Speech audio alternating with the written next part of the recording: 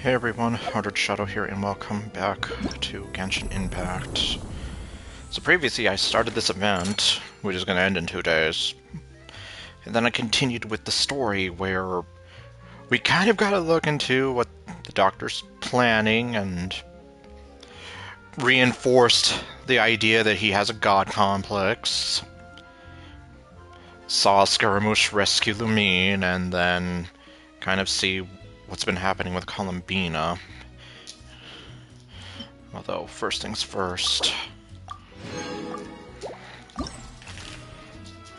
let me go over here.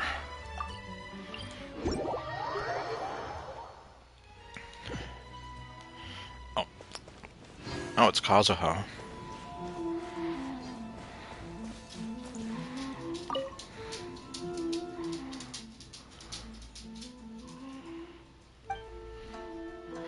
It's been a while, Kazuha. What brings you here?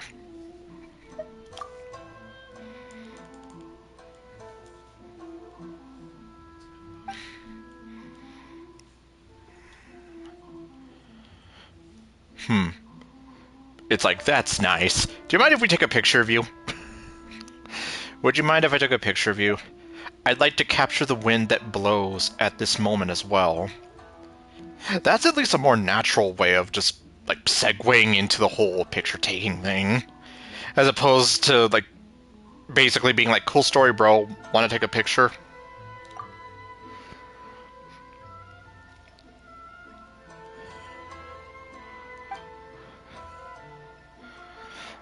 Well, I guess we're gonna find out.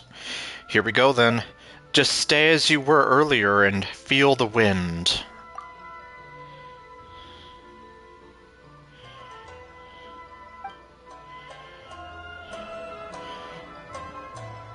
Maybe, but I'm not a rap god. Okay, so then...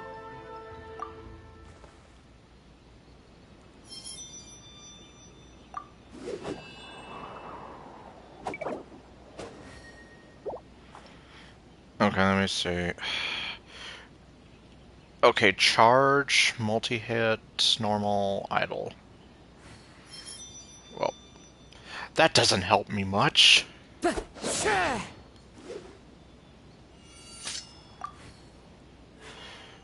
Okay, the third hit of a normal attack. Okay, there. Now is the point when we give to... Oh.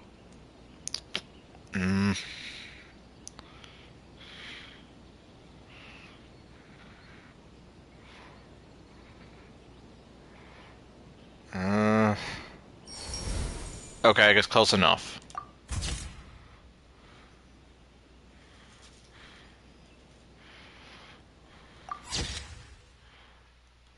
Sure. Oh, okay.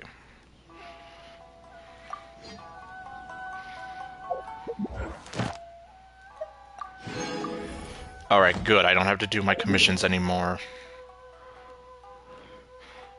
Alright, since we're here anyway.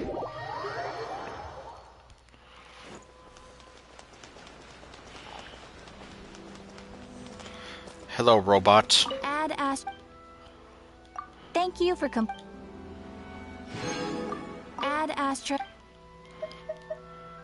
Oh, check Valiant Chronicles information. Well, maybe I should do that now. Well, after I collect all this stuff. Add Astra. Okay.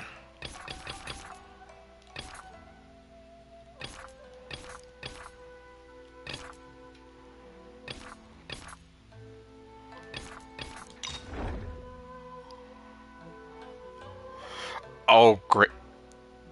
Okay, so this guy's a local legend, which... I imagine he would destroy me if I were to try. I mean, I guess on the plus side, at least it gives you rewards now, as opposed to, like, when they started doing this in Fontaine. I don't think they really gave you rewards other than just the bragging rights. Oh. Okay, now that I'm thinking about it.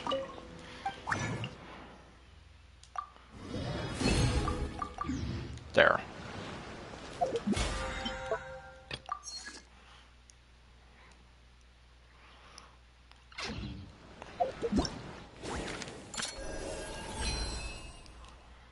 Oh, okay, well, it looks like I can get my Kokomi. Yes. There we go.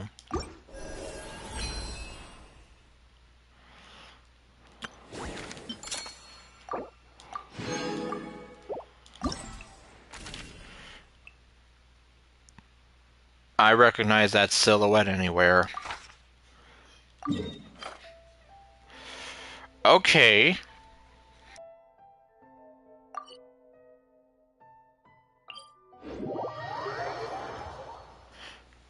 Huh.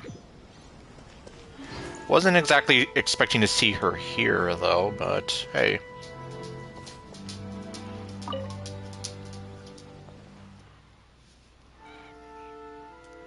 Oh my... Don't flatter yourself. Did you just come to see the Shogun? I can smell something sweet.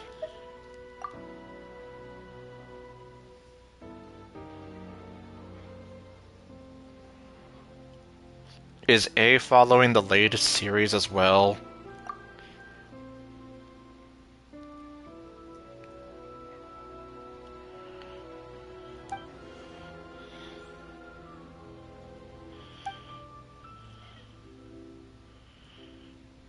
Hmm.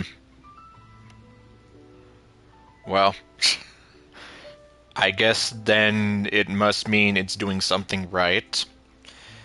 The look on your face, as you said there, is worthy of remembrance indeed. Yes. Oh my... Okay.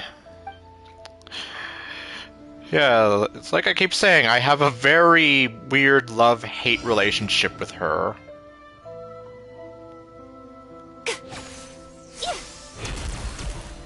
Oh. Okay. It's a good thing I kind of remembered that. So then...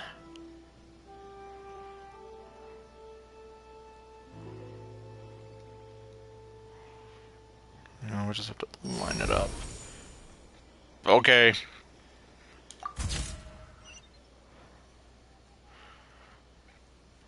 She's a... Well, I guess just because I kind of like the idea of her being more centered, but... Well, I mean, considering the background we have here, it definitely looks nice. So... That is worthy of being saved.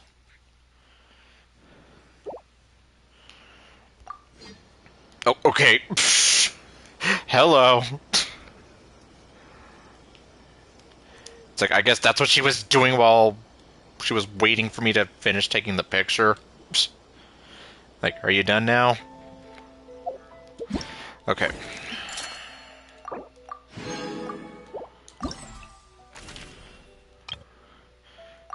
Let's see, Sino. Yep, Sino, whose story quest I still need to finish. Sand is the natural enemy of fire and civilization. In the desert, ruins are all that remain to tell the story of the past. I don't like sand. It's coarse and rough and irritating, and it gets everywhere. That's a serious face you're wearing there.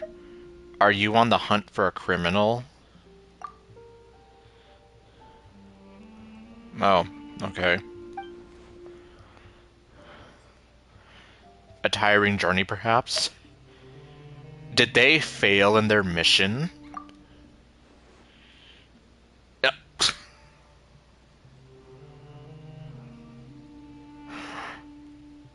How about something a mite more cheerful?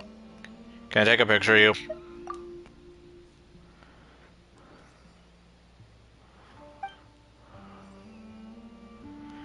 Sounds like a plan. I'll make sure to catch you in action. Okay. Let's see. Is this one of his idols?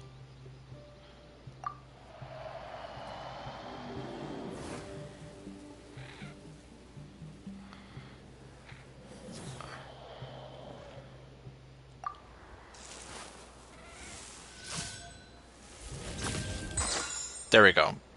Yeah, it's like it was. I just didn't know like which one. Okay, so now. Oh, too much.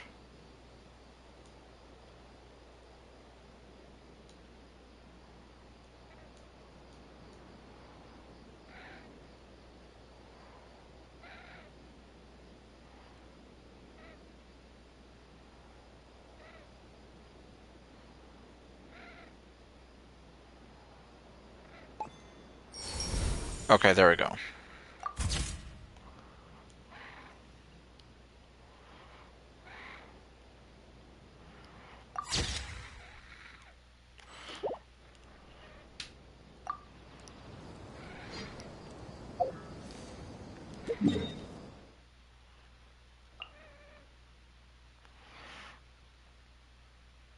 Okay, well, I guess I might as well. Yeah, I'm literally Many kind of. insects have a compulsion to follow the light, and humans are the same.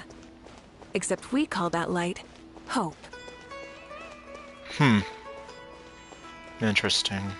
And can't argue with that. Okay, I was going to say racing against the clock here since I'm waiting for the resin to replenish. So I have about 20 seconds though. Okay, no, I'm gonna leave those there.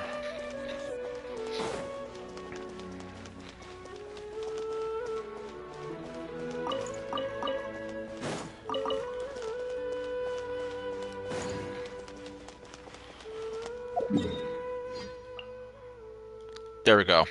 Okay. Working? It's not working because you're a fraud!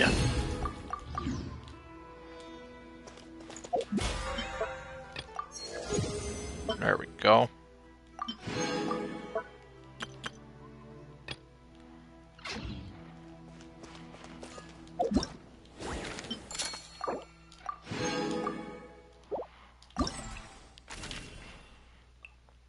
Oh my god, Nilu. Okay.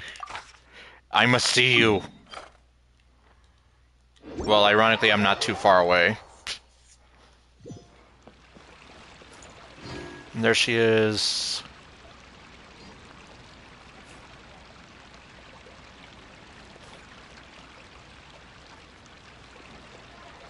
And yep, Malwika is very, very tall, but we already kind of knew that. Like, hey, I'm also a redhead. Okay, well. I'm just being dumb. Are you practicing, Nilu? I'm not disturbing you, am I?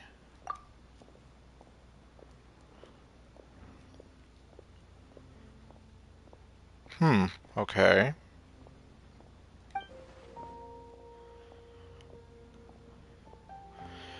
Even the description sounds beautiful. Yeah, like, I could actually kind of picture it in my head. Would you mind if I took a picture of you then? Well, a practice session before the dance takes its final shape. That, too, is part of art.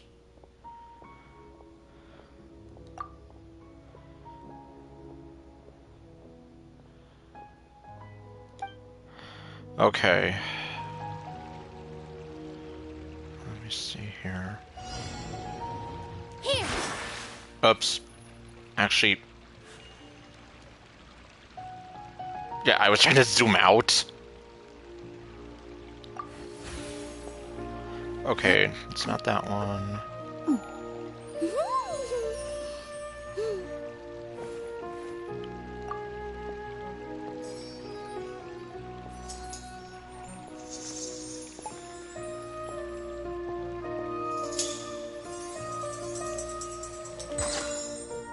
Okay.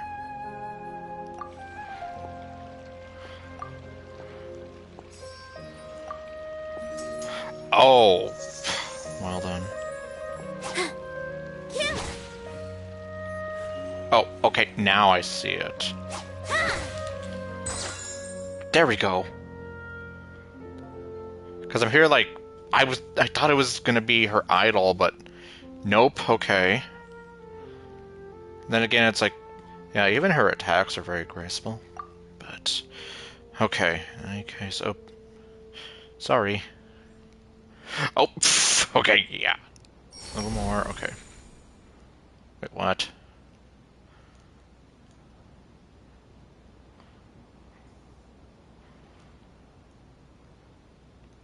A little more...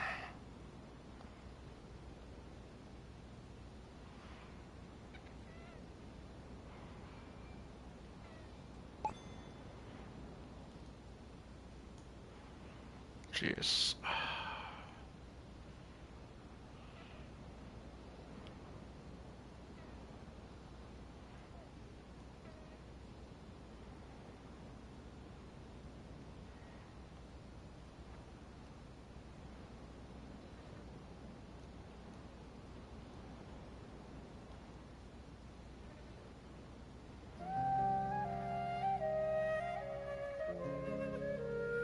Okay, fine. Well, actually, no.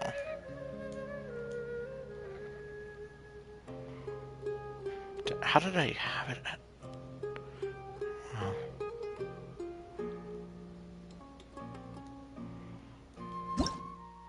Oh, well, Happy New Year, everybody.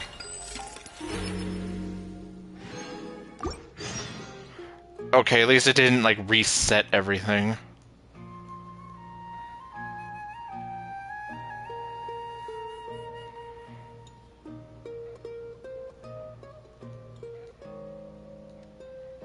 Oh, okay.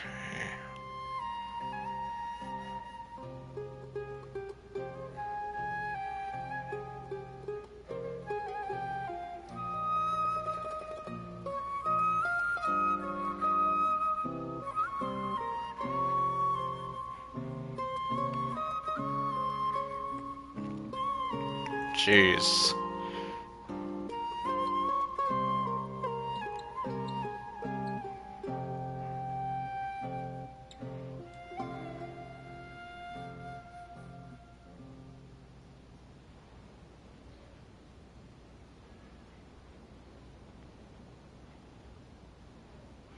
Hmm.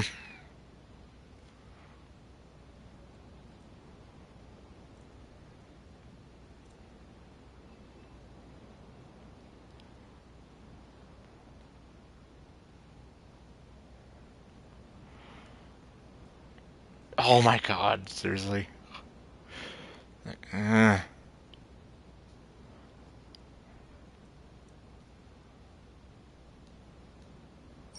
there we go. Oh. Ah! How'd I lose it? Oh my... Jeez. It's being very finicky.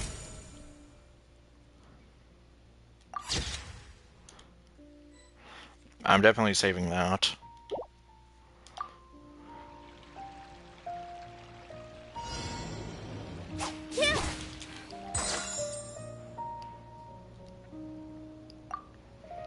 Oh, can I not just...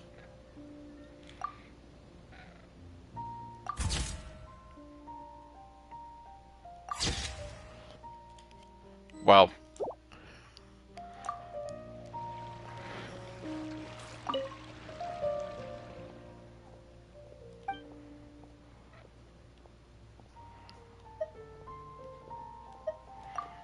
Well, I mean... I kind of just want to take whatever pictures of her, you know, without having to adhere to the...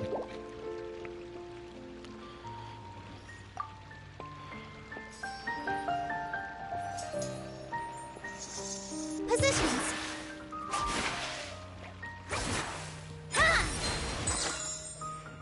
I know it's not matched.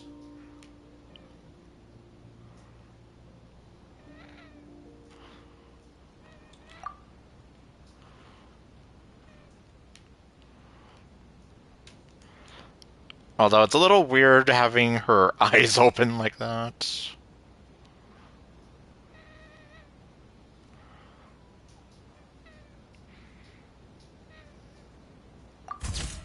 Sure.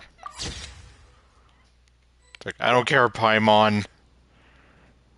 It's like, I'm basically just doing this as recreational fun. Oh.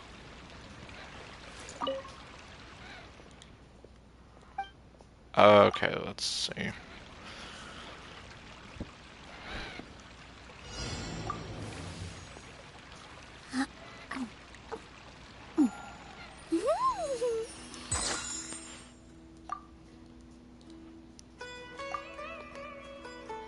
Like, I need a picture of this adorable smile.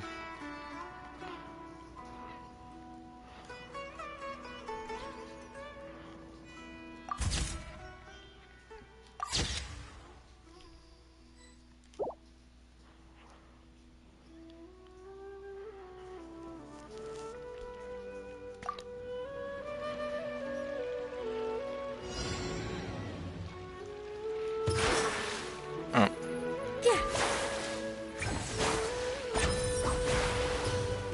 Oh, I actually did not know you could do it that way. Here. That's the way I'm used to doing her attack. That's interesting. Positions.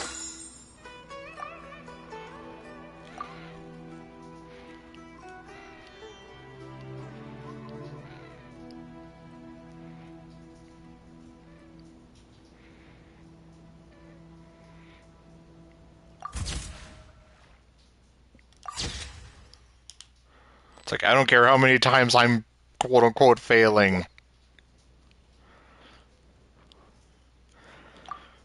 Okay, well...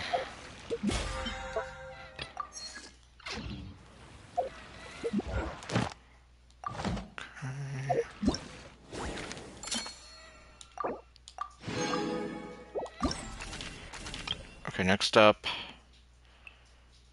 Okay, looks like we're meeting up with Skirk. And Escoffier.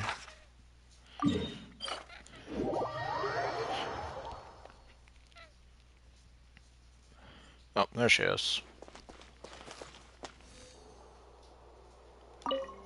Oh, hello. I'm sorry, I didn't mean to get so up close and personal with you. It's been a while, Escoffier. Are you cooking up an all-new recipe? I've come up with a new recipe.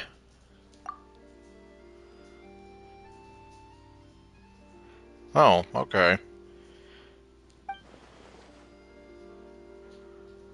Ah. Well, the fifth take. Well then. I mean, at least she's trying, right? And I guess she took Escoffier's advice to heart.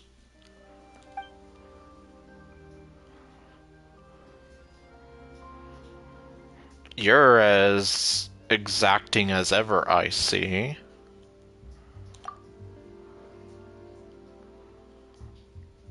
And well, she's not wrong. At the end of the day, almost anything can be boiled down to science in some shape or another. I do actually have a small request. Would you mind if I took a picture of you then?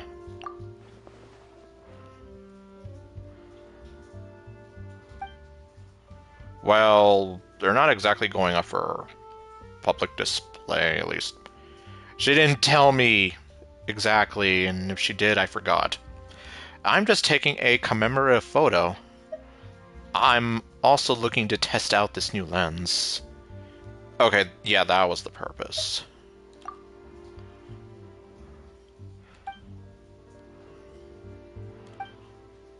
Okay.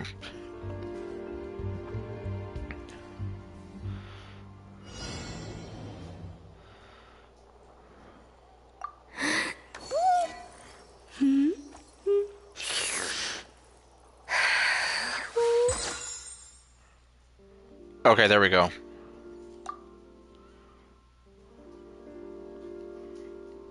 Uh-oh. Ah.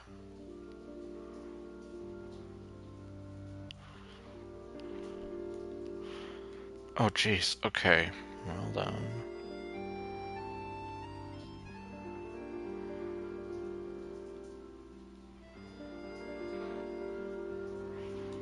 Oh, okay, a little too much.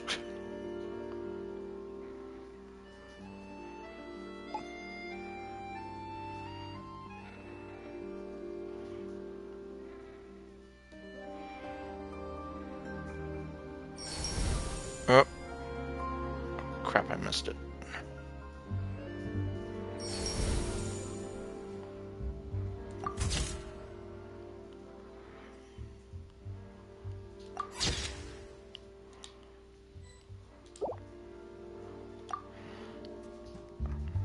Grumpy. Oh, okay, no, she's not being grumpy.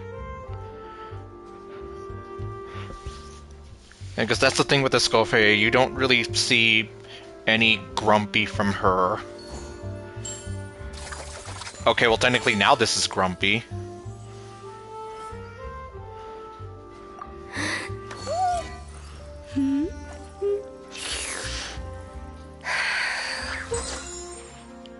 Oh.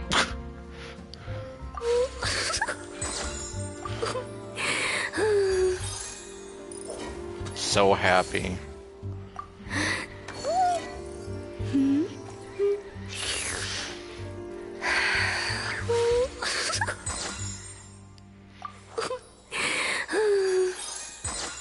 Oops. I'm trying to get a very specific...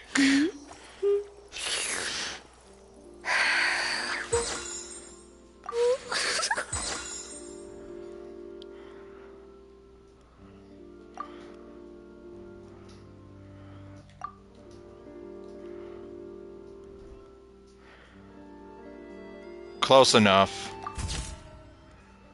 Yeah, because someone got it to where it looks a little more suggestive. Like, she's doing this exact same pose and whatever, except her eyes are a little more open.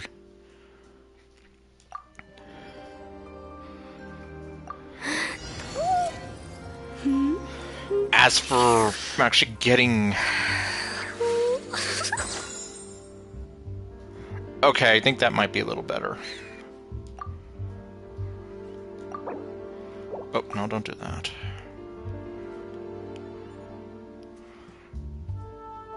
Okay, yeah, I think this is close to what I saw on the Hoyle Lab app. There.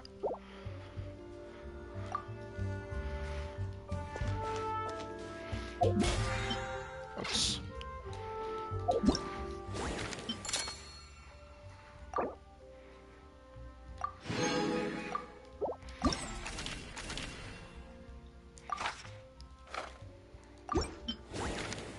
Oh.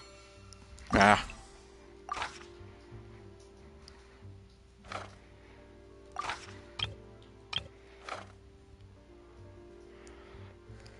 Actually... Oh wait, did I even save it? Not the outtakes, but the actual one. Let me see.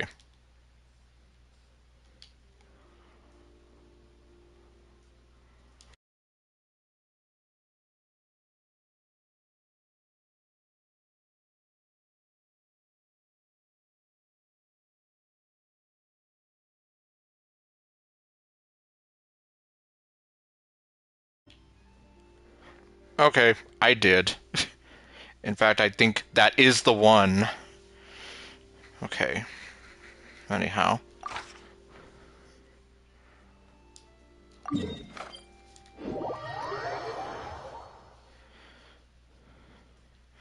And our survey says, yes, it is Skirk.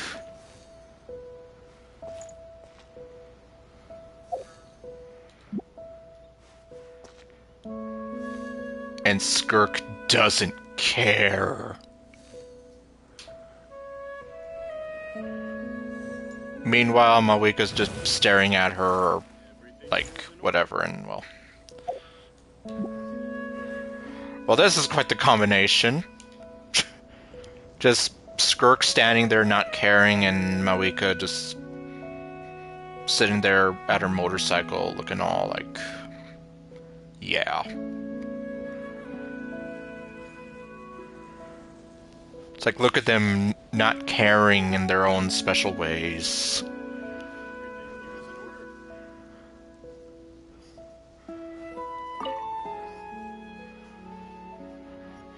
Yep. Haven't seen you in a while, Skirk. You know, except for the one random time we saw you in Nodcry. Here on some sort of business. The scars.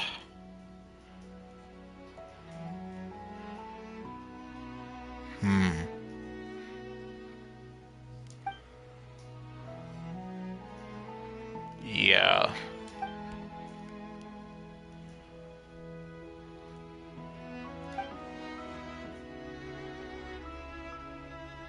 I do actually have a small request. I'd like to take a picture of you.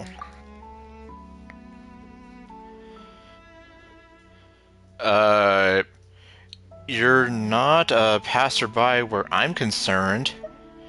Every reunion is worth commemorating.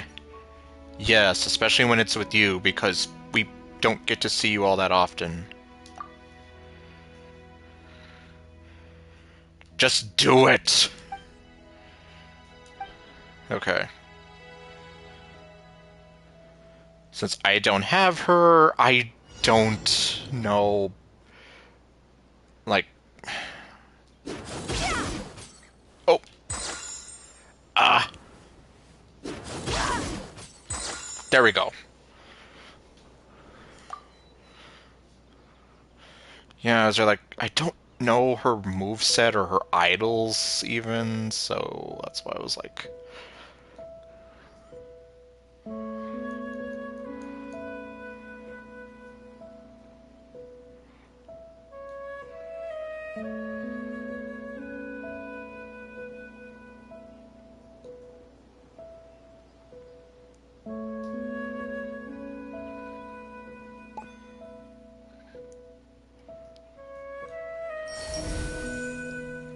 There we go.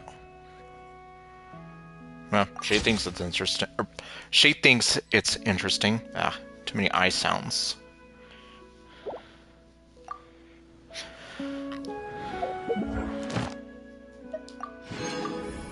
Okay, that's 3 of my commissions out of the way.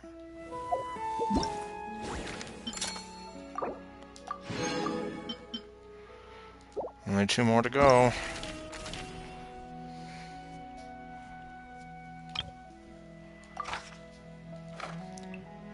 Okay, well, it looks like we get to meet up with Gachina. And my grumpy queen. I must see her. I must go to where I am needed. And she needs me. Long time no see, Sit Lolly. Yes, we need to fix that. What a surprise. You're not sleeping in today.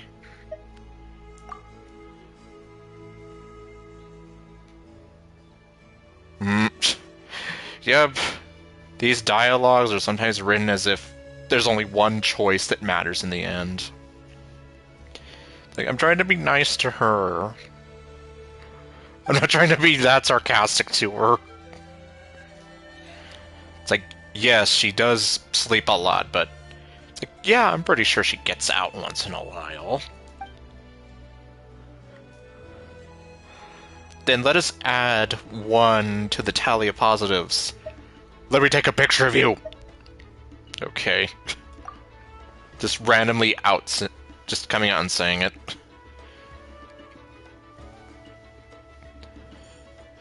Oh, okay. Up all night.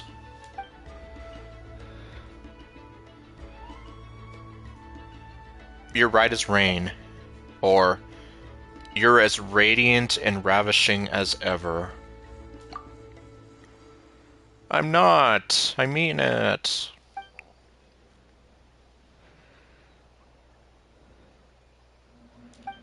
Alright. Okay, well... Yeah, hers, I definitely do know her idols. Well, not quite. There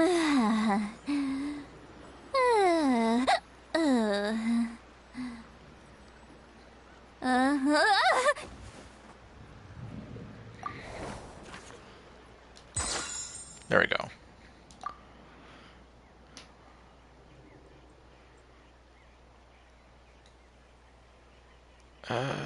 Oops. I probably shouldn't have turned.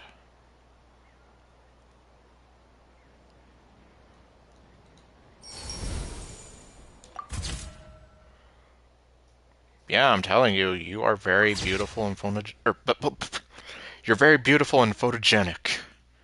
That's what I'm trying to say.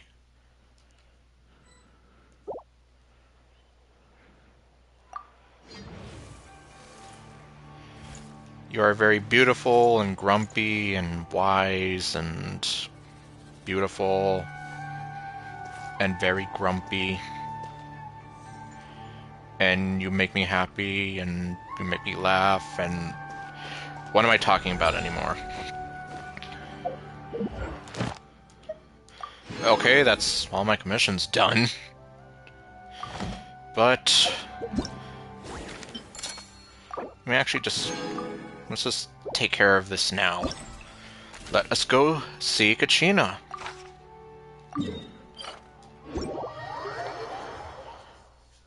Exploration and trials. Adventuring is right up my alley. Yep, and adventures out there. And oh. Oh. It's because I'm a sexy redhead, isn't it? Okay, well.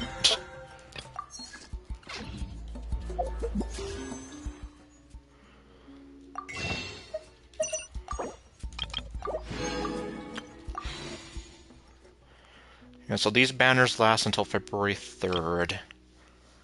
I still have no idea about going for Enefa.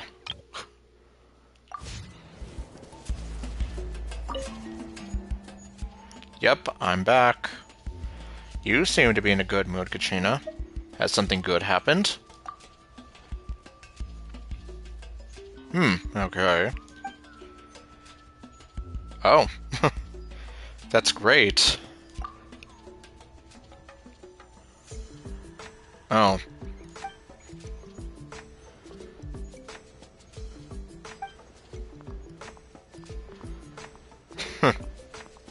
I guess that's the power of perseverance for you. Oh. That's our Kachina, alright. Let me take a picture of you shining bright. So happy. Aw. I know you will. You're already doing your best, Kachina. You're great just the way you are.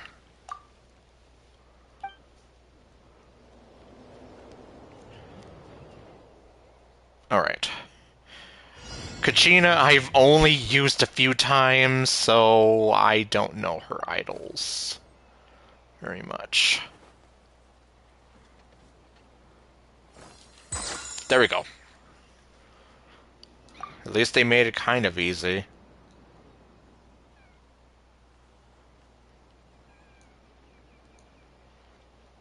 Oh, okay, this one... Oh, okay, I got it. Exactly.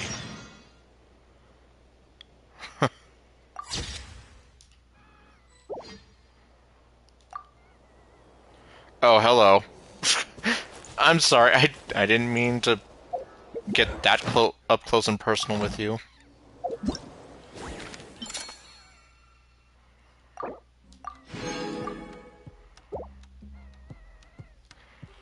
Okay, well, before we do that, I'm just gonna go ahead and pick up the daily rewards.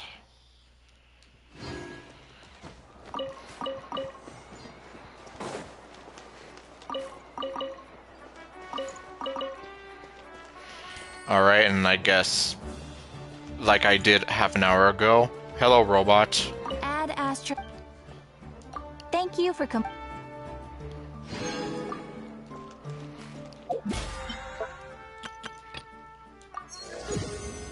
Oh, nice. Okay, got that. And, well, I can't use any resin right now. Not unless I use the fragile resin, but I'm not gonna bother because I'm going to be taking care of this as well as getting back to the Fontaine. Well, we are going back to Fontaine, but I'm talking about the non-Christ story. Ugh. What am I talking about anymore? Okay, Ninette. Took quite a few photos this time, including some that were mistakes. The shutter flash lens worked great.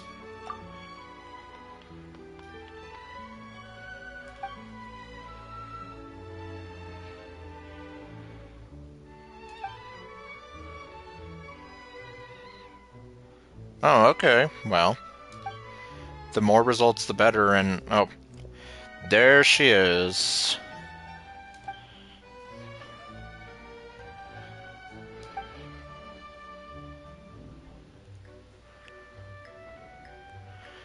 You were off being the beggiest beggar in all of begdom, weren't you? No. No, I'm pretty sure you weren't.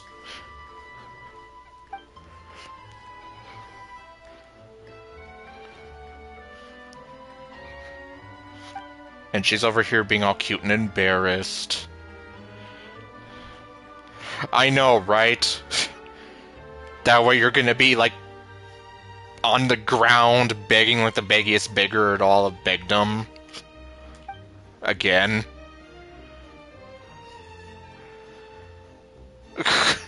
That doesn't sound entirely convincing.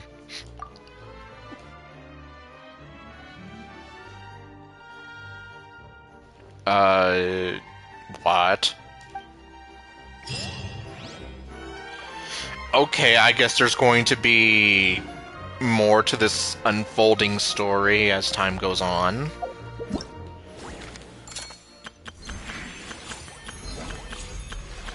Okay, well, either way, story's done.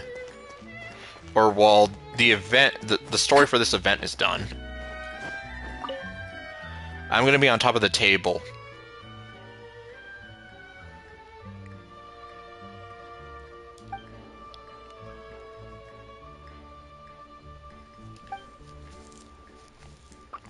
The next generation.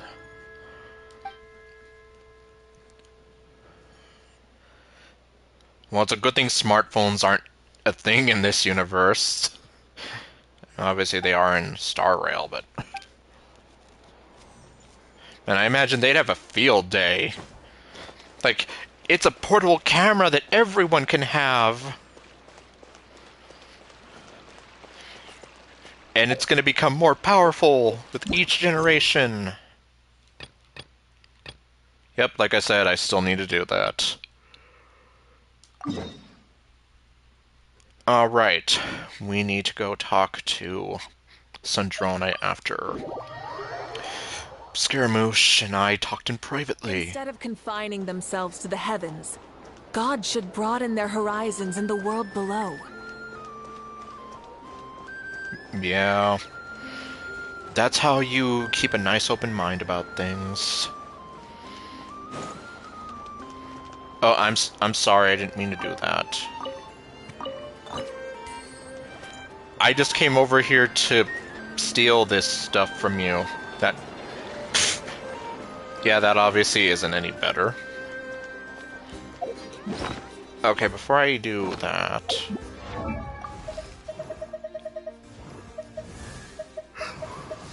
okay, here she is.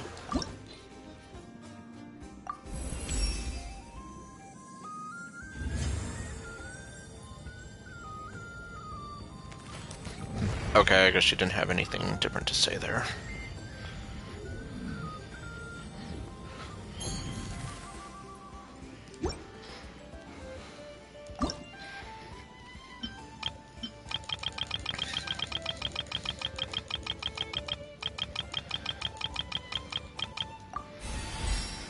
Okay.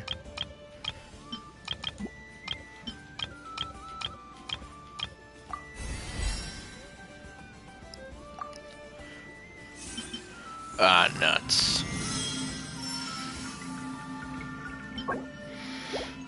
Okay, well, I guess I'm not going to worry about that right now, but...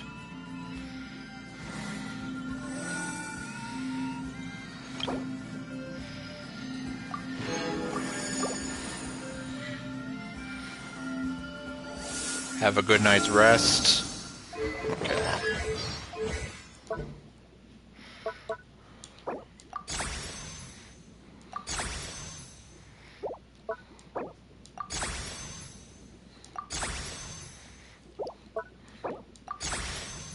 It's a good thing it's already stuff that I have a bunch of.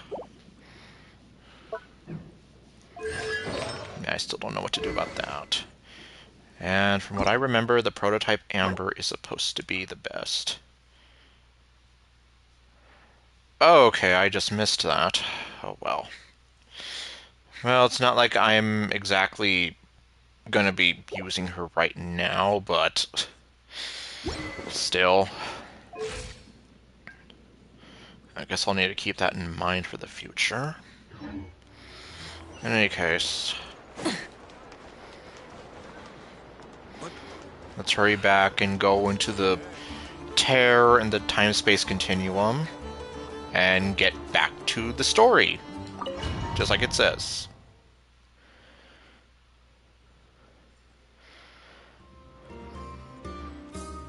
And yep, we're literally right where we were, kind of. Just on a different side of it. Well, in any case.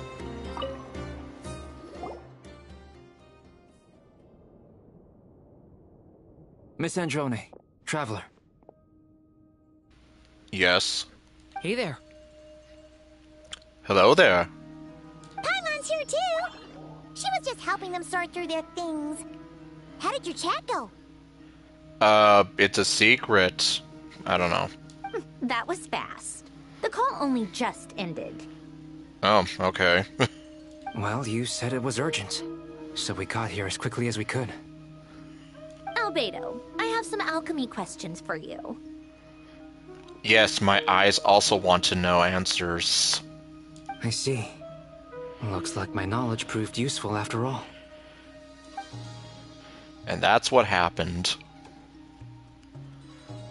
If I might ask, what is the end goal for the modified formula you'll be using? I needed to predict the future of the entire world. But I've run into some teething issues since trying to implement Renee's theory of the four Orthants. I see. I'll have a look at it. Still, computing power is the real issue here. How do you plan to solve it? Yep, that was what we established before. So, yes, how are we supposed to solve it? About that, Oh, it's been sorted. already? Oh, with the Traveler's help? You overestimate me, Albedo. You overestimate my powers. Actually, you're not wrong. She found the person with the solution. I did? Oh, wait. Are you talking about the Wanderer? Was it Hat Guy? Yeah, it was him. Yup. Okay. Wow! Go Hat Guy! Seems like all that time studying at the Academia is paying off big time. So it would seem. But where is he? Wasn't he the one who asked Albedo and I to come here? He went to go get lunch. I don't know. Come with me. Okay. I'll go anywhere for you. Okay, no.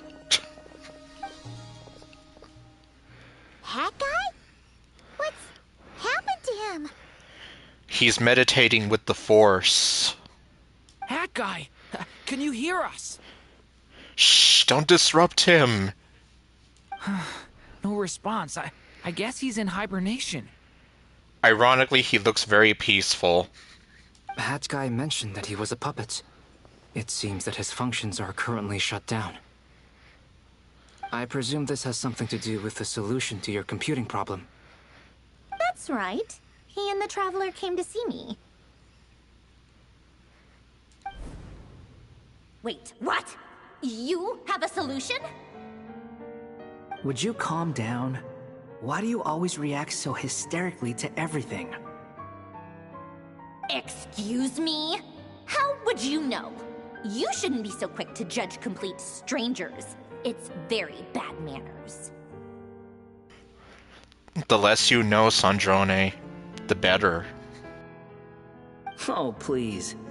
It doesn't take that long to figure out that you have a temper. Yep, and you get very grumpy very easily. Where does a mere student get that kind of confidence? I've actually published more papers than you. Not that status counts for much. Even Paimon's applied for academia admission. Seriously, can someone just take those glasses and burn them? Huh? Are you serious?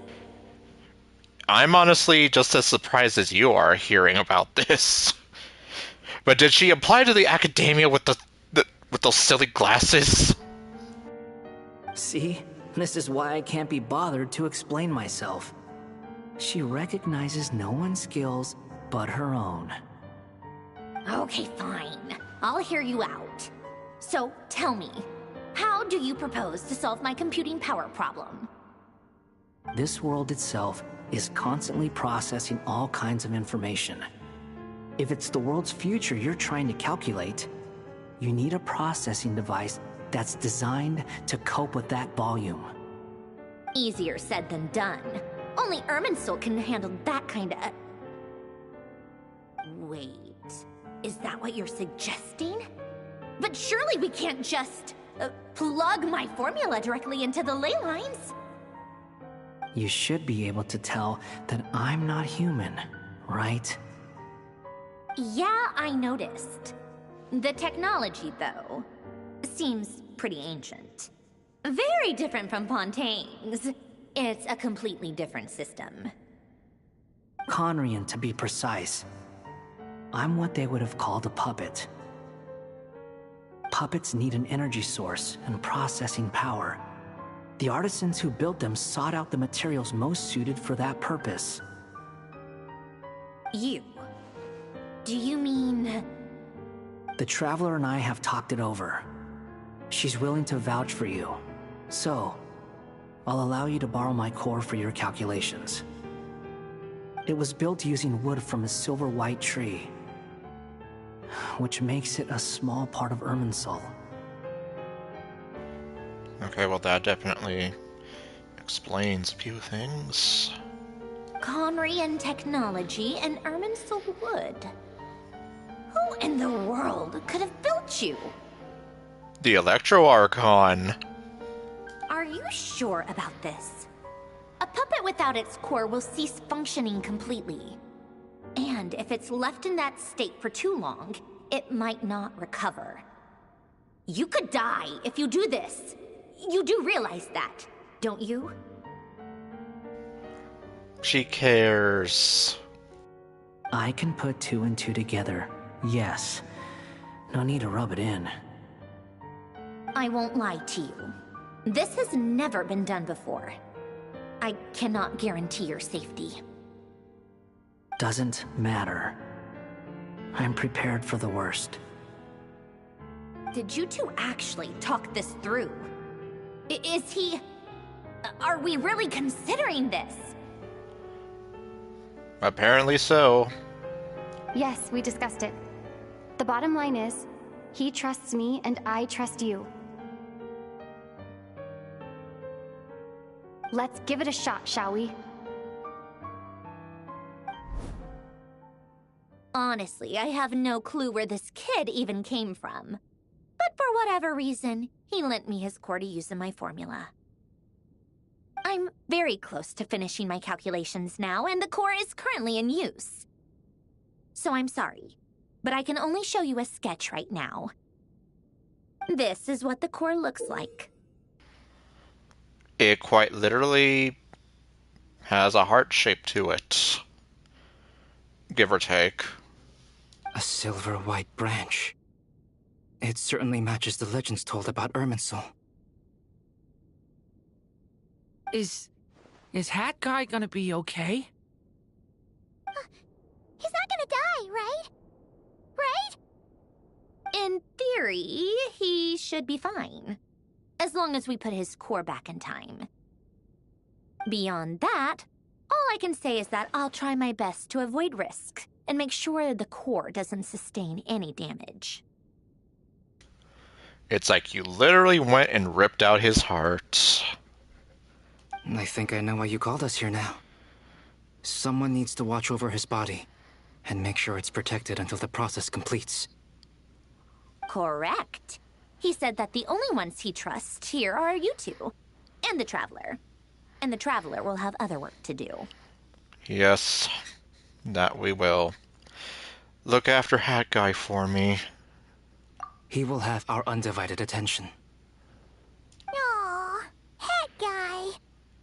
On a more positive note, things are progressing steadily on my end. I'll call everyone in for a meeting once the results are out. Okay. Sanjone returns to her initial question. She and Albedo enter an in-depth discussion. Oh, Luanatar. You, Paimon, and Durin stand next to Hat Guy, keeping watch over his silent body. You've never seen him in this state before.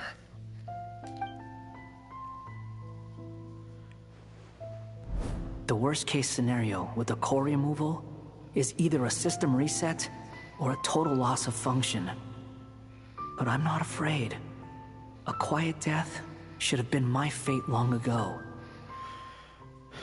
Yeah, considering he was literally just abandoned.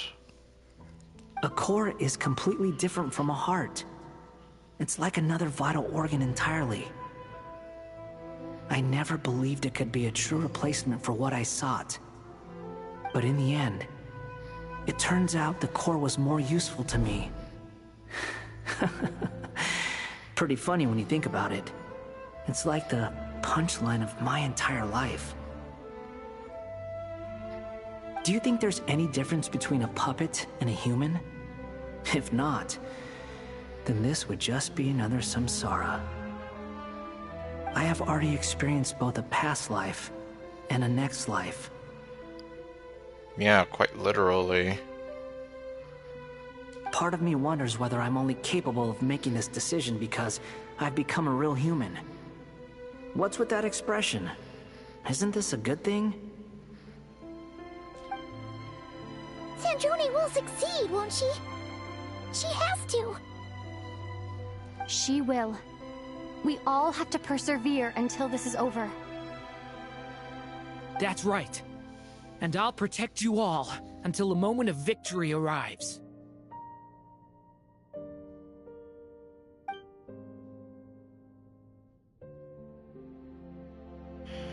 You suddenly feel like the concept of time has become blurry. It rushes forward for you, yet marches backward with every step that Columbina takes. Silent yet turbulent. Dotori's words echo in your ears. These 4 divisions anchor the world and shackle those who live in it. That's the best imitation of him I can do. He may be deranged, but he understands well the rules of the world which now test you all.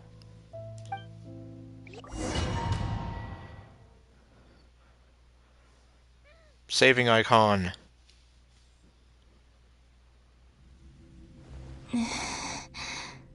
Who are you? Well, this is a lovely surprise. Call me Sonnet. You have the same power as Canon. Oh my god, you're so cute! Like, seriously. You're like a big Natsuki or a even bigger Hilda. Sonnet. So, you're the goddess of the iridescent moon? Yes, it seems so. Well, red moon, red hair, or pink hair. It's a warm color. Oh, goodness. You recognize me? Well then, what's your name? Seriously, how can you be so freaking cute and hot at the same time? Columbina. Columbina hyposelenia. And you, Sonnet, you are very tall. Dang, so then... if Columbina is taller than Lumine... Or, no, what did I say? No, yes. If Columbina is taller than Lumine and Sonnet is taller than Columbina... Ugh. Well then. Hyposelenia. What a lovely name. Did you choose it yourself? It was a joint effort between me and my friends. Yes, indeed it was. Friends? You mean your friends in the heavens? Well, not quite. She means her friends in the future. Huh?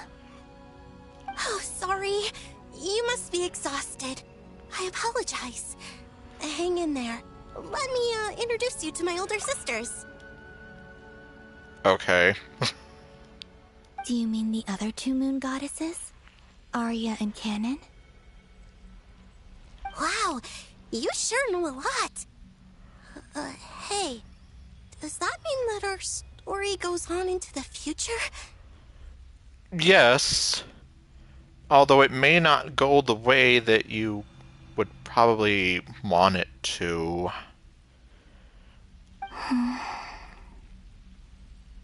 Oh, I guess that wasn't the best question to ask.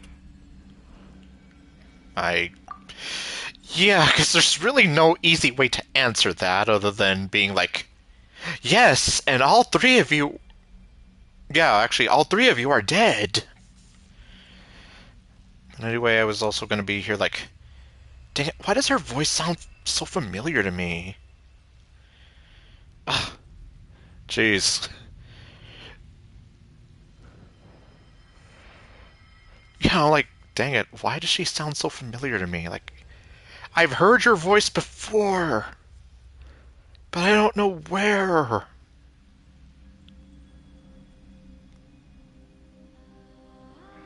Dang it.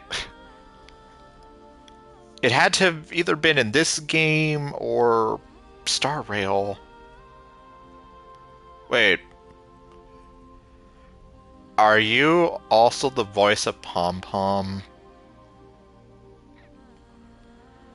I mean, at this point, like, I mean, there's overlap between all of their games, at least in terms of who voices what.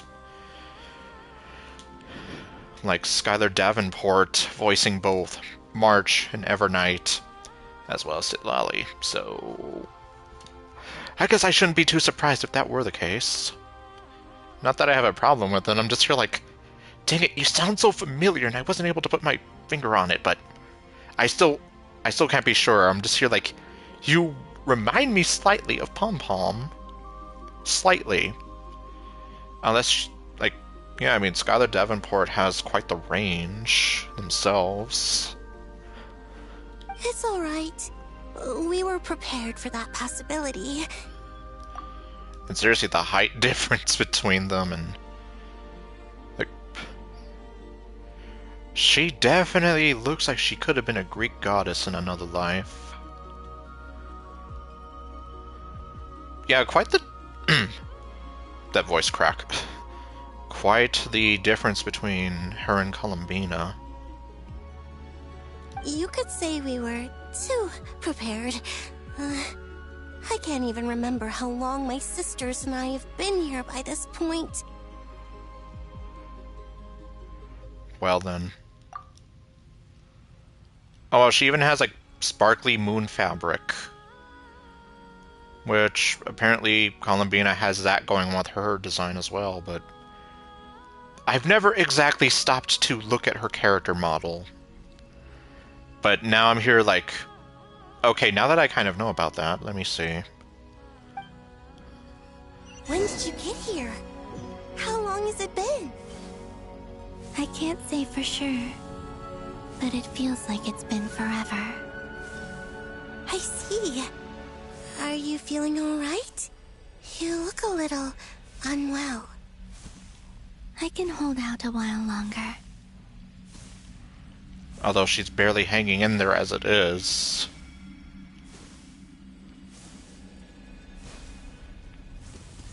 We don't have far to go. The place where my sisters and I are based is just up ahead. So it is. Don't worry. They're both really nice. I'll introduce you. Okay. Also, sorry for talking over you.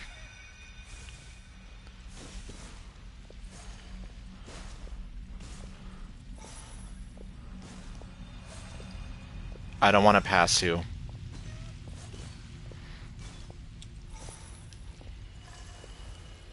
She just looks at me like, oh, okay. I'm gonna beat you.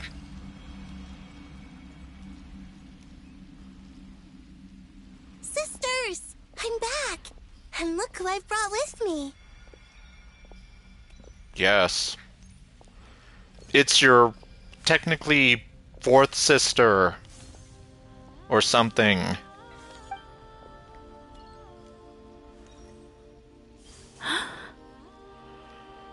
Oh my god, you are beautiful. Then again, these are literally moon goddesses, so should I have expected anything different? Meanwhile, you are beautiful and you seem somewhat grumpy. I'm not sure. It's our lovely little sister, born in the far future. Yeah, basically. Yeah, I'm almost here, like, if I have to kind of think about it, Sonnet is probably, like, the sort of more, like, bubbly, not airhead, but just, like, more bubbly and, like, easygoing. The blonde one who, well... Yeah, I guess I don't know who they are yet. I mean, it's either Arya or Kanan, but anyway. I guess the blonde one seems to be the more mature one, and the blue-haired one seems a little more... like, I don't know. Maybe a little more serious. I could be wrong. The pleasure is all mine.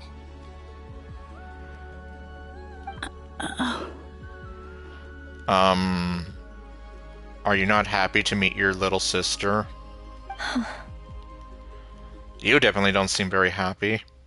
Allow me to introduce you to Columbina Hyposelenia. Yep. This is Arya, the goddess of the eternal moon. Okay, so you are Arya. And well, I guess... considering Sonnet just said that her power is similar to Kanan, I guess I should have guessed. And this is Canon, goddess of the frost moon. Canon, don't you think Hyposelenia's power is similar to yours? Hello, Columbina. I apologize for our startled reaction just now. And please, forgive our little sister if she's been annoying you. She tends to talk a lot.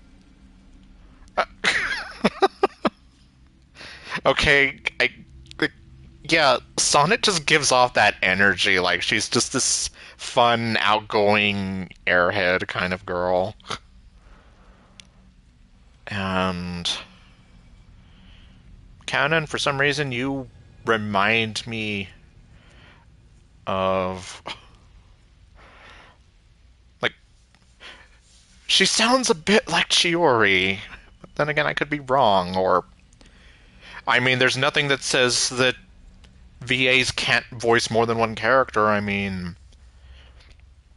we have Christina V voicing Bennett and Zhengchu, as well as Felicia Angel voicing Mona and Lon, the NPC. It's fine. You seem shy. Don't worry, Columbina Hyposelenia. No one can hurt you here. Aria, I'm not sure whose voice yours reminds me of. Dang it. If I can ever find like a cast of like who voiced which goddess, that way I can at least see like, okay. Could you tell me where here is? Yes, we don't even know. I don't like the sound of that.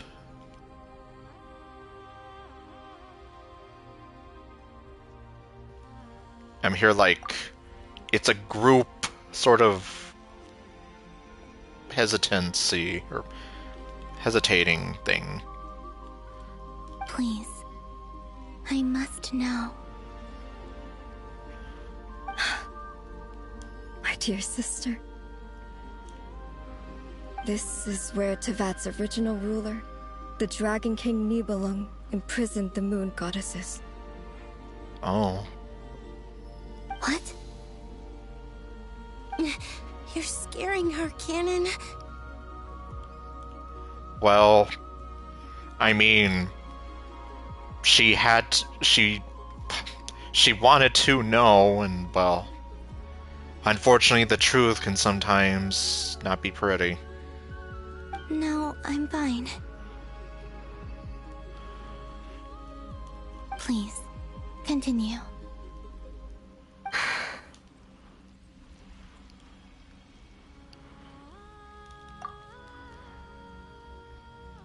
I guess also sparkly. I'm sorry, I'm just like... I can't help it. Nibelung, our original master, created us in the distant past to maintain Tevat.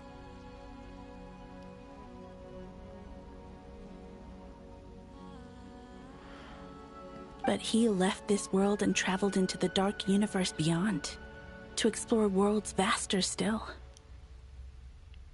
Okay. I guess that answers the question of where he is, or what happened to him.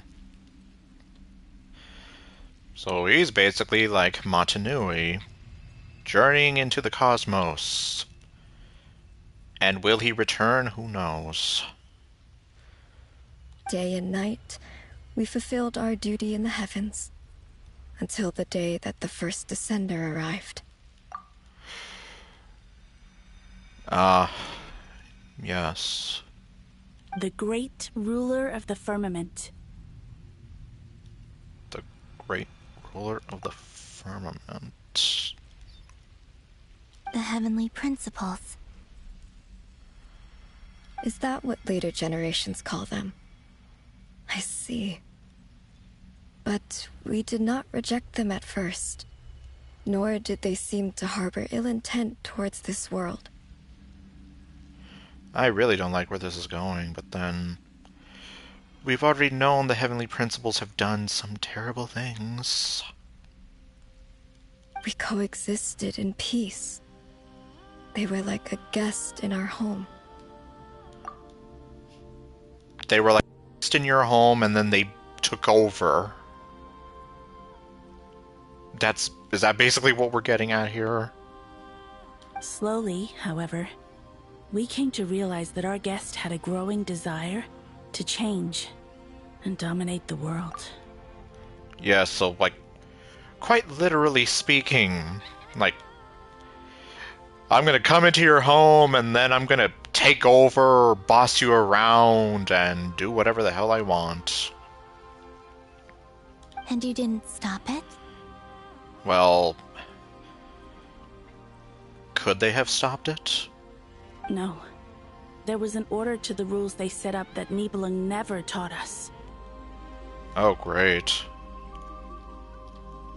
We wanted to know if this order would bode good or ill for Tivat.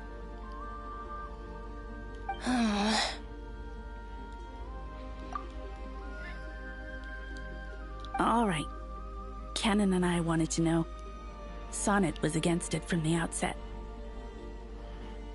Yeah, I guess Sonnet tries to kind of be like the more... Or, well... No, what am I saying? I guess, yeah, given her personality, like, yeah. Especially considering she got a little huffy there, like... Since Arya and Canon are probably like the... Well, no, they are the more mature ones. Later, we discovered that this great ruler of the firmament bore an almost paranoid hostility toward the desire of certain life forms to seek power. Or perhaps they feared them. Well then. And I guess that paranoia drove them to do a lot of insane things. They would even cast down celestial nails as manifestations of their power, to punish the civilizations of the world below. Basically sounds like Zeus, like throwing thunderbolts down from the heavens. And then, well, we already know, considering the heavenly principles and the prophecy with Fontaine, that whole thing. Only this was far beyond mere punishment. Right. Their rules brought order, but the price people paid for merely testing the limits of those rules was far too great. I did everything in my power to help the punished escape catastrophe, but still, too many lives were lost. The ancestors of the Frostmoon Scions were some of the ones you helped. But just when we had decided to take countermeasures, the Dragon King, Nibelung, returned. Okay, so he left, heavenly principles, the ruler of the firmament comes in, does whatever the hell he wants, and then Nibelung comes back. Okay. I mean, considering my memory's already kind of hazy sometimes, I'm just here like, yeah, I remember those events, but I didn't know, like, the order. And so began the War of Funerary Flame. So, that's the name the world gave that war in the future. Oh, so it would seem. Well, who won in the end? In reality, nobody won. Let's be honest. As far as I know, the Heavenly Principles won, although it came at a great cost. They remained in Tivat, where they continue to rule to this day. Yes. And boy, have they been definitely laying on the hurt. And the world's original master, the Dragon King Nibelung, was destroyed.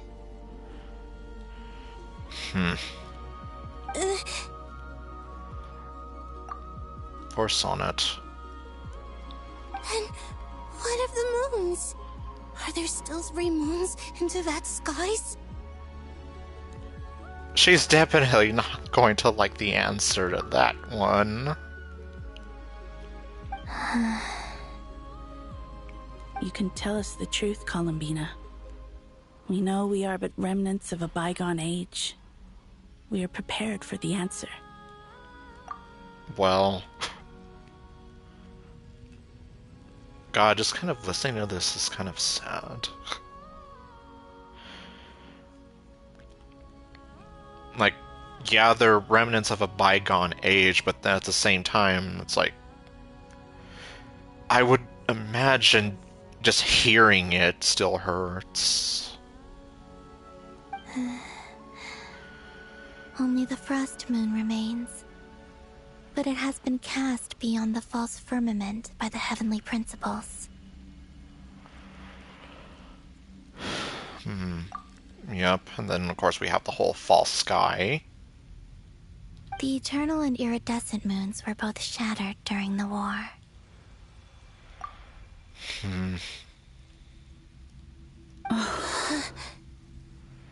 So death finally came for us in the end. Oh god, hearing her say that. Sonnet. But you're still here, aren't you? Well, are they really? They just said that they're remnants of a bygone era. A moon goddess cannot live without her moon, Columbina. Yeah, so then... It's exactly like Arya said.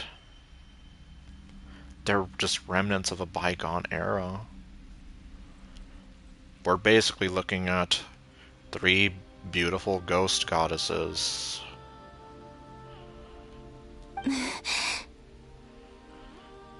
She's right. That's why I began to disappear. Because the frost moon is cut off by the false sky. How much worse it would have been if it were outright destroyed. Our souls may endure within this lunar palace, but if our moons are destroyed, then, yeah, their identity, their very being is lost. Then we shall disappear the moment we depart from it. I'm sorry. There's no need to apologize to us, dear sister. If anything, we owe the world an apology. If only we'd decided to act sooner, rather than arguing amongst ourselves. all the more reason not to spend this time in regret and repentance. Instead, we should focus our efforts on how we might help our future sister. Yeah, I guess at this point, it's almost like, yeah, no point quarreling about the past. The important thing is trying to, well, you know, help Columbina since she's the future. Like, their future, their legacy.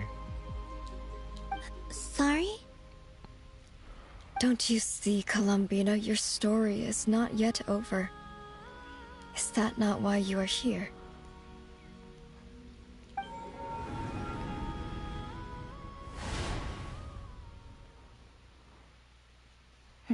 It's done. All right. Initiate numerological array. Continue running primary process. Calculate the world's fate through extrapolation. And identify nodes of potential change. And we just have a random close-up of her key. Secondary process, scan for moons. Still 4. The number of moon marrows hasn't changed. Wait, let me think. Is it possible that there's something I've been misunderstanding about the moons all along? Variables. Variables in the world. I know where potential variables within the world come from. So what about the moons? Are there any variables there? Like their life or death, for instance. What if being alive or dead makes no difference to a moon?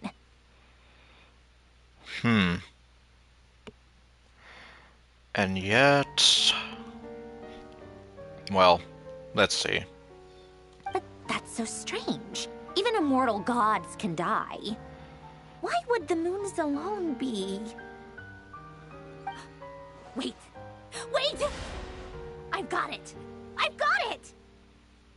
If alive or dead is considered a variable, we might have had this wrong the whole time.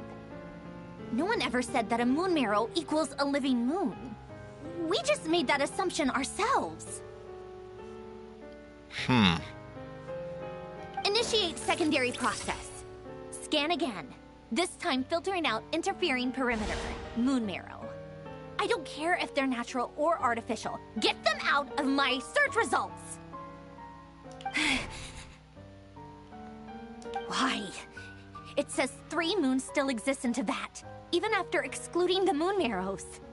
But we know for a fact that 2 of them are dead. Redo the scan. Narrow the results to living moons and real moons. No, scrap that. Narrow it down to moons that have lunar authority and remain alive. Why? Why is it still 3? What is this, Columbina? Has the world lied to us? Or are you the one pulling the wool over our eyes? Why would Columbina be doing that? At least, not willingly.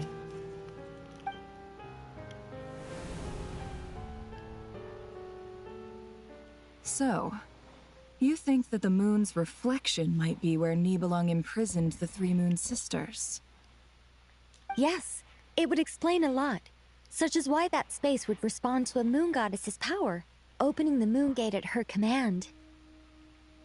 It would also explain why Miss Columbina has been unable to leave, and why time flows in reverse there. In the messages she sent, Columbina promised us she'd find a way to return. But we have no way of knowing how, when, or where this might happen. The fact that she still has yet to reappear in this world indicates that returning from that place is no easy feat. We cannot afford to simply wait for her. So you're saying, if she could return by her own power alone, she would have done so long ago. Which we've just seen her struggling the whole time, trying to get back. Yes, she certainly wouldn't leave it to this late stage when it's so touch and go. I've been giving this some thought, and I've come to believe that Luana's harm might be an anchor that she left behind, as a sort of future waypoint. Well, as we saw in the last stream, yeah, she created Luanatar and kind of gave her that purpose. This could also explain why Luana's heart is always by the Traveler's side. Sounds like a plausible theory. If that's the case, there must be some criteria we need to fulfill to allow Columbina to return to the present. The question is, what could they be?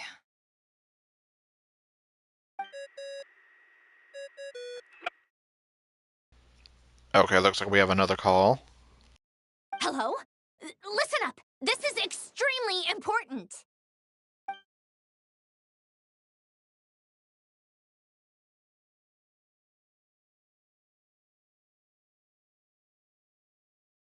Not only is Columbina alive, but she may well exist in a form unimaginable to us. I'm still unclear on the details, but she's done something truly inconceivable in the past.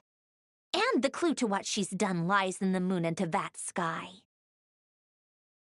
Truly amazing.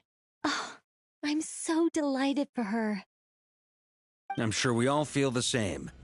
And I'm sure Columbina is ready to get back here and fight by our side. I'll keep my calculations going and try to find some way of coordinating with her. But that's not an excuse for everyone else to slack off, okay? All of you had better keep trying to think of solutions. How can the dead moons still live? And Luanatar?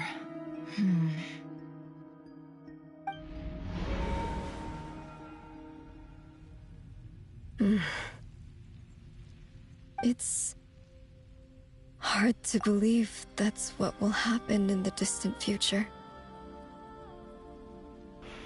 Unfortunately, and yeah, and it's basically telling them, like, it's very depressing for them. I don't even know, like, I'm kind of at a loss, like, yeah, imagine telling someone that, like, that's their future. Our authority is linked to the most fundamental rules of Teyvat. I suppose it's no wonder that many would covet that power. I didn't realize that when you said friends, you meant people who live down in Teyvat. That's so lovely. I always wanted to go down there and have some fun. Have you ever tried leaving this prison? Of course. Between us, we've tried everything. But no matter where we go, this space will eventually bring us back here. Jeez. It's like the center of a whirlpool. Everything ultimately converges here, at the moment when Nibelung imprisoned us. Okay, I guess, yeah, that's a good analogy. So no matter how far you go, you're all eventually just reeled back in again.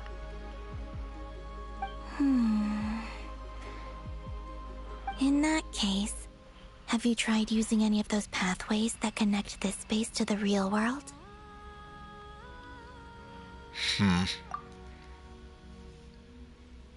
Sorry? What are those? I'm sorry, I just... Hearing her say, what are those... Yeah. Anyway, though. They're passages through which you can make small-scale changes to reality by using Kuvaki. Or am I the only one who can use those passages? Because part of my soul remains in reality. Well... I mean, if Luanatar really is an anchor... Kuvaki. What is that? Yeah, I guess this is a whole new concept to them. You don't know? It's a unique kind of elemental energy found only in Nodcry, the land from which the moons arose. Oh. Well, it's true that the moons first rose up from the part of Teyvat you say is called Nodcry. But there is no difference in the elemental energy between there and anywhere else. What? Could you show us some of this Kuvaki hyposelenia? Maybe if we see it, it'll make more sense. Okay.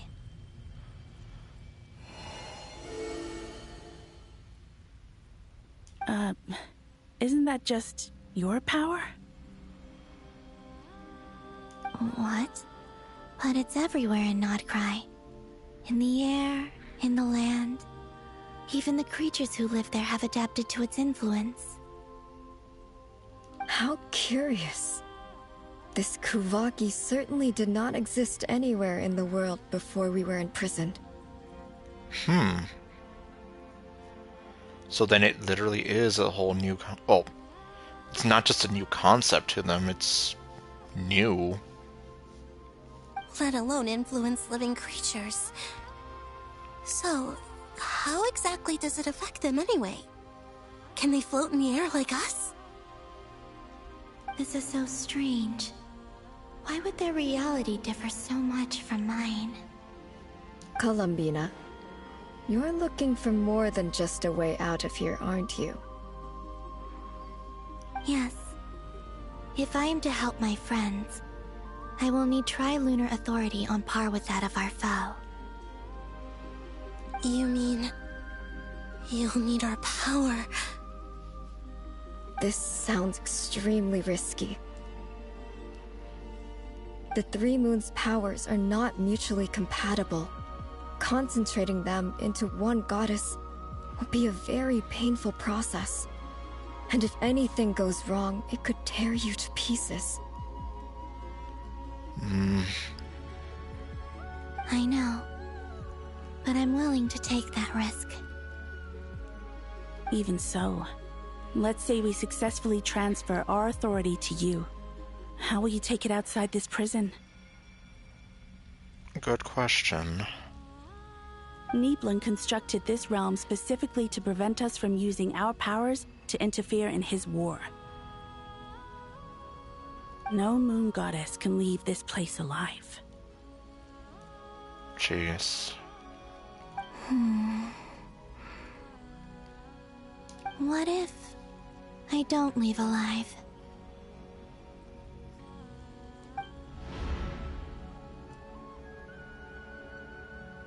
Where do we even start?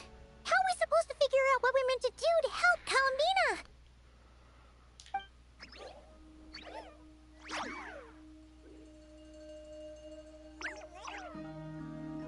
Columbina, what do you need from us? If she really got to the beginning of time in there, how do you think she'd leave us a message? You don't think she'd write it down on a stone tablet somewhere in the hopes that we'd find it, do you? I mean, that's one thing that she could possibly do. Seems unlikely. Yeah, I guess you're right. Not to mention, how would the stone tablet actually survive so many years? Like, eventually weathering and erosion will destroy it, or wear it down, and you won't be able to read squat. Columbina may not talk a lot, but she thinks deeply about issues like this. Let's review what we know. This is the Columbina who fought alongside us against the Reykir of Solnari, and with whom we celebrated Moon Prayer Night. She knows our personalities, our ways of doing things, even our unique strengths and abilities. So, if she wanted to tell us something from a long, long time ago, what would she do? Oh. You got it? You got it too? Also, Lumine's eyes!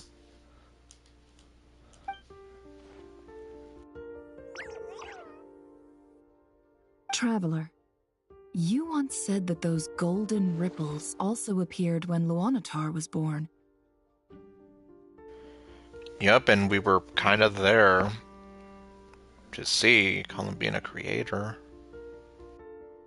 What if Columbina left Luanatar here, not just as an anchor to the real world, but for some other purpose? If she is part of Columbina, and Columbina knows that I can see past events through her. Oh yeah! Like when you peeked into Rarer's past through his heart! Nefer, wait! If you're right about this, and you can really see past events through Luanatar, your eyes, they'll... Oh, I know. Looking at Rerir's past in Conria was already enough of a strain on my eyes. Looking this far back into the past, it'll surely blind me.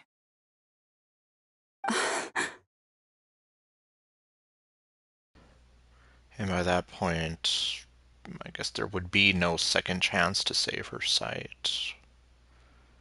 But it's our only chance. This is the only way.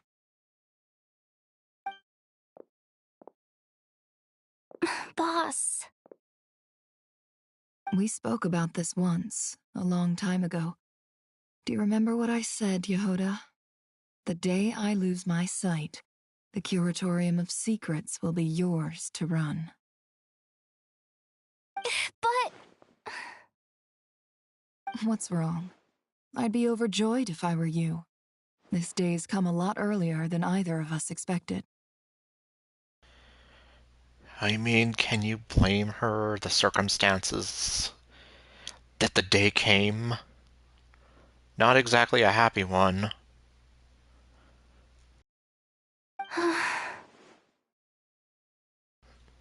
Yeah, so this starry-eyed girl's not happy about it for that reason, and plus, it's obvious they care about each other. So... I need to know you'll honor our agreement, Yehoda. Promise me. Yes, Boss Neff. I promise. Are you sure you don't want some time to think this through? What is there to think through? I should have gone blind after our battle with Rerir. Frankly, it's almost criminal that I got away with it for this long. Then at least let me take some precautions on your behalf. And if you really do lose your sight, I'll visit your office every day and make sure you're well looked after. We truly don't deserve Loma. Oh, please, anything but that. I was actually ready to go through with this. Are you trying to scare me into backing out?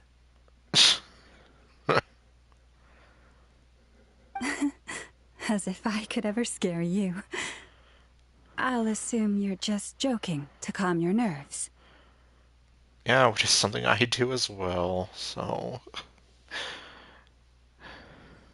All right, enough chit-chat. Let's do this.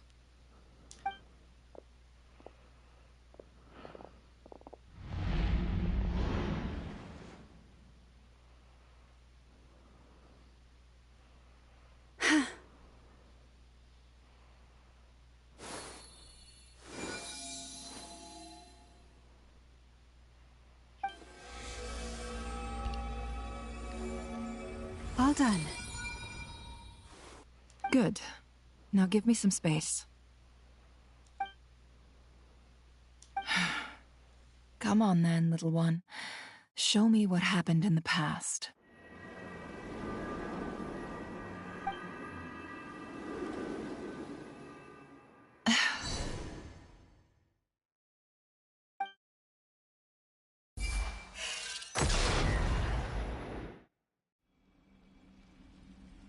Between the Trilunar Authority, Kuvaki, and the sole-surviving moon, the Frost Moon, I think I might know how to get back. But I will need my sister's help. Time to go talk it over with them.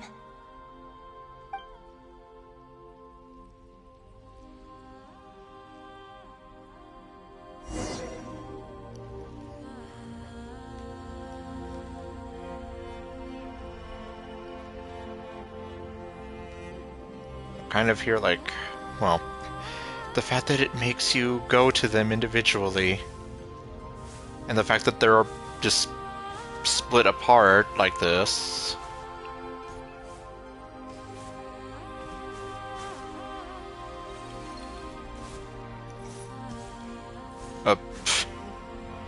Like, trying to get a good look at her.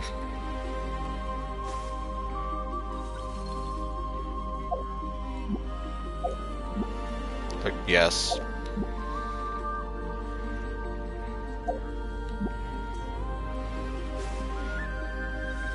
And it's like they do have very, like, I mean, they literally do look like goddesses, and... Columbina, what are you staring at?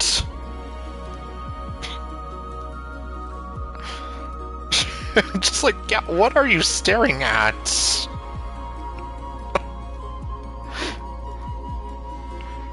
What I was going to say is, like, they have this whole Greek goddess kind of inspired motif, and that, like, I totally love it. Another thing that I was hearing, like, some people theorize about would be that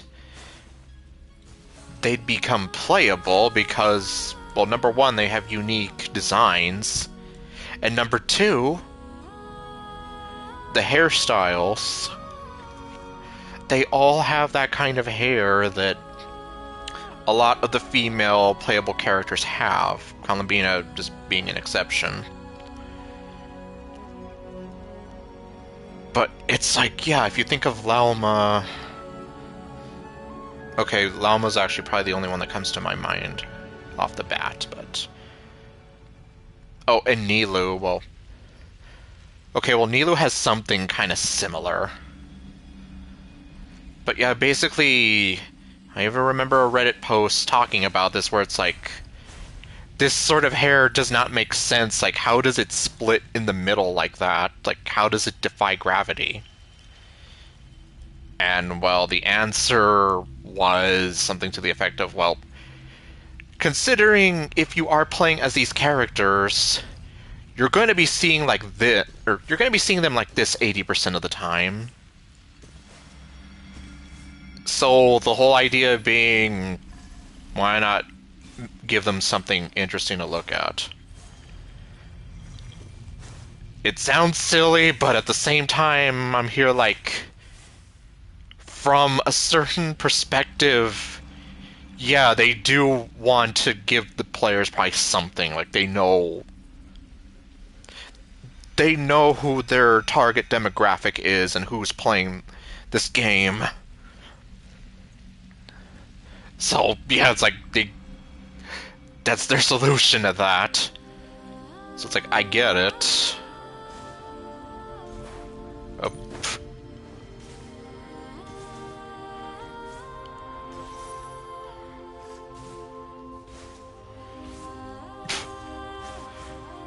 Man, it's like, Columbina is just so floaty.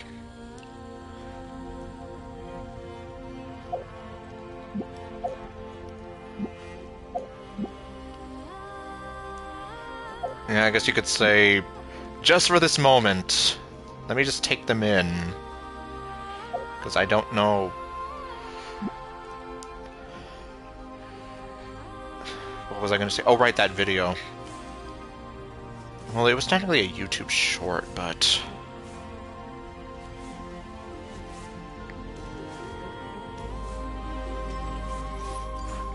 Oh, okay, that was weird. Columbina, what are you doing to this wall? Okay, well... Oh. Stop! It's like, she's really floaty.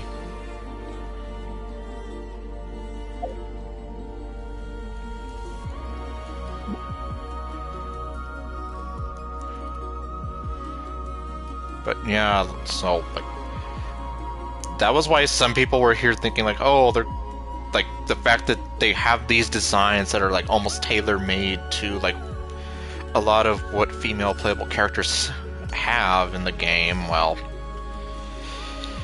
But apparently, that isn't the case. I don't understand, or... Considering I haven't finished the Archon quest, I don't know everything, but apparently, like, that even though people are hoping that they become playable, that might not be the case, in which case... Yeah, it's kind of sad in that regard.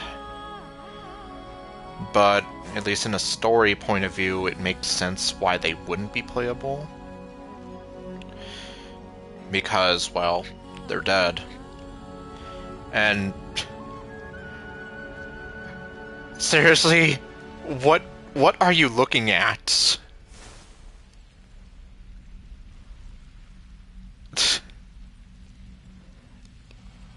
Are you basically just here like... Well... I don't know. Like... This is...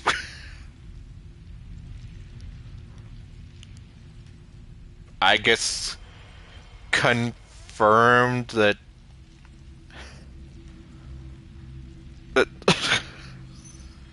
Yeah, because it's like, why does she keep doing that? And like, when I was over there with Arya,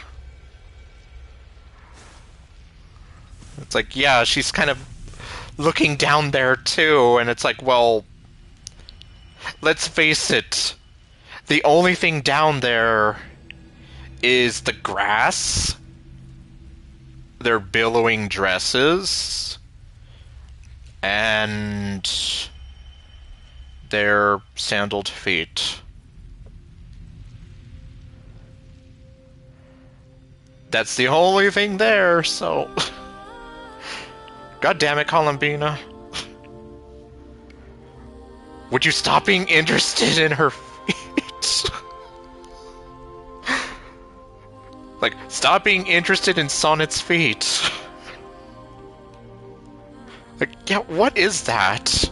Why does she keep randomly just, like, looking down and, like, she keeps being like, oh, nope. Okay, well, let's just... Okay, yeah, because otherwise she's gonna be here all day just staring at Sonnet's legs and feet.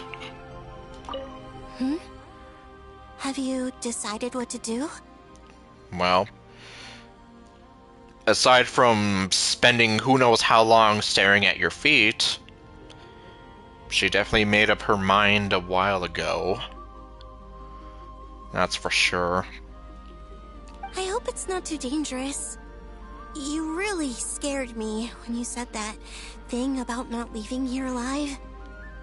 Yeah, admittedly, like... Like, what would that even be? Like, you're gonna go back as a ghost? Like, you're going to die in the process of trying to go back? Come on, let's go find the other two.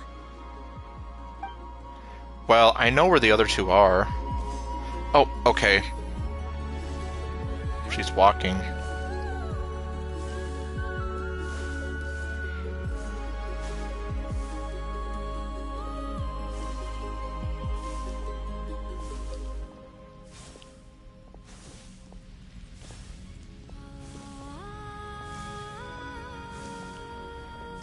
Yeah, I guess. I definitely would not mind having them become playable, but... Yeah, I guess it's like, let's face it. The YouTube short is kind of right, that... Stop! Yeah, it's like, she just keeps looking at her feet. But anyway... The YouTube short was basically saying... Okay, oh, never mind. I was like, did she stop looking at her feet? No. The YouTube short basically put it that when it comes to Genshin, they don't make playable characters that are dead. And that's why there is no playable Signora, no playable version of Capitano.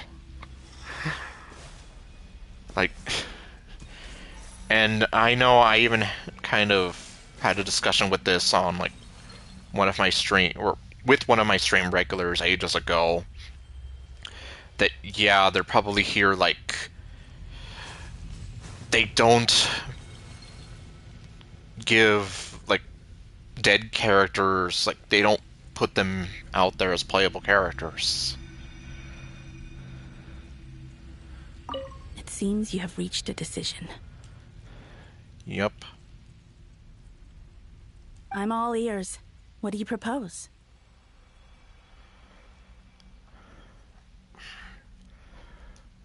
Okay, I'm still, like, trying to be like, who do you remind me of? And, well, the only, the closest other character I can think of that's already in the game is, like, Dea? You kind of sound a bit like Dea? Yeah, that's why I'm here, like... I'm just curious, like, just to know, like, yeah, who voices who.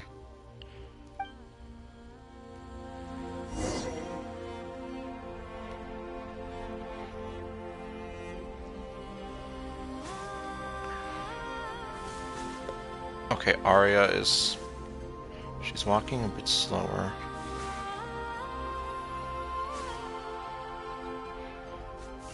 It's like, I'm sorry, I'm stepping on your dress, or...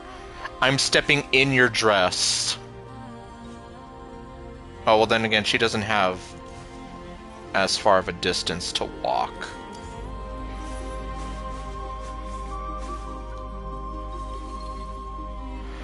Well...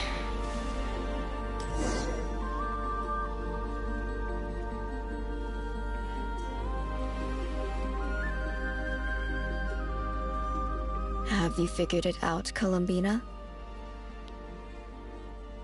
Tell us, how do you plan to leave this place? Yes. Because that's the million-dollar question we have here. I intend to die here, in this moment, and then be reborn in the future with the help of my friends. I still don't like that. Or, yeah, I'm just here like just her dying. What? What are you saying? How can the dead be reborn? Yes, exactly. So, Sonnet, you did have every right to be scared when she said that the first time. And how will you inform these future friends of your plans? You can't exactly leave oracles. Nothing can escape this place. Not a single ray of moonlight. And even if you found a way, what if they never find the message you left for them? You'll... No, that won't happen. Come again? They will find my message. I'm sure of it. I'm not following. How exactly will you achieve this? Well, as we all know, Luonatar is kind of the key here. It's quite simple, really. First, I will leave my soul here.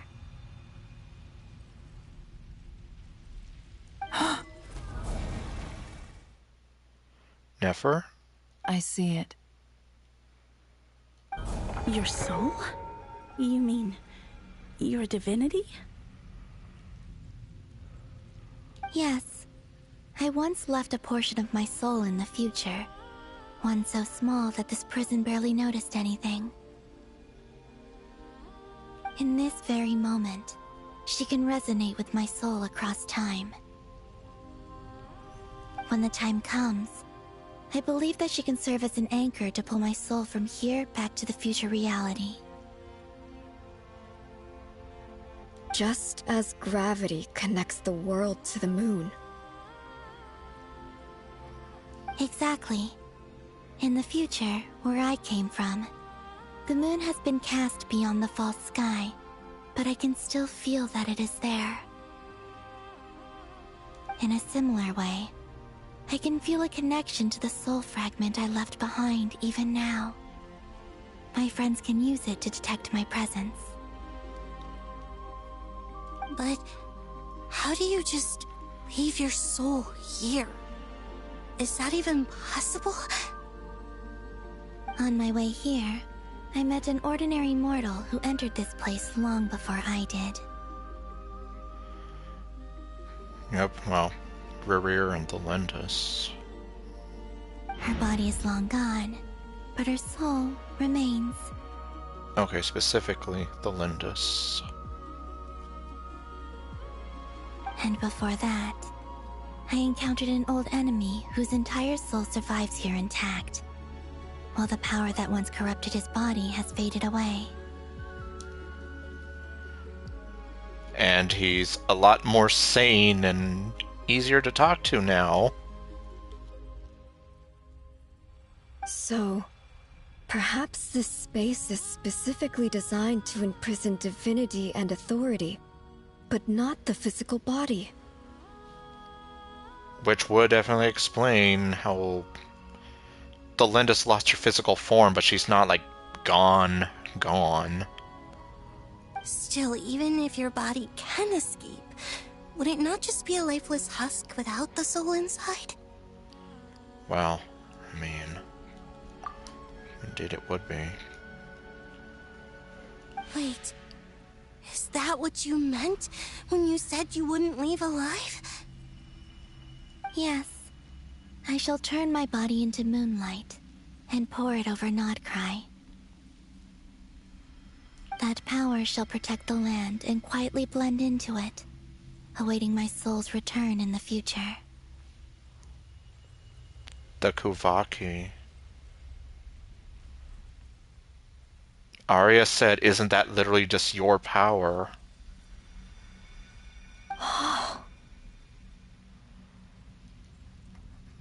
Then I guess it makes sense now. However, I cannot do this on my strength alone. I would need your help to do this, so I'm humbly asking for your assistance. Oh, dear sister, you need not be so formal. As I said before, we are but remnants of a bygone age. Unfortunately. You, on the other hand, were born alone in that distant future, and you have walked a long and lonesome road since then. How could I bear to let your story end here in this dungeon? Don't forget, we are your sisters, your family.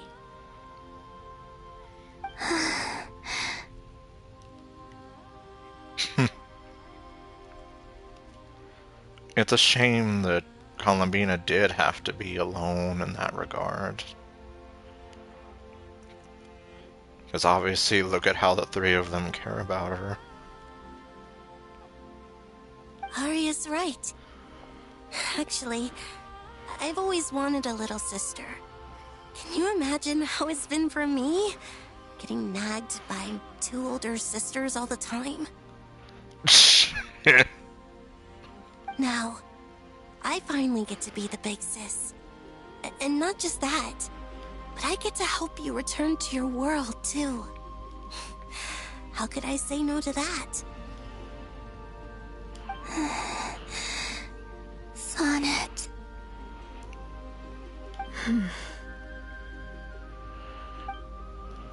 Kennen? I'm sorry. I know this is a bold request. The Frost Moon is rightfully yours, and it remains intact. Oh, no, please, don't misunderstand me, Columbina. I was just thinking back on the years that the three of us once spent together. You cannot imagine how happy I am to hear of the future world you describe. The Frost Moon Scions, your lovely, kindly friends.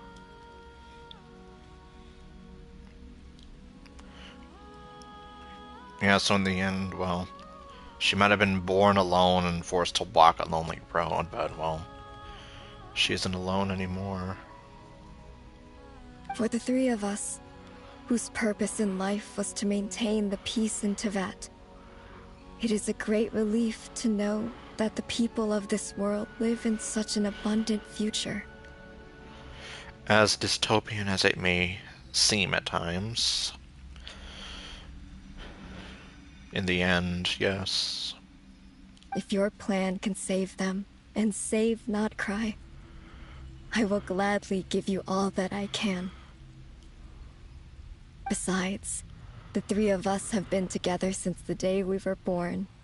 I could never abandon them to live on alone without them. Cannon. Still, I do have one question I would like to ask you before we proceed. Certainly. What is it? Why do you cover your eyes? Well,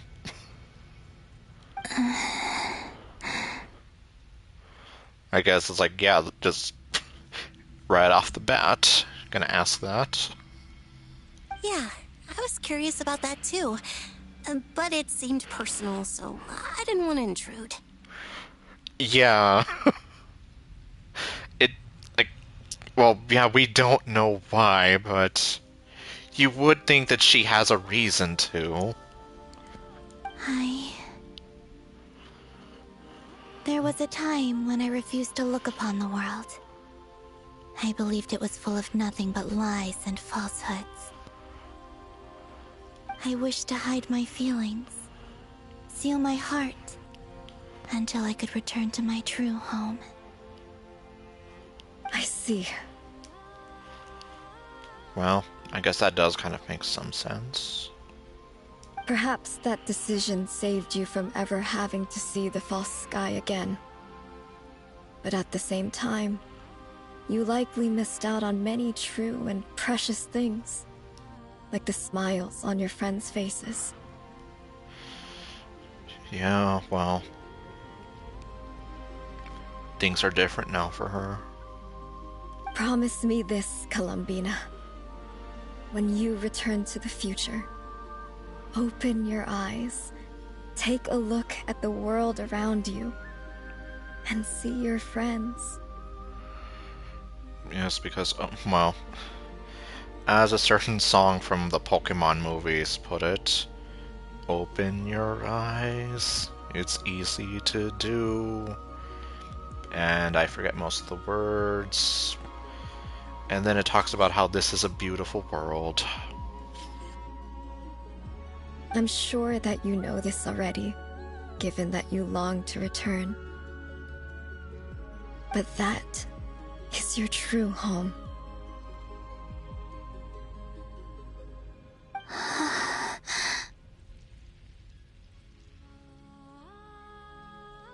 Give me your hand, Columbina. Arya, Sonnet, you too. Okay. All right.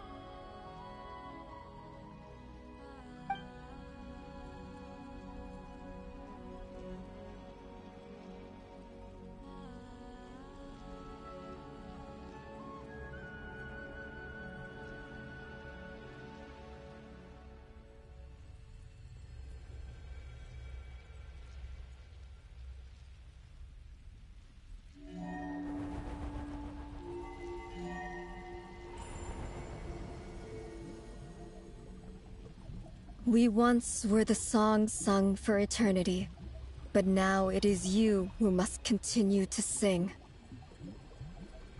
We once were the tides in the great river of time, but now we subside, and you arise. We were the messengers of madness and inspiration. But now, the lies have faded, and your truth must endure. We are souls awaiting the sun. You must return to be with those who smile when they see your face.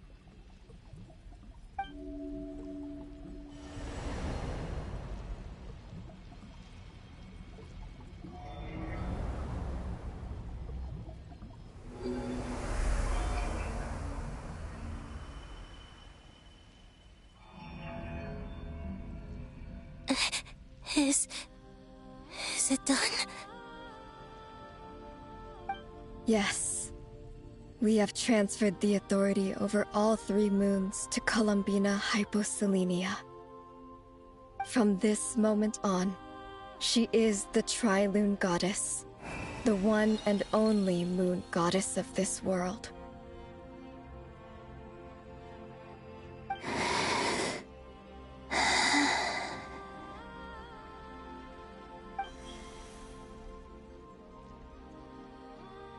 Thank you.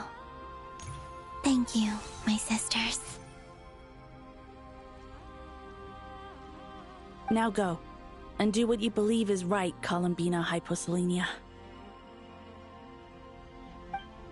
Be aware that we cannot grant you the power of the 3 moons beyond these prison walls. The conflict that arose over their remains following our disappearance will still take place.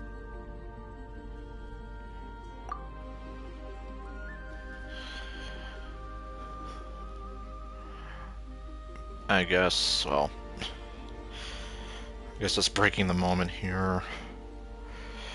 Some of her attacks definitely make sense now, at least in the videos I've seen of that ring behind her. And well, I guess now we're gonna see what happens when we end up having to fight Dottore.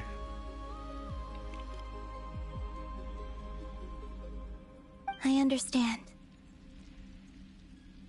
Sisters, oh, my body. It feels... Oh no. Well, I know they're dead, but still. I don't want to see them, well, die here, but...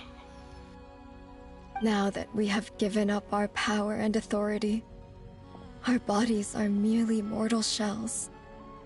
This prison is dissolving them as we speak.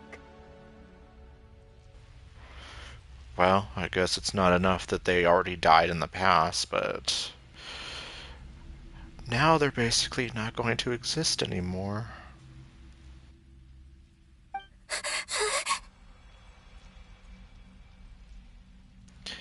And hearing her like that definitely doesn't make me feel any better, just because. It's okay, Sonnet.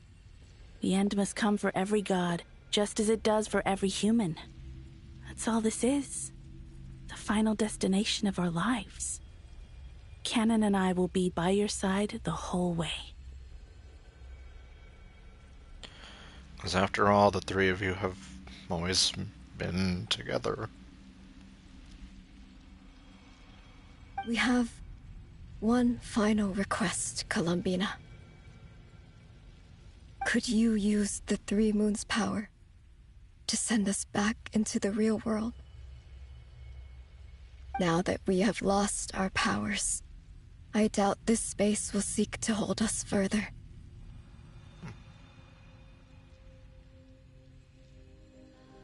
It's just... we would like to spend our final moments together in the only place we ever called home. Of course. Gladly.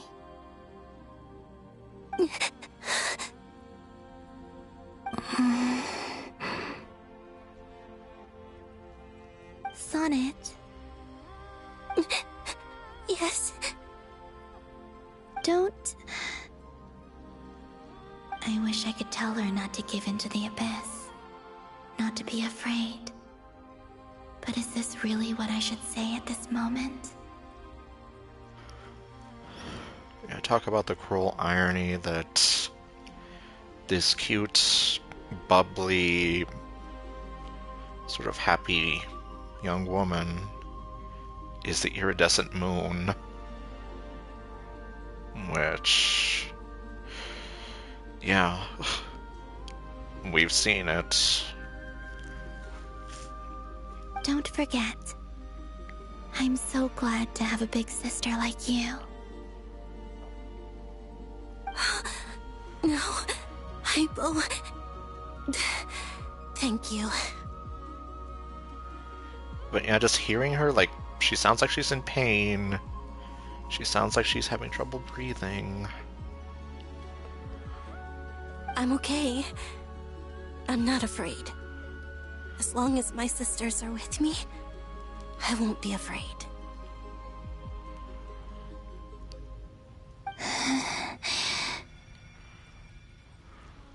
It looks like this is goodbye, sisters.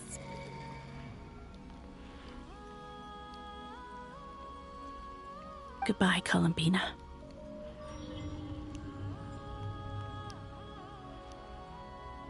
Take care of this world in our stead.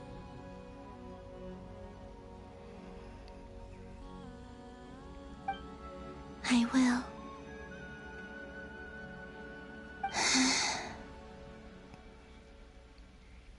And now, it's time for me to bid farewell to my body, too. May it become the moonlight that keeps Nodcry company through the long years ahead. So this is why Nodcry was not always home to Kuvaki. Yes. Because it was a thing you created. So obviously it was long after the three of them. It only appeared after I poured my body out upon this land, and only this land. Kuvaki responds to me because It is me. My body, answering the call of my soul. And the golden energy I've encountered on my way here was, in fact, that very soul, which I am about to leave here to guide me.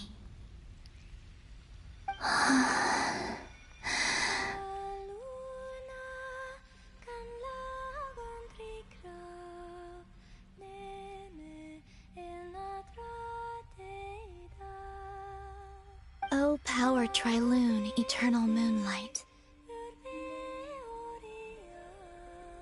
I, Columbina Hyposelenia, lay aside my body. Let it be cast into the dark night to illuminate the future. May it be a companion to all who dwell beneath the moon.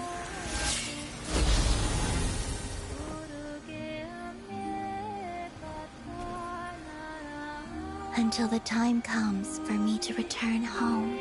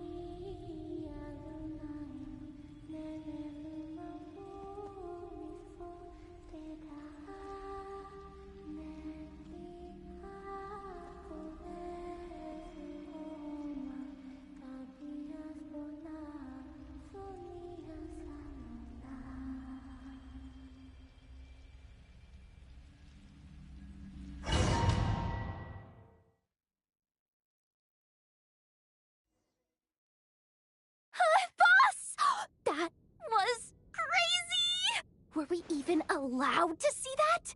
Is anyone? Oh, can you still see? How many fingers am I holding up? I see 2 fingers, and a look of sheer terror on your face. Yep. Truly astounding, Miss Nefer. Your eyes have glimpsed the very ends of the world, and yet they remain as sharp as ever. Or is the credit for this miracle due to Miss Lauma? It seems that even time itself is no match for your medical skills. Surely you jest, Mr. Flint. I suspect we have Columbina to thank. She must have realized the immense toll that the ritual would take and purposely set aside some of her power in the past to protect Nefer's eyes when this moment arrived. There is always a great price to pay for witnessing the truth, but it seems that this time, Columbina has shouldered that burden on our behalf. In a weird sort of way, it's almost as if Columbina died for our sins. Sort of. Obviously, not really. She chose the perfect method of getting a message to us. Though her eyes were always shut, she was clearly so perceptive. She knows us well. She knew exactly how we would think and what we would try. Despite being separated by time and space, we're seeing the same possibilities and seizing the same opportunities. We still don't even know if she's okay right now. But as long as there's a chance we can do something, we'll fight to make it happen. We'll get you back somehow, Columbina.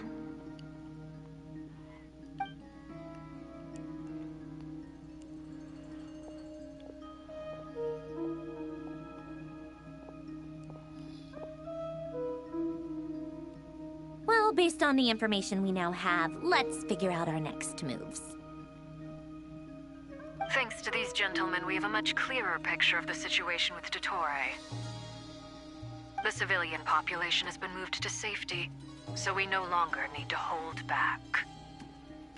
Miss Androne, how are the calculations going? So far, so good. I'll keep seeing how far I can push the system, though. Can't have Hatman being powered down for nothing. There's still a long road ahead. Where should we begin?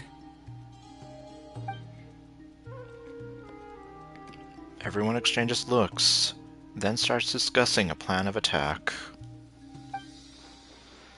The battle ahead is filled with unknowns. No one can say how strong Dotori's grasp of the Three Moons' power is. But you are not about to admit defeat. Everyone is united, and no one knows that a single person can accomplish the task ahead alone. For unity. Your only chance of victory relies on everyone working together. And just maybe, as a team, you can reach the moon and bring your long-lost friend safely back home. Our plan is clear. Time is short, so let's get moving. There's just never enough time, is there? Time is the bane of my existence. Ugh. Anyway, I'm gonna get back to work. Time! Of course! That's what the false Chiraga wanted! Yeah, I'm sorry I had to. Plus, yeah, I guess I'm like a Nefer. I'm just using humor and jokes to calm my nerves, or in this case, make myself feel a little better after watching what happened to the Moon Sisters. Alright, we'll do our part too. Yup. Yeah.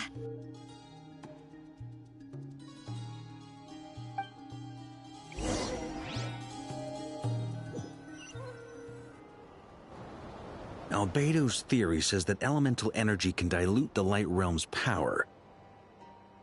But I'm no expert in building elemental defenses. Sounds like something out of the Advanced Elemental Theory section of the library. Whew.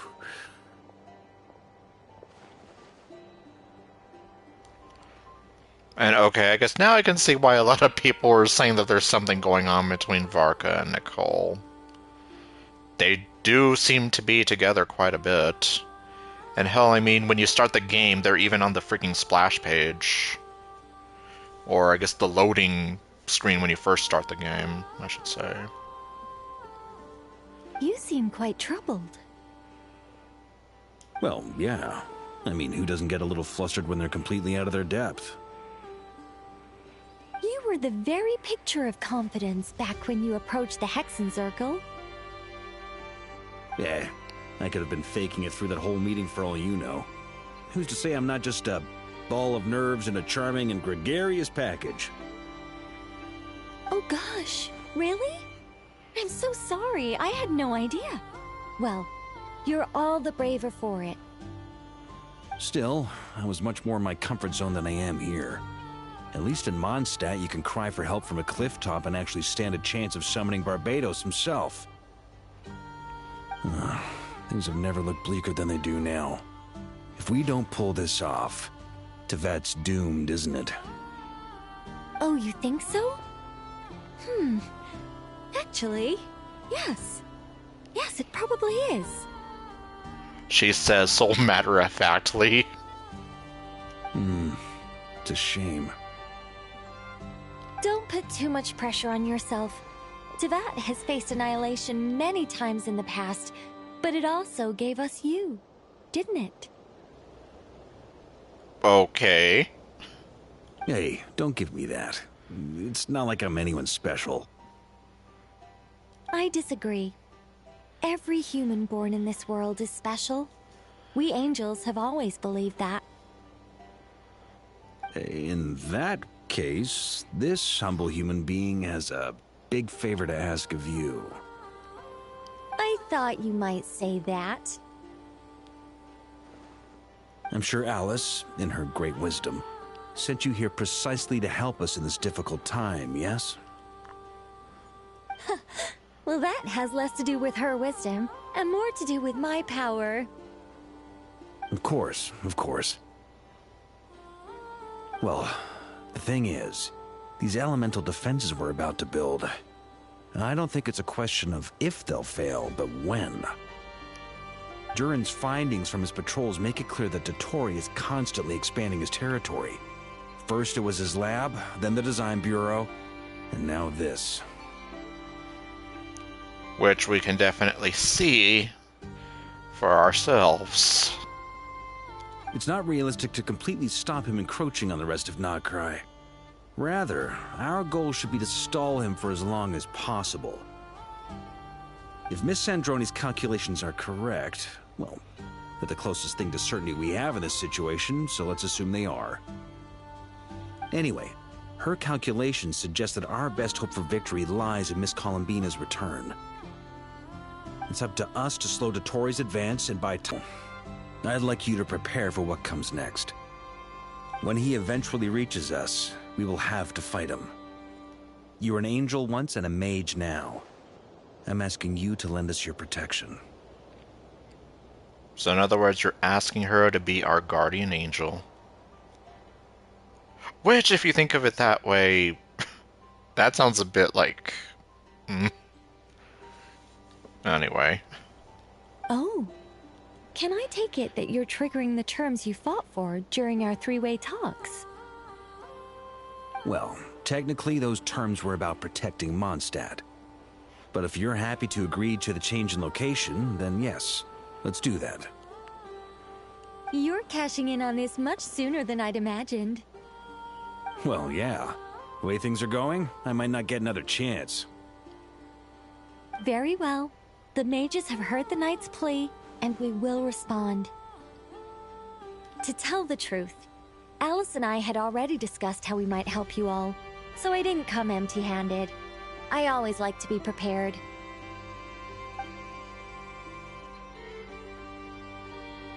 This is... wow. Yeah. This is great. Seriously, thank you. And I guess we'll see what that plan is eventually. It's been many long years since I had a chance to dazzle humanity with a little divine intervention. To humbly serve as a reliable and responsible guide. Because of course. Well, even though we know, yeah, it might as well be divine intervention. Anyway, Knight of Boreas, please accept this gift in recognition of your great virtue. Go now. May the angel's blessing deliver you safely to your destination.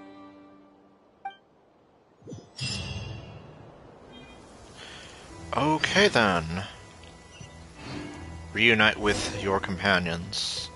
Talk to Marionette.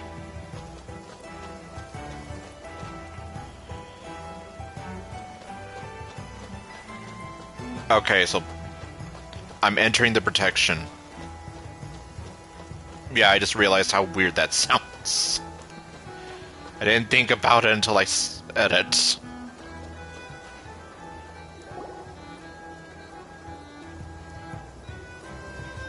Ah, you're here. Sandroni! How are things going? Glad you asked. You two are about to become the first people to lay eyes upon my masterpiece. Or should that be the first person and the first, specter? Because we still don't know what the hell you are, Paimon. Hey! Then tell us what you are! You're not a fairy, you're not a specter, you're not a pale floaty. Well, then again, every time, or the one time I remember, she's like, all, Paimon is just Paimon. It's like, well, yes, but that doesn't tell us what you are. Whatever. Come, feast your eyes on this. Wow! We've never seen something like this before. It looks impressive, whatever it is. My eyes are just so happy to see this. This meter displays the progress of my formula. Currently, it's still making the most important connections. Okay, well, So it's a meter. Once it's finished running, I'll deliver it right to your side. And then we can finally bring Columbina back. My eyes and I can't wait. Yeah, I just... Lumine is just standing there like, that's what she does 80% of the time. Just stand there with that face. What do you mean, deliver it? Can't you just tell us over the Dodo communication device? It'll just be some numbers, right? Ugh, you're such a greenhorn. This isn't the kind of formula you solve in math class. It's a highly complex algorithm capable of constructing a framework of rules. Ugh, whatever. We'll be here all day if I start trying to explain it. All you need to know is the formula must be completed before we can bring Columbina back. Got it. I'll share the data with you. Nicole's agreed to let me use her information channel, so we just need to use the Dodo communication device like so. And... there. Now you can check in on my progress. Oh, okay. Wow! Look at that! You're amazing, Sandrone. Yup. You're breaking the fourth wall and everything. About time you recognized my genius. Took you long enough. Yes, you are beautiful, cute, grumpy, and intelligent. Anyway, that's all from me. You should check on the others if you have time. Make sure we don't have any weak links in the chain. Okay. That might sound harsh to you, but close supervision is a common practice in the Fatui. Not looking to catch anyone out. I just care about everything going smoothly. That's all. So, yeah, I guess just make sure that all ashore is going ashore. I'm kinda stuck here while the formula's running, so I need you to be my second pair of eyes in the meantime. Don't worry, Lumine is good with her eyes. Because her eyes see everything.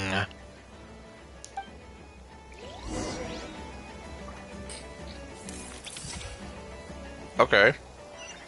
So then... Alright.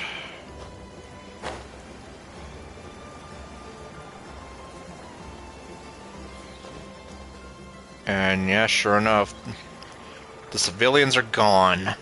There's nobody else here except for us.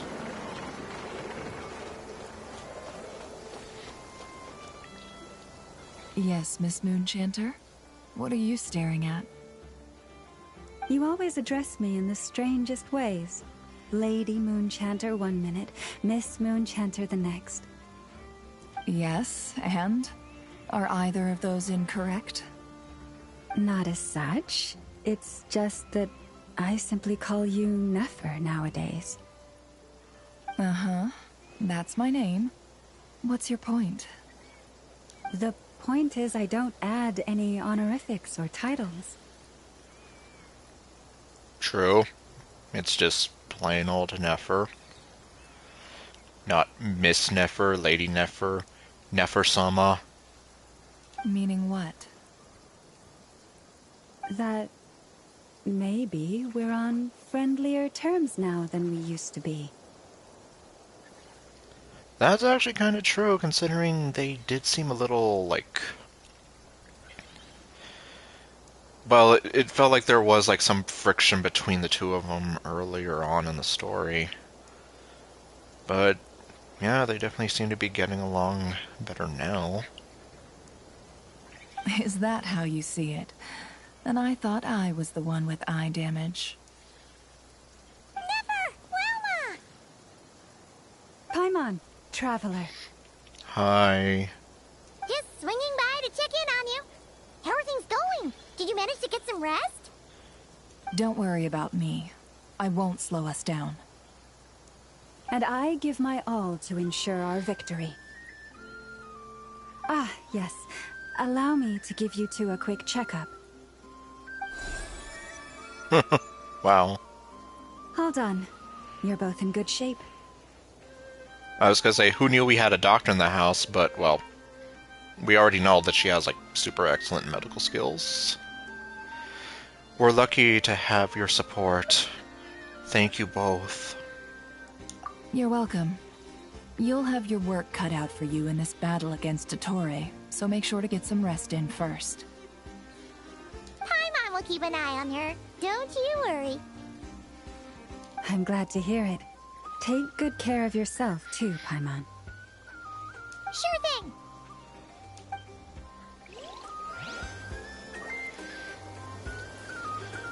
Okay, Flynn's... Oh. Yes, I'm going to be jumping up and down in front of you. No. Traveler, Paimon, a pleasure to see you both. Flans! How's everything coming along? Fairly well, if I do say so myself. Personally, I am ready to confront Dottore head-on. Oh, without a doubt. I'm sure he would be. Especially with that determined look on his face, and just considering what he's capable of. Ooh, you sound much more serious than usual. Also true. He usually sounds very calm and sort of laid back, and even jovial. Not so much here, but considering what's at stake. To be honest, I am not usually fond of exercising my full strength. For one thing, it's hardly conducive to maintaining a low profile. Besides, I believe one should have the right to choose when to show their hand. Well, that is a good point there. I am conserving my strength until the moment of battle is upon us. Anything to boost our chances of victory. Seeing you get into the zone like this really puts Paimon at ease. Huh, Traveler? Yeah, me too. Most at ease indeed. I consider it an honor to have your trust. Rest well. I look forward to seeing you both in your element during the battle.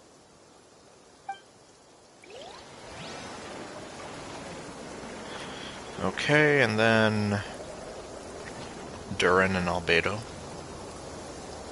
Thankfully, Miss Nicole has come to our aid.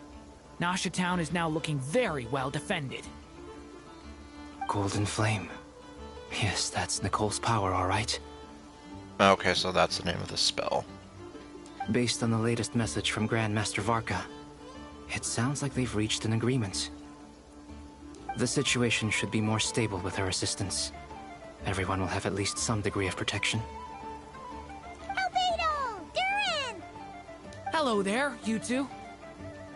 He said it. Hello there. Are you well rested? Thanks for your concern. I'm doing alright. That's good to hear. As per the plan, Albedo and I will be in charge of Nasha Town. As Dottore's energy field expands, it's creeping ever closer in that direction. But we will do our best to hold our position. We fought side by side many times before, and always with great success. I believe this time will be no different. So don't worry about us. Focus on fighting Dottore.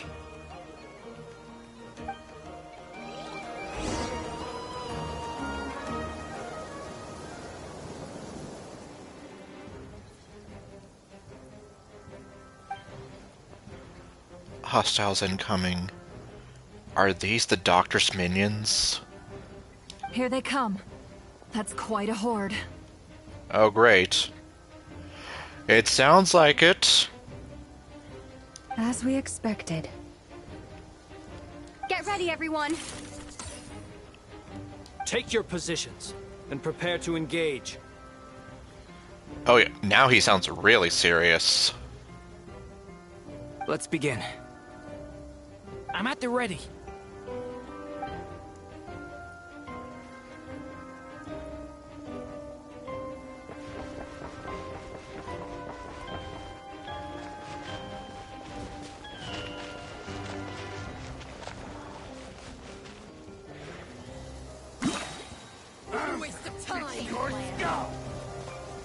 Okay, so Flynn's and Lumine. Time for the big one! Maybe I wasn't meant. Oh, great.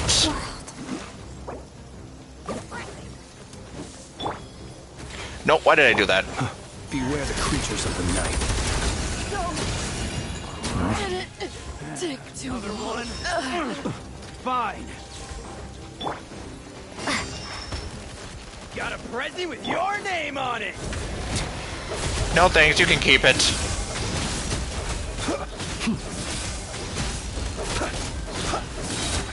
The long sleep beckons.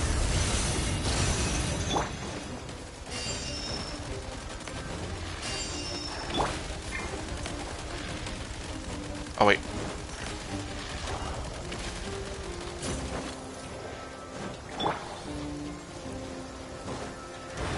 Water jet!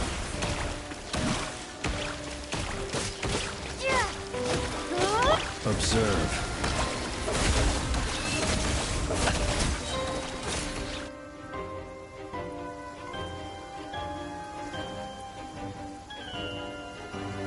Okay, so we're going in between all the teams of 2 here.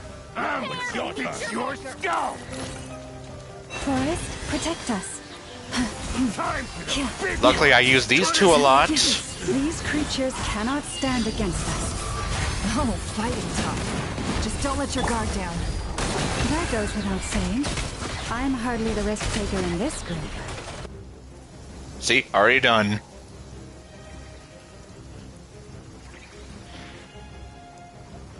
Now these 2, I don't have as much experience with.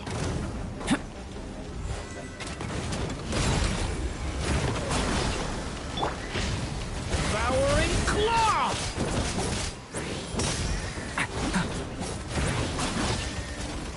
Stay away from me! Feel this ancient power. That was easier than I thought. Naturally. What do you mean? Is it because as created beings go, we're of a higher level than them? Well, now we'll never know. Because we're leaving this conversation.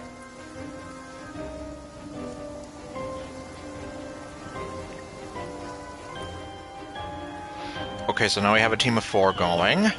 Good. Receive my blessing. Be silent. The night comes. Bombs away!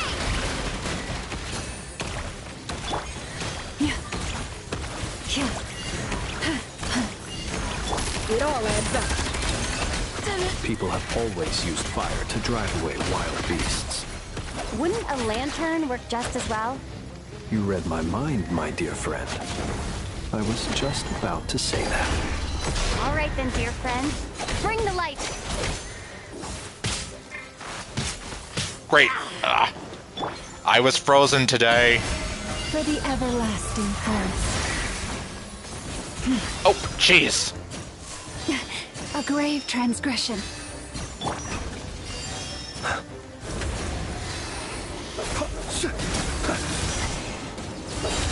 Beware the creatures of the night. There we go.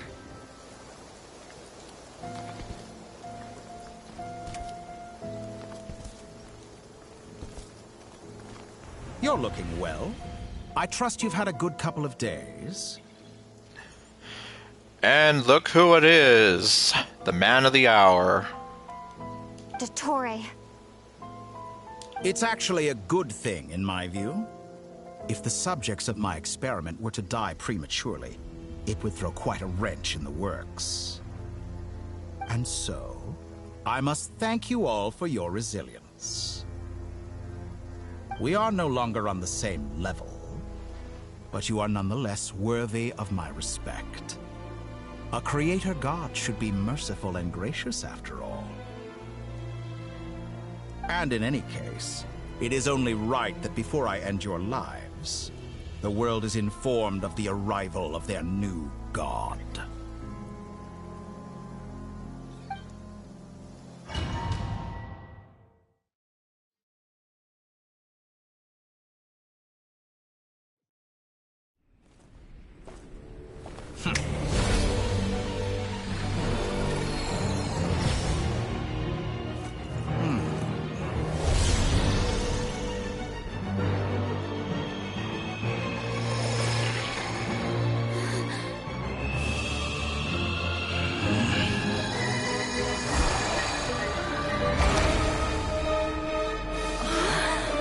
The experiment begins.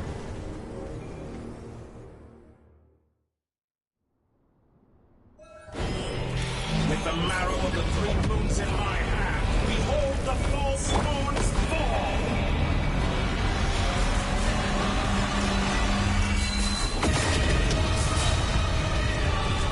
Pathetic. You poor lost lamb. With one heart, we pray. Observe the night. As a minor spoiler, I've seen a little bit of this fight, but not a lot of it. The deception ends here. Moon's remnant.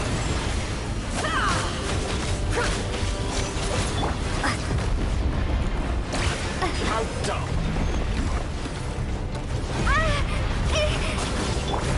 Close your eyes.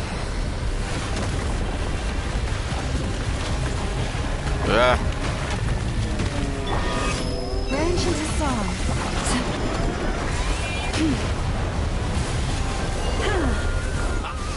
First, like an ant in my palm. Oh, great. Oh, I've been moved inside another space. It's sealed off. Looking at the structure of it, it seems like Dottore intends to trap us here. Oh, great. There's no exit. Yeah, I'm dying. Our endurance is about to be put to the test. Okay.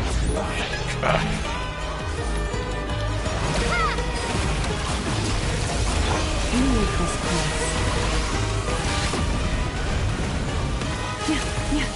Moon's remnant. Can't hide the truth. Good. Keep it up. I'm still collecting. Found. Absurd. Entropy. Uh-oh. Shameless.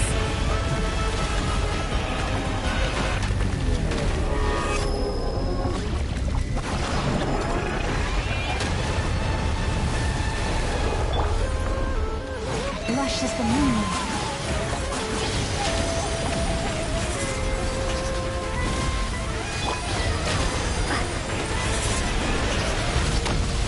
I'm not sure when he's going to do the thing where he reverses our controls. With the marrow of the 3 moons in my hand. Okay, here we go.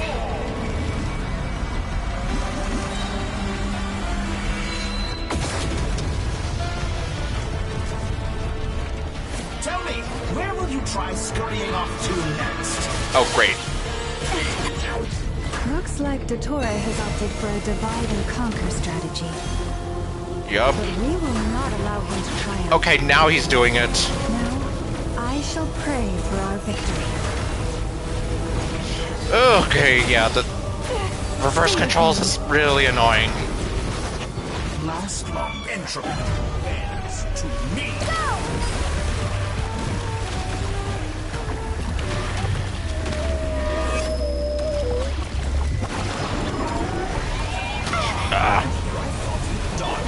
No more remnants fall. It all falls into place. Pathetic. How unfortunate. Reverse. There we go. Well, not that I want this.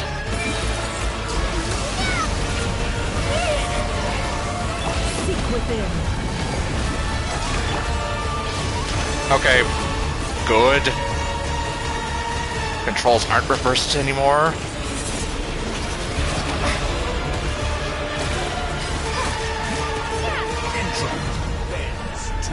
Oh.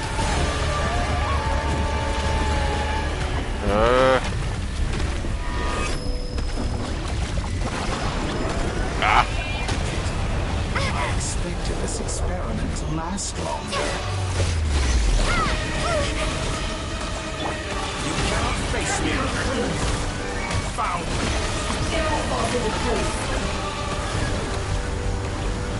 Okay, well, I guess... Yep.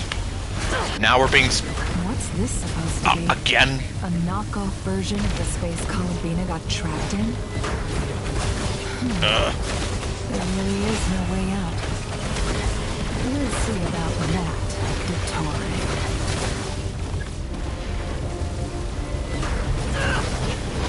Dang it. My apologies. I had not intended to take your teammates from you. But you have a choice now. Obey, and I can release them. An excellent deal if you ask me. Won't you consider it? How dull.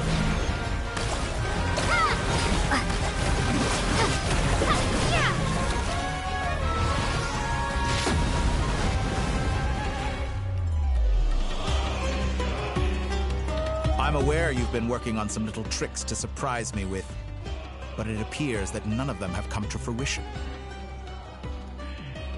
My guess would be that you're trying to bring Columbina back. But then, where is Sandrone? Or are you trying to buy time for her? And of course, he's already here, Mr. I'm 2 steps ahead of you. I always found their friendship to be a curious phenomenon. Two highly incongruent personalities, and yet they share a deep connection. Speaking of Columbina, I once saw her as like a younger sister. We got along quite amicably while she was with the Fatui. But then one day she suddenly decided she would refuse to take part in any further experiments. To this day, I truly don't understand what I could have done to upset her so much. It's such a pity. I could have had a sister, a family. But alas, she grew to dislike me. We're very sad for your loss. You're not fit to be family to her. You tell that asshole. That I can't deny. At least he doesn't deny it. So many people, all obsessed with playing out the same tired old dramas. This world is rotten to the core. And then there's you. You had every opportunity to reach the right conclusion. The thought of killing you off like this? But I maintain that I approached you in good faith, so I will offer you another chance. Will you work with me? You have until I count to 10 to make your choice. 1, 2, 3. Not in a million years.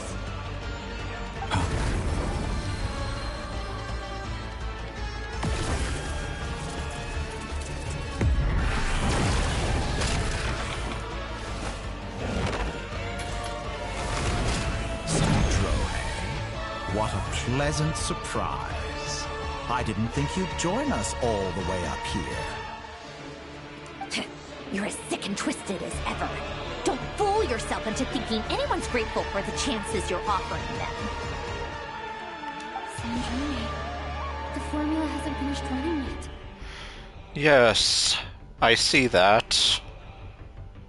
Funnily enough, I was just discussing a collaboration opportunity with the Traveler, and then I see you, who I must say is a good example of an opportunity gone to waste. Gone to waste?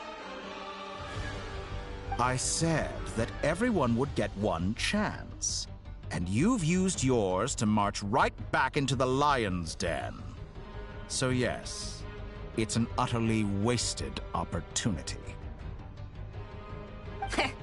And what makes you think I believe a word that comes out of your mouth?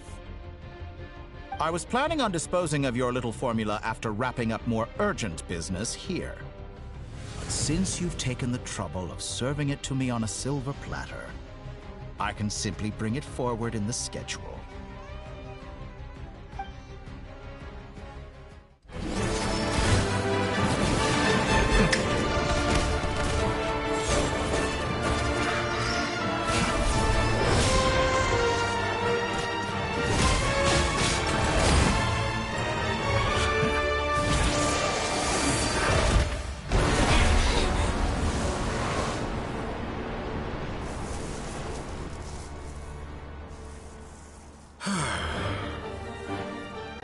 Is this your life's work? This piece of trash?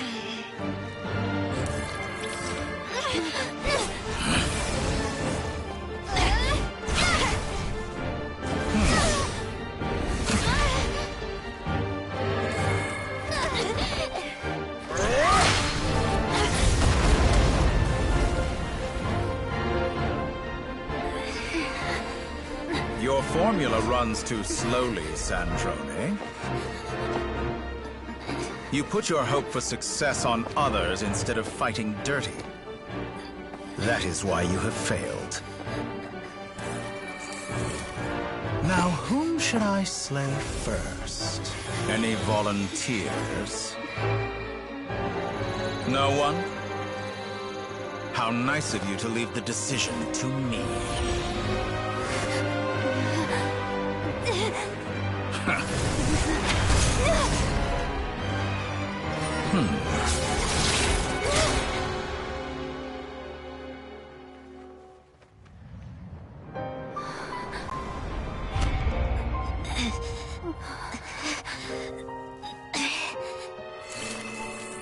Oh, how unexpected.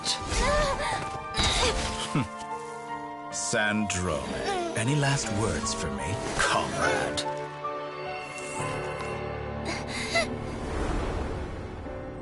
Is there anything you wish for? Not really. But I've always known what I don't want. Go to hell, Dottore.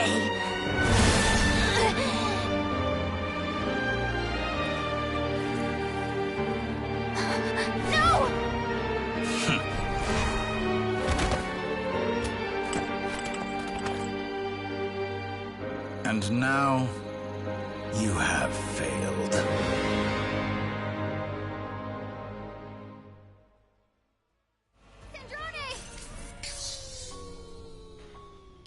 Okay, all I can say is at least it was muted, because, number one, I didn't want to ruin the moment. Cutscene number two, that actually did hurt me more than I thought it would.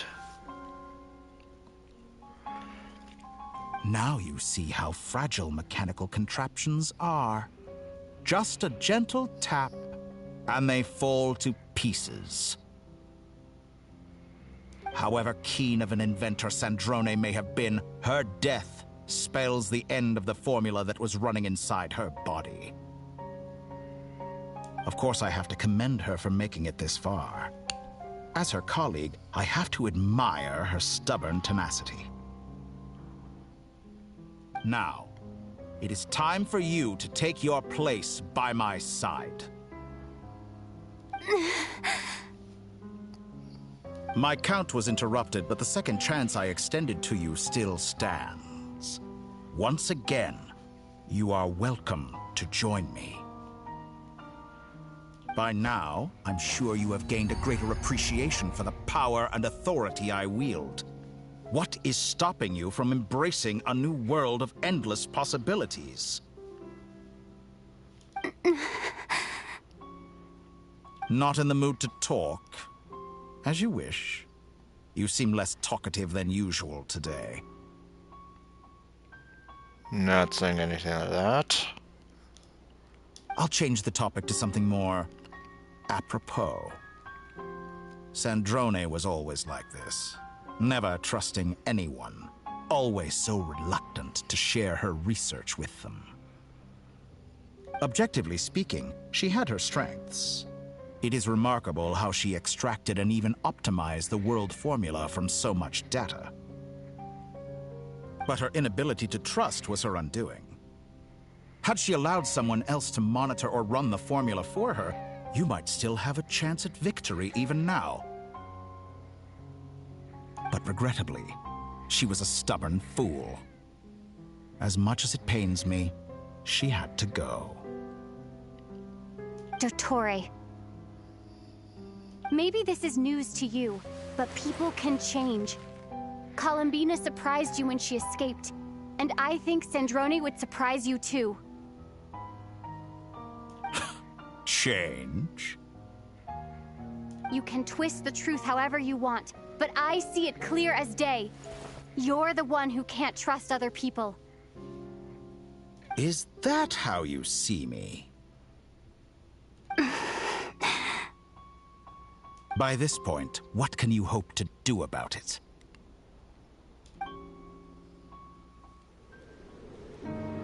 It is pointless to fight on. You've already lost. Wrong. You can't win this, Dottore.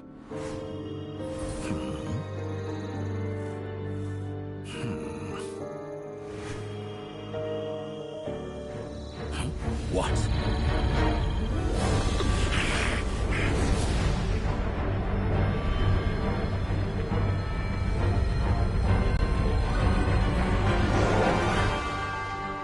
My formula can get us 90% of the way.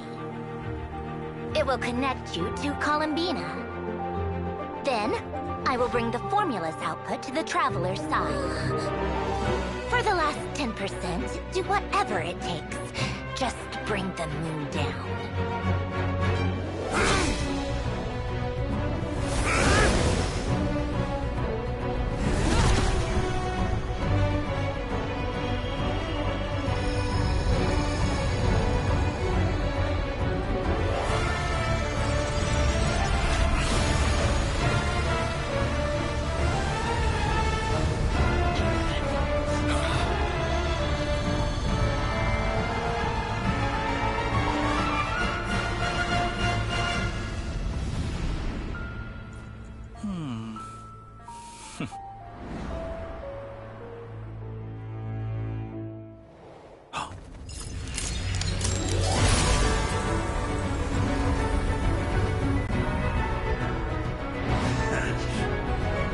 The moon will never be yours.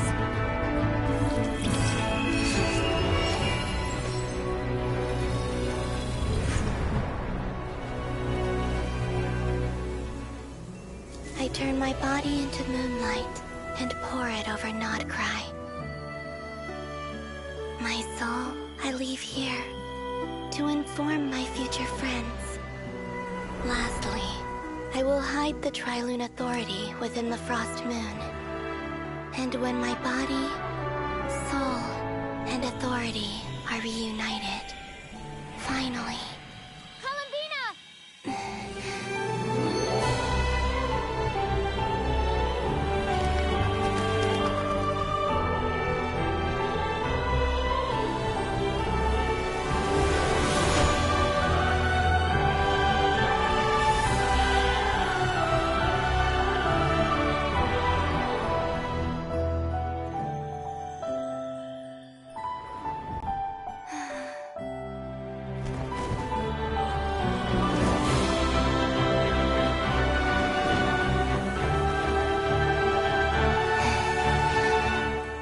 It's been too long. I'm back.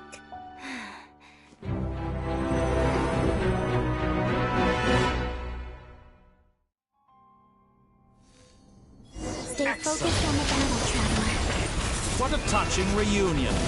Though I personally find myself repulsed by the sight of weaklings huddled together for war. Now, you're quite finished patting yourselves on the back. Show me how long you can struggle before you drown. Watch out, Columbina! Manipulate space itself! I know. Wait for the right moment. We'll strike together.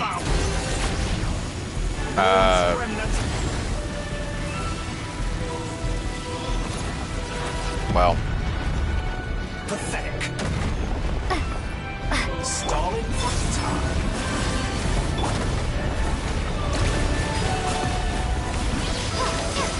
Locked on.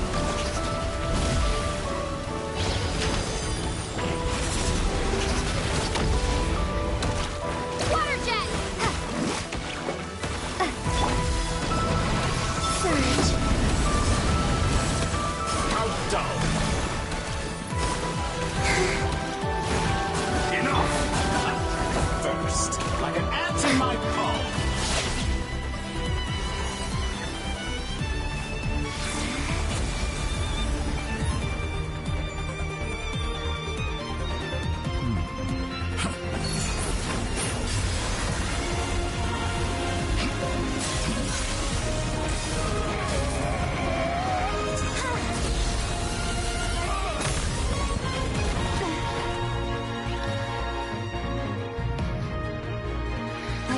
grant you the new moon's blessing. The new moon shines upon you. I am... It's over, Dottore!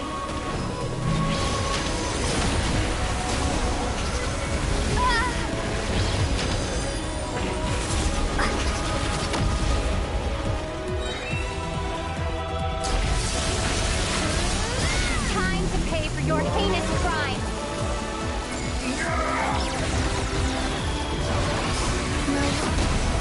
Power in the cold night.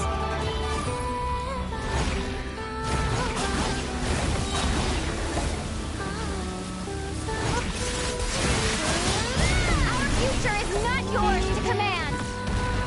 So you'd rather wallow in this rotten decay? Let the moonlight dispel the darkness.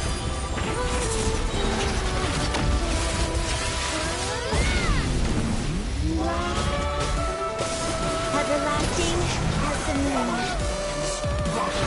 Decaying world! Taking a page from...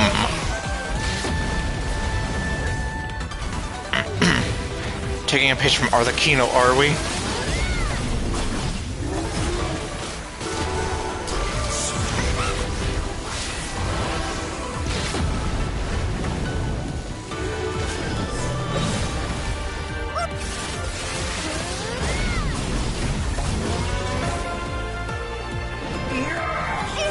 So close.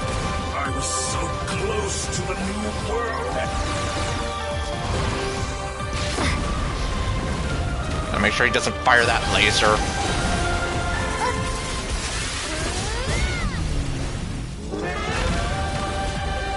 So you'd rather wallow in this rotten, decaying world?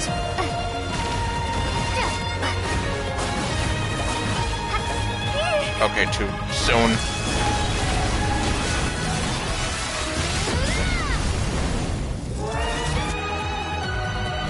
Okay. So close. I was so close to the new...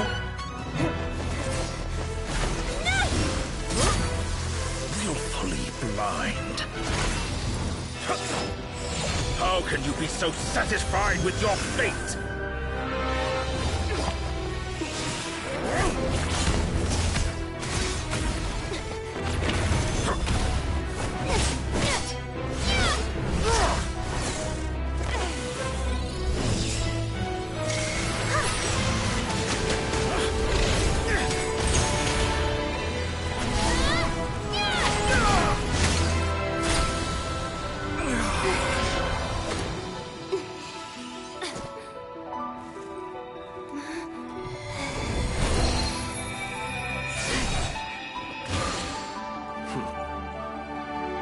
This battle was never about fate. It's about friends, family, and the home you stole from them. So dull. Only the weak rely on each other for comfort. You shall see. Once I transcend fate, you will be nothing but fodder for my grand experiment! That will never happen.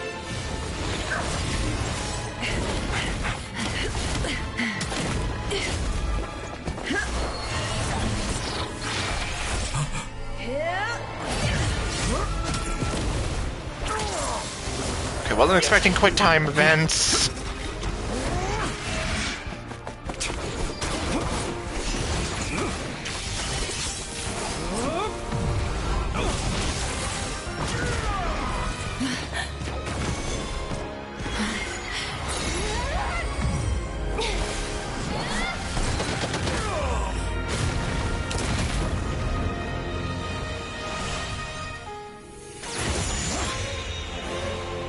Today, the moonlight touches world once more.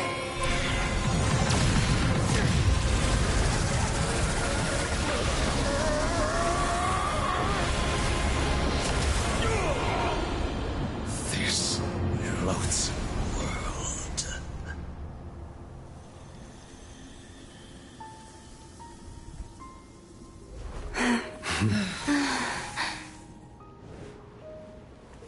No. world is our home.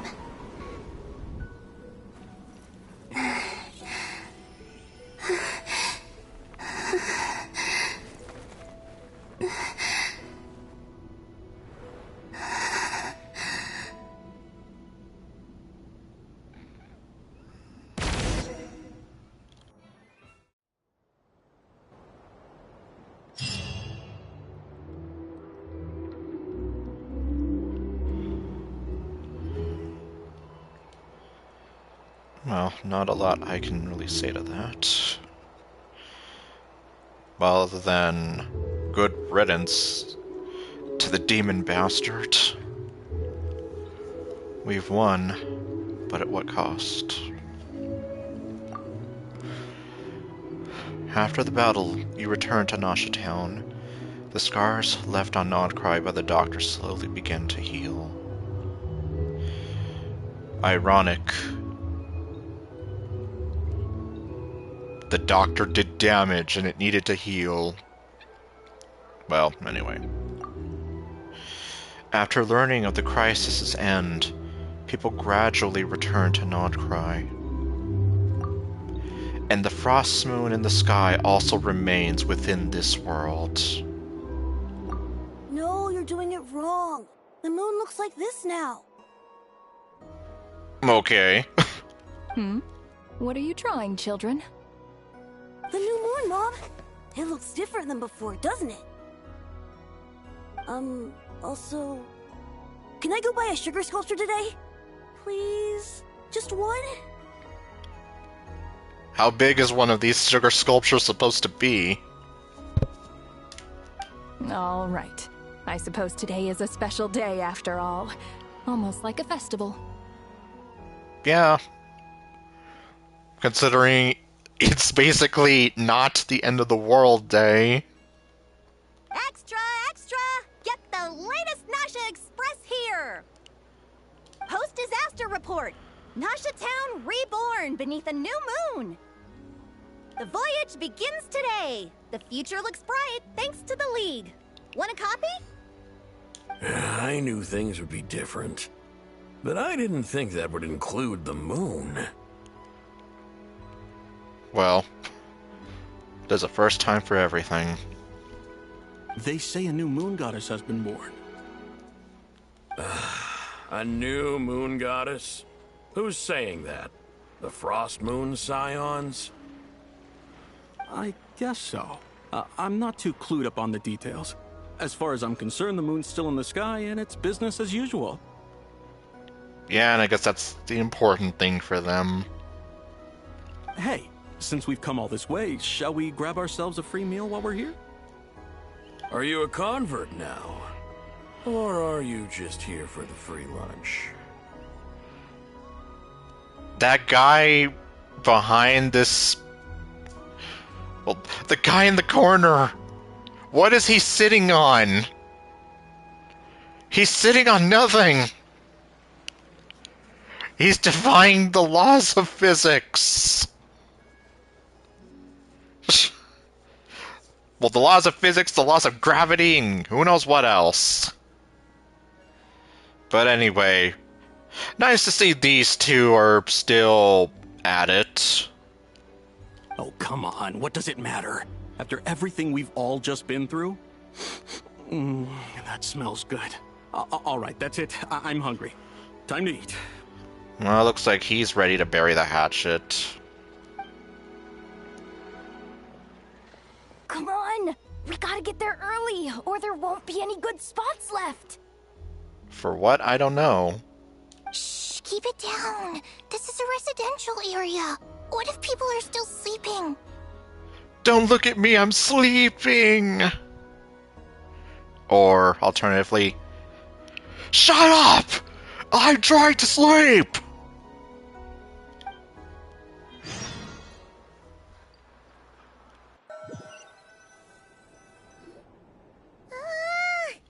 Why is it so noisy outside? Because people are celebrating not end of the world day. Good morning, Paimon. Sure you don't need 5 more minutes? It's okay. Paimon was pretty much awake anyway. It's been so long since we last had a chance to relax, huh? Feels like time is moving slower than usual. What about you? Did you rest well? Well enough. Somehow I wasn't as sleepy as much as I expected. Still winding down from everything that's happened? Or are you wondering how our friends are doing? Or is it about what Dotori said to you? A bit of everything, I think. But don't worry, I'm feeling okay. Okay, if you say so. But don't push yourself, alright? Let Paimon know if you need to talk. What we just went through was a lot. It's totally normal if you need some time to get back in your groove. Yeah, no kidding. Like, literally a lot happened. Luonatar disappeared after Columbina came back. Apparently, she was part of Columbina's soul or something. Weren't we there when we were discussing that? Still, Paimon kind of misses Luonatar somehow. Well, I mean... No, I guess there's really not much else for me to say there. But anyway, you did great. So did Paimon. We all worked our butts off to contain this disaster, and in the end, we made it. So, chin up, Traveler. You should be proud of yourself. You're not usually this sharp when you've just woken up. Hey, don't poke fun. You should be glad that Paimon's growing as a person. Really? Then how come you're not any taller? Okay, no. I'm sorry. But anyway, sorry. On a more serious note, I bet you were worried about me again, weren't you? Paimon didn't think you'd mention it. I'm sorry, Paimon. You have no idea how anxious Paimon was. She was worried sick about you. So I heard. I understand how you feel. Well, if you really want to show Paimon you're sorry, you're gonna need to make it up to her. You better be ready to splash out on a lavish meal. Jeez.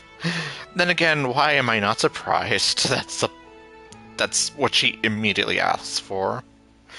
Anything for you. My treat.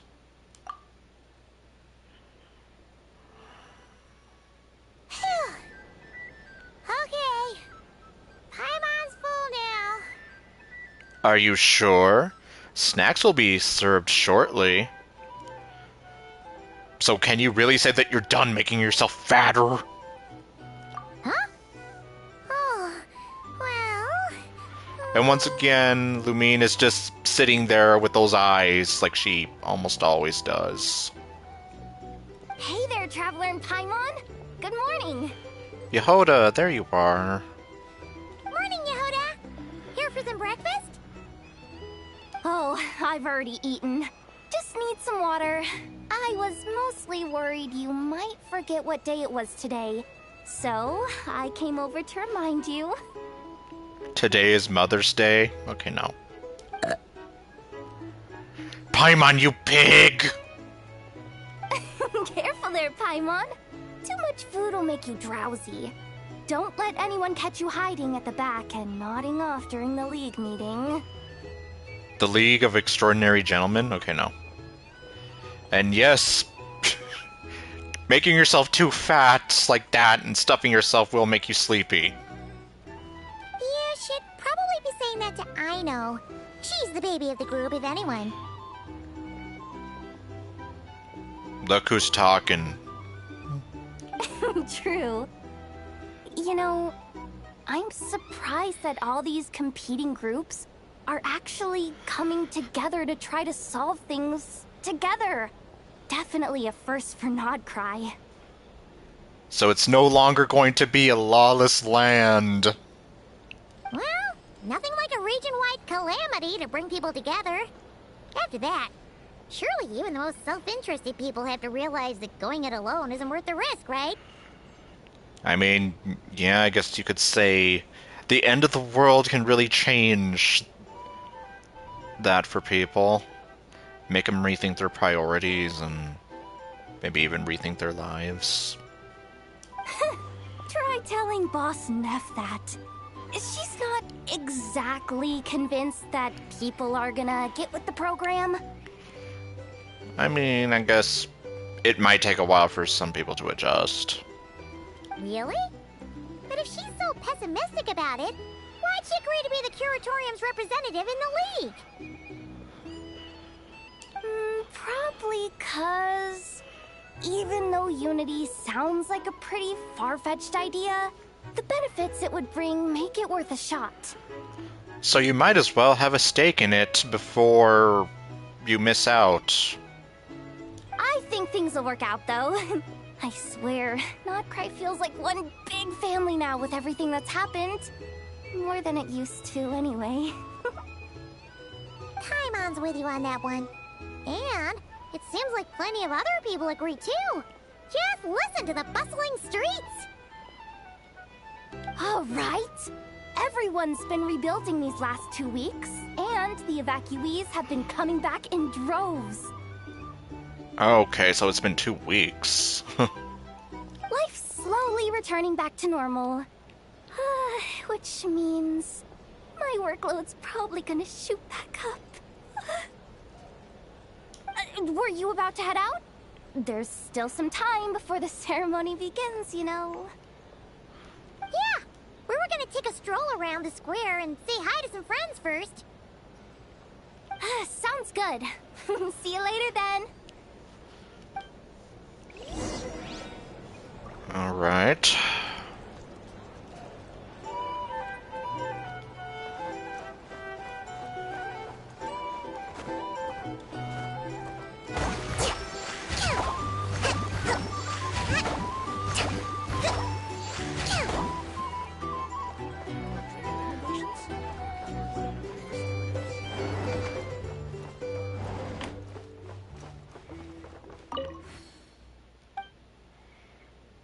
What was it like in your day? Back in my day! Okay, no.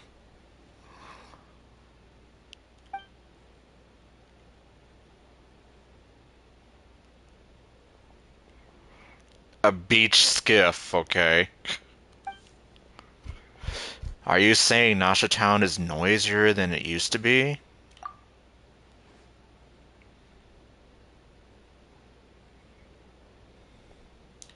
I don't know.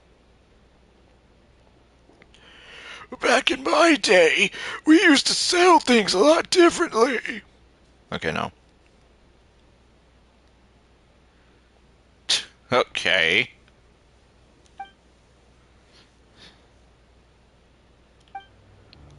It's so noisy here.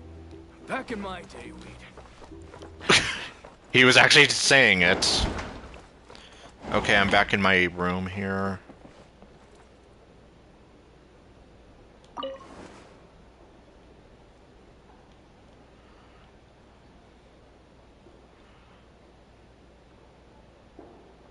Kokomi is ready to see you now. Okay, no.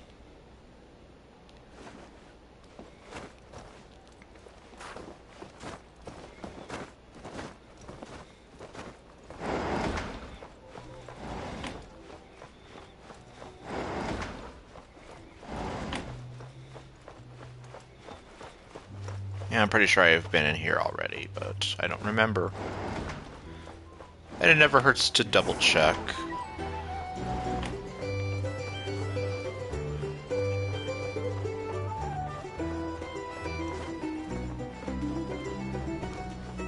Here's the thing. You can't have life without a little... Let's head on out. Please accept today's boon. Have a nice day. Oh, Inefa. Are Paimon's eyes deceiving her? Or is that Inefa handing out food for the Frost Moon Scions? I know, right? Hello there. Would you like a feast of the moon, along with some snacks of the day? So, days ago when we last saw you, but it looks like you've joined the Frost Moon Scions in that time. How does that work? And I know too? What are you talking about, Paimon? We're just here to help. Duh. In the wake of the disaster, it's all hands on deck. We responded to Lama's request for support. At times like these, the smallest good deed can inspire others and help them through the hard days ahead. And we're using eggs and heating tubes to make that a reality. In true Kromkake craft shop style! You will give me an egg. But anyway, great work, I know. Enough! Did you hear that? The Traveler said I did good. The Traveler! Yes. That's because it's true, I know. Proposal.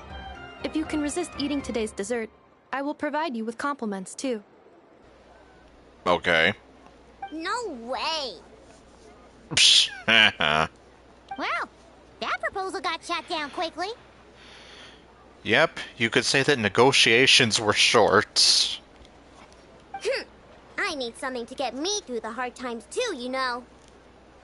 Mom! Yes, dear. Go right ahead.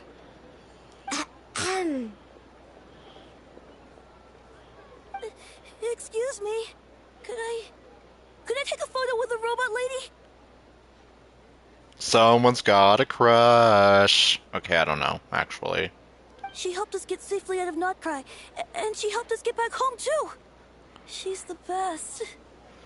Okay. Yeah, I guess you would have some bit of hero envy or something like that. Of course she is!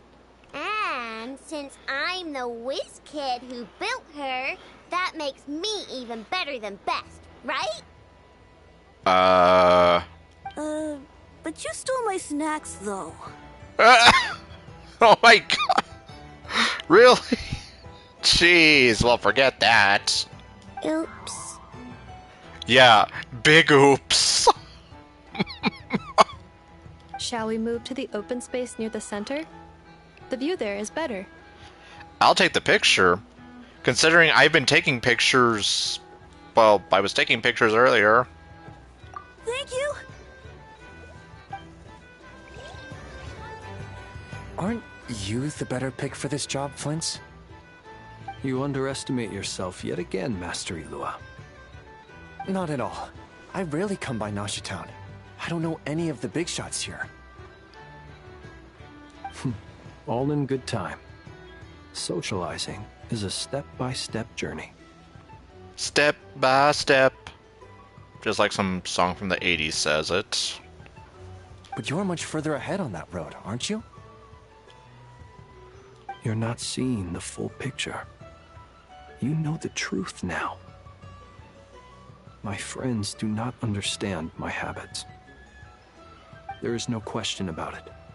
The Lightkeepers need a representative in the League. Someone who is upright, cares about other people, and can realize their self-worth through group action.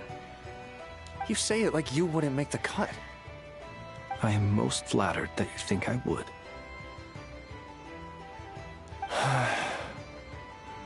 Sigh a little less, Master Ilua, and have more faith in yourself. All the Lightkeepers agree that you're a very promising young man.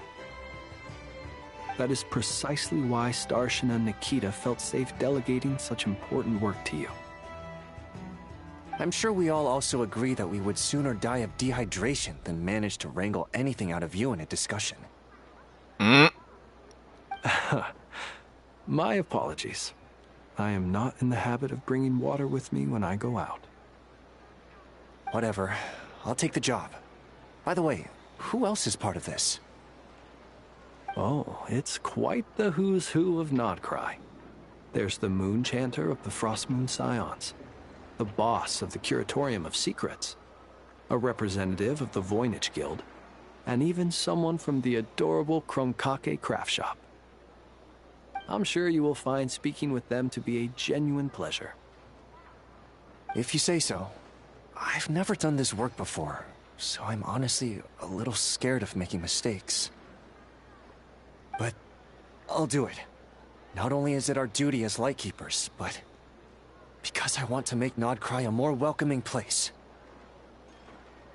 An admirable attitude to take. The beacons are lit, Itlua. We're but one step away from breaking through the blizzard. We have the chance to band together and build our shared homeland into an Elysium. This is unprecedented for Nodcry.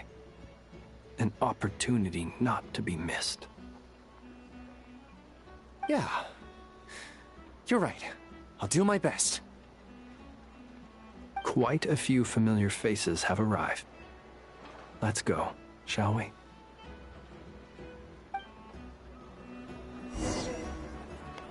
And here we are.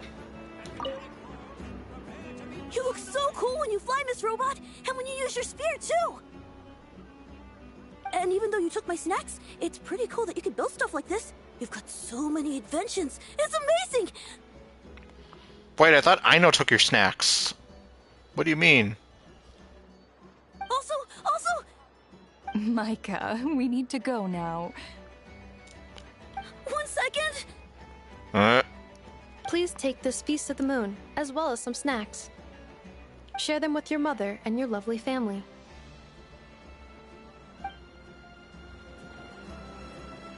Okay.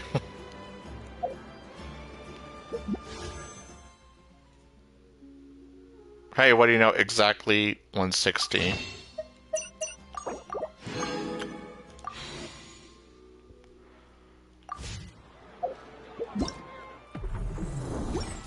Okay, I guess technically we're not done yet, so...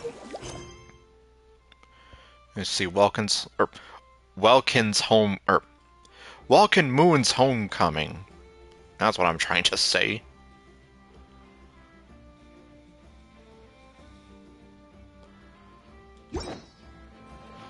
Alright, well... Oh, okay, we're going over there. Yeah. Let's move out. Lies! They weren't here, or they're not here anymore. How did they get away so fast?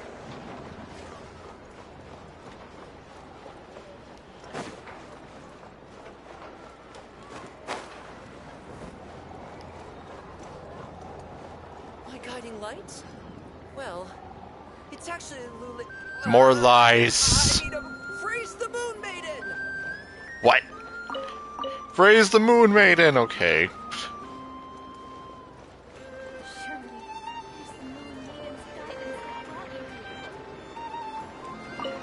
Oh, no, I didn't mean to talk to you. I'm sorry.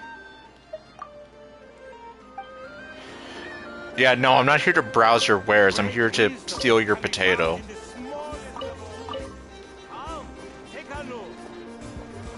It's like, yeah, I know. It doesn't exactly sound good. Ad Astra Abyssosk. Welcome to the Adventurers Guild. We're never gonna get to see Sandrani pretend to be Catherine again.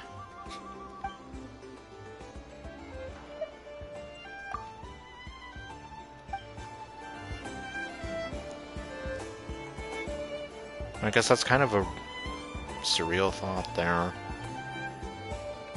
Sandrani made the Catherines, and she's gone now.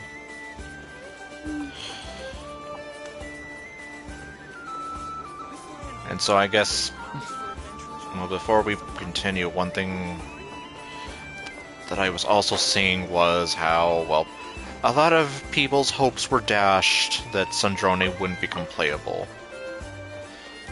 And I was sort of wondering why, and well, there's my answer.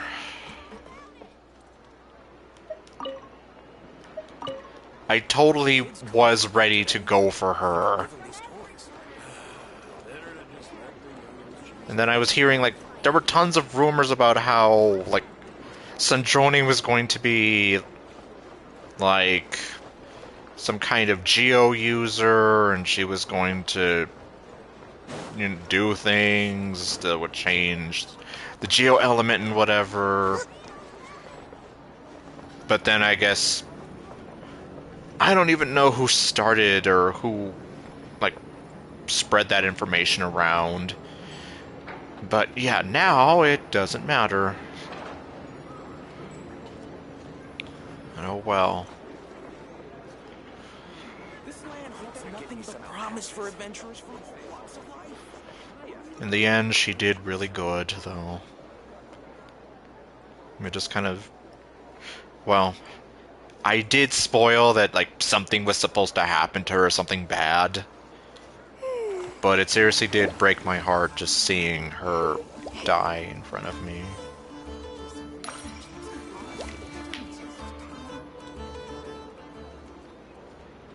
Wow! Everyone's here! Hey, there's Iluga right over there. I still have no idea if I'm saying his name right. Like, I've heard Flynn say it. I heard Paimon say it the one time, but I don't know. You seem well rested. Oh, there's Ino. I know no one's asked, but I'm sure you all want to know, so let me just say, we're doing great. Thanks. Well, great, but not perfect. Starting to lose my mind from boredom. Can't drink a drop of alcohol while I'm waiting for my wounds to heal. Well, I mean... Jeez. Jesse, this is boring! I'm sure you had a sneaky swig or two. He's calling you out. Wait, how'd you find out? He didn't. I'm sure you must be missing Mondstadt after all these years away, Grandmaster. Okay, yeah, I was like, who told you? No one, or you did. Okay, anyway. Oh, Yehoda's there too. And yeah, I don't know how many years you've been away, but considering this game is almost 6 years old now, if we're looking at it in real time, it's been a while. Yeah, you could say that again. Every time I get news from Mondstadt, it makes me want to go back and see the place for myself. Honestly, once things are wrapped up here, I think it'll be time to head back home. So he's finally gonna go home after all this time? Because it's like, yeah, the moment we arrived here, he's like, the Grandmaster's off somewhere on some kind of expedition, and Jean is acting Grandmaster.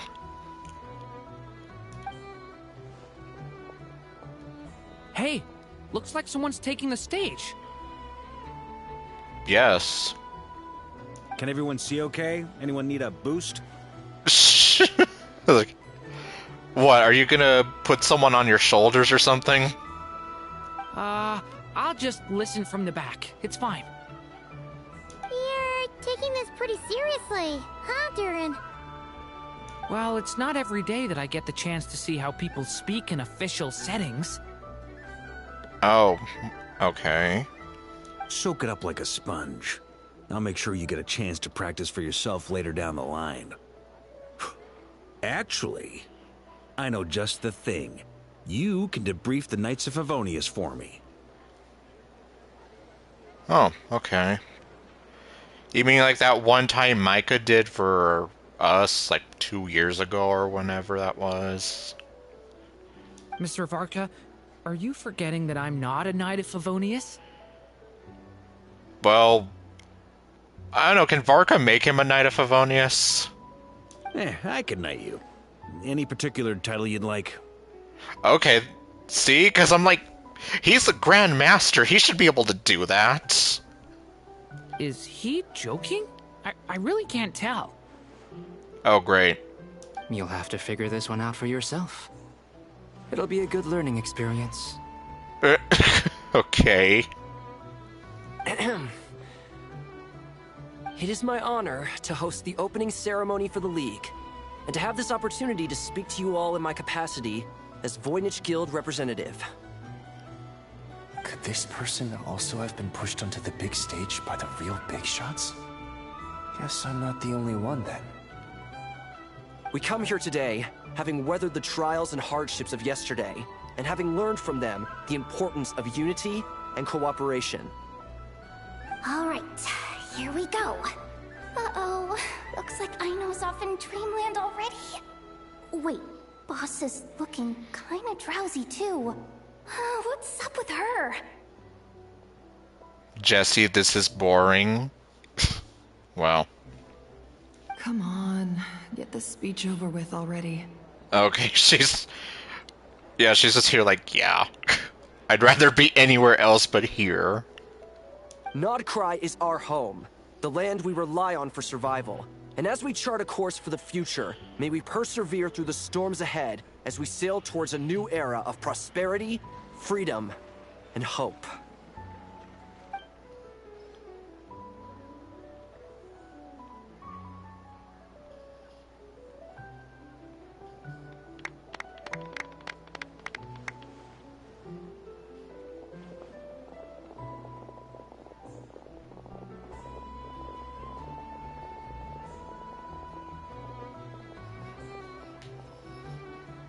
Looks like we'll have more opportunities to travel in the future. I'm sure you'll cope, Lady Moonchanter, given how fleet of foot you are. Unfortunately, I suspect I'll be too busy at the Curatorium to act as your host. We have a busy schedule, not to mention an international network of contacts to manage. That'll be all right. I'll just check your schedule with Yehoda well in advance. And if she's not available, I can simply ask Ashru. You... So giving my employees extra workload isn't enough for you? You're really going to drag my cat into this too? Jeez. I thought you'd approve. Aren't you forever increasing your employees' workloads? That's a bold statement. Are all the Frost Moon Scions feeling more audacious now that your moon goddess has returned? Columbina's return has brought joy to all who care about her. That includes both you and me. As for the Frost Moon Scions, we are learning how to thrive independently, without relying on the moon goddess. Yeah, I guess considering it was already going to be the dawn of a new age for them once she broke the news about the false sky. So... It is up to us to make our home a more livable place. Joining the League is one of the steps we are trying towards that end. And it looks like Aino's awake now. I like the word try. It's nice and non-committal. You can opt out at any time and still say you tried. You don't see a bright future for the Frost Moon Scions? Or did you mean the League? I'm just not as optimistic as you. The Frost Moon Scions should count themselves lucky that they have a leader as stubborn and enterprising as you. But Nodcry's a big place, with all kinds of people. Most of them don't enjoy answering to a leader, or even listening to reason. Well, that's where you and your methods come in. Unless the Curatorium of Secrets is only here for appearances. For now, yes. And that won't change until this venture becomes worth my while. What would make it worth your while? Getting out more than I put in. Right now, I'd barely break even, but I'll grant that it's a good start for Nodcry. Then maybe it's worth a try. All right, you can stop now. Or do I have to join the Frost Moon Scions before you'll get off my back? you'd be very welcome to join us. Hey, you two! Congrats on all your hard work! What are you chatting about? Bungee jumping. Nefer was trying to dissuade me from adding to her employees' workload. Also, she's considering joining the Frostmoon Scions. Sorry, what? Well then. Your conversations are always the most interesting. Hi, Nicole. Would you two care to join me for some tea before heading to your next destination? Well, Lumine agrees.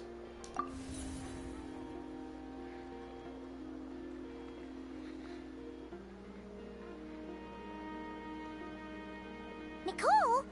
Wait, where are you? Aren't you gonna show up today? That person just randomly phased into existence. But then again, that's Genshin for you. Like 20 minutes ago, or however long, we literally had someone just sitting on nothing. Just floating in midair. Sadly not. I'm otherwise occupied right now. I'm sorry, Paimon. I can hear how disappointed you are. If it's any consolation, let me say that how things appear on the surface is a far cry from what they are at their core. Perhaps you'll feel better if you focus on the fact you have a special line of communication with the great mage herself. Okay? Has something happened? No, or not yet, anyway. Not yet. Well, that's not ominous at all. Yeah, no kidding. Is there something we should be watching out for? Yes, that way me and my eyes can be vigilant. Not for the time being. Not until we hit update 6.8. Just think of this as a general check-in to make sure this communication system is still running smoothly. Besides, it's good to chat once in a while if we want to maintain our friendship. I can't deny that. You could have just said so. Paimon got all worked up for nothing. And then, yeah, there's just the fact that you're making it sound like, yep, there's nothing wrong yet. But there will be. Still, the best friendships are built through face-to-face interaction, you know? Yeah, well... Okay, well, I guess on the one hand, I can agree with that, but I can also disagree with that in the sense that, like, some of the best friends that I've had, I met them all online, and some of them I never got to meet in person. Okay, well, the majority of them I've never got to meet in person.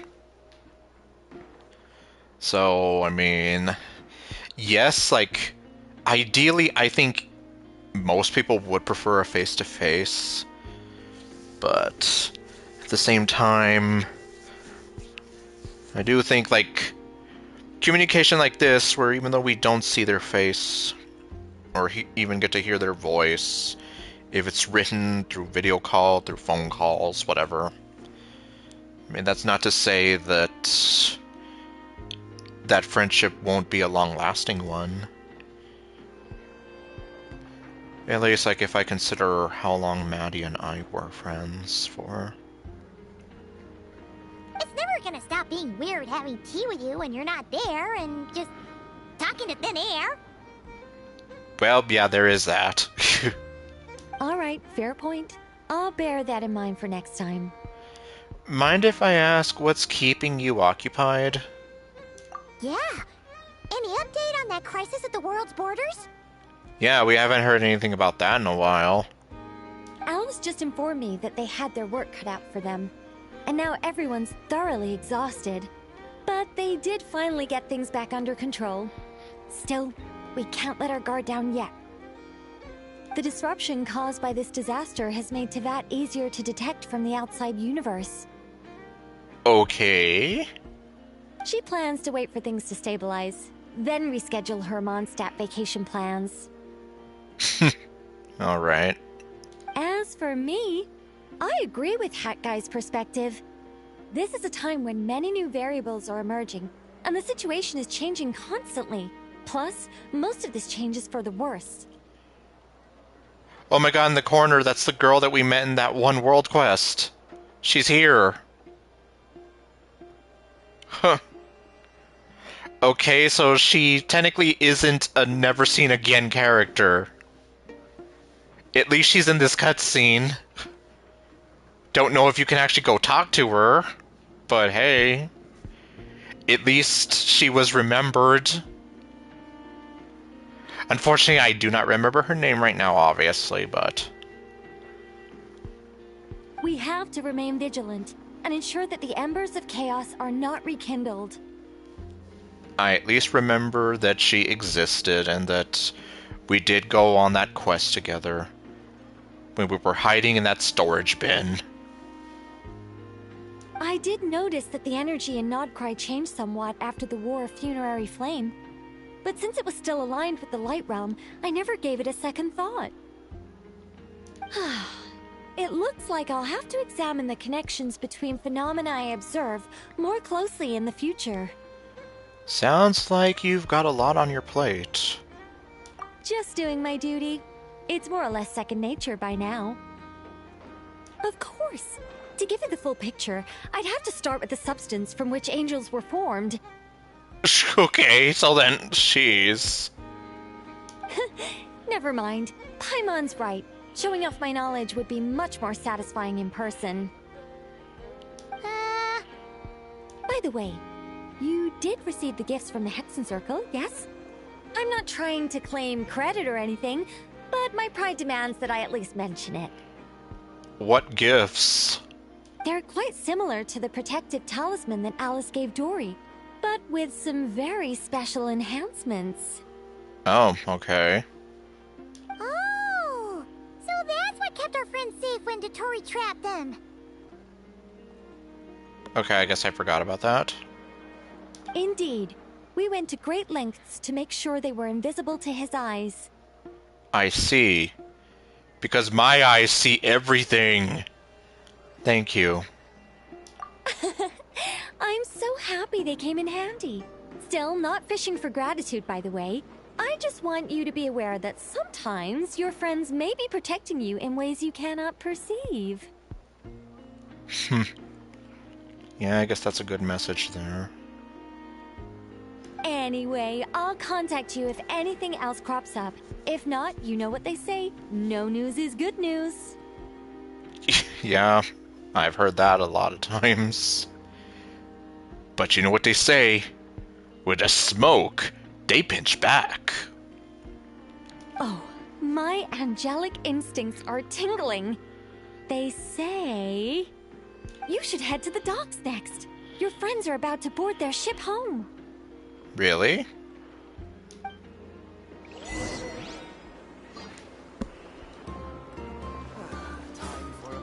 Okay, Natoshka. Natoshka, we meet again. About... Okay. Well...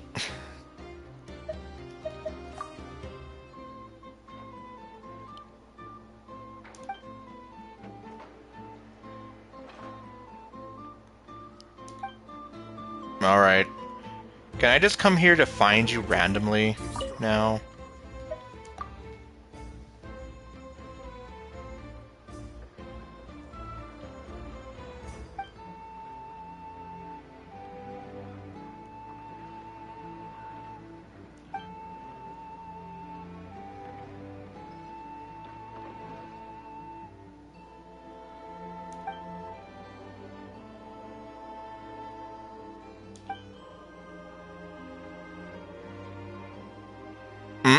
Okay.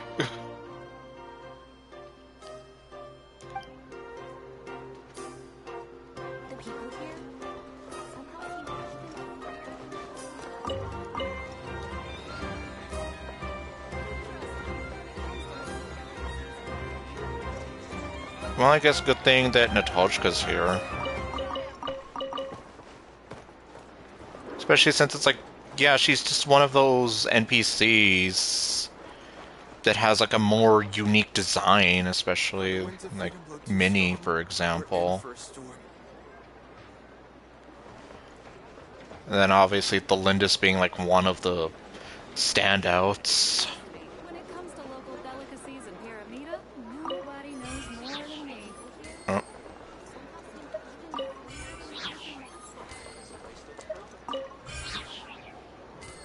I've stolen all your money.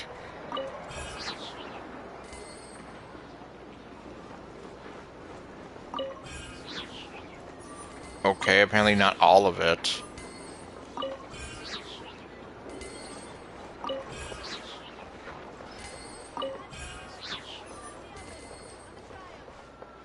Now did I steal all their money?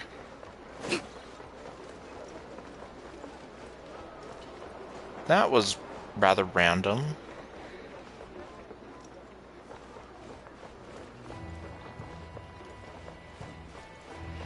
Alright. Oh, okay, here it is. So we're gonna go back to where it sort of started.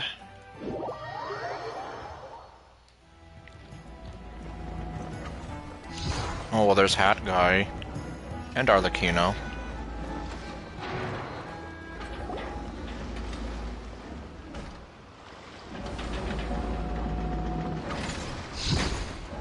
You're here. You're here too, Hat Guy. Are you heading back together? No. I'm bound for Sumeru, and she for Fontaine. We just happened to cross paths at the harbor. How are you holding up? How's your core? Everything seems fine. Sandrone may have an abominable temper, but she's always been very responsible with important calculations, and things entrusted to her by valued friends. You always speak as if you know us inside out, Mr. Hat Guy. Maybe I'm just a good judge of character. I certainly hope that's all there is to it. Regardless, you have been a significant help in this matter. For that, you have my gratitude. I didn't do anything special. Sandrone's the one who completed a seemingly impossible formula and turned the tide of the entire battle, even giving her life in the process. She's the one we should be thanking. Yeah, I can't disagree with that. Even we were unaware that Sandrone had hidden the real formula inside Polonia's body. Yeah, that was kind of crazy seeing that. At least Polonia wasn't, like... Okay, obviously he suffered damage, but he wasn't, like, destroyed. She managed to fool Dottore into thinking the formula was running in her system, by installing an identical-looking decoy within her. She probably realized that she didn't have the strength to stop Dottore. But this way, she could at least get him to lower his guard. Huh. She always worked like that. Always had a backup plan. What will happen to her body? Well, I don't even want to think about that. Well, that's why I'm traveling to Fontaine. She made a request of me long ago, and the time has come to fulfill it. Think of it as her will. Okay. What was her request? She said that should she ever fail in a mission, she'd like me to deliver her core and Polonia's to the Fontaine Research Institute. She also mentioned that she had made arrangements for people there to set her affairs in order. Some of her personal effects, such as her notes, were left to me. I've decided to take them back to the House of the Hearth. For safekeeping, primarily, but also as mementos, I suppose. However, there is one book among them that I'd like to leave in your care. I'll have someone deliver it to your residence at the flagship at a later date. Does Columbina know about this? And thankfully, I was sort of not spoiled, but that apparently after the Archon quest, you can go and read that book, which is like not Columbina. Ah. It's kind of like Sandrone's journal, so to say. But yeah, I guess it was nice of that person that I whose video I stumbled on to not exactly spoil that she had died. Just that, yeah, after you're done with the Archon quest, go back to your room in the flagship and you can actually read this book. No.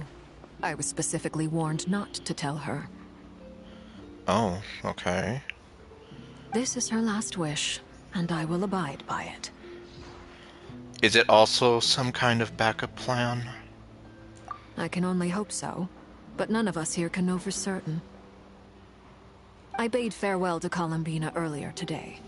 As promised, she turned the iridescent moon's marrow over to me. Well, hopefully Sonnet can kind of rest in peace now. She spent a long time with Sandrone's body, saying her goodbyes. Yeah, I can imagine how painful that was for her. I mean, it was already painful when you saw her cradling Sandrone like that at the end. Oh, is she alright? Sandrone's passing has left a great wound in all of our hearts. It will take time to heal. But Columbina surprised me.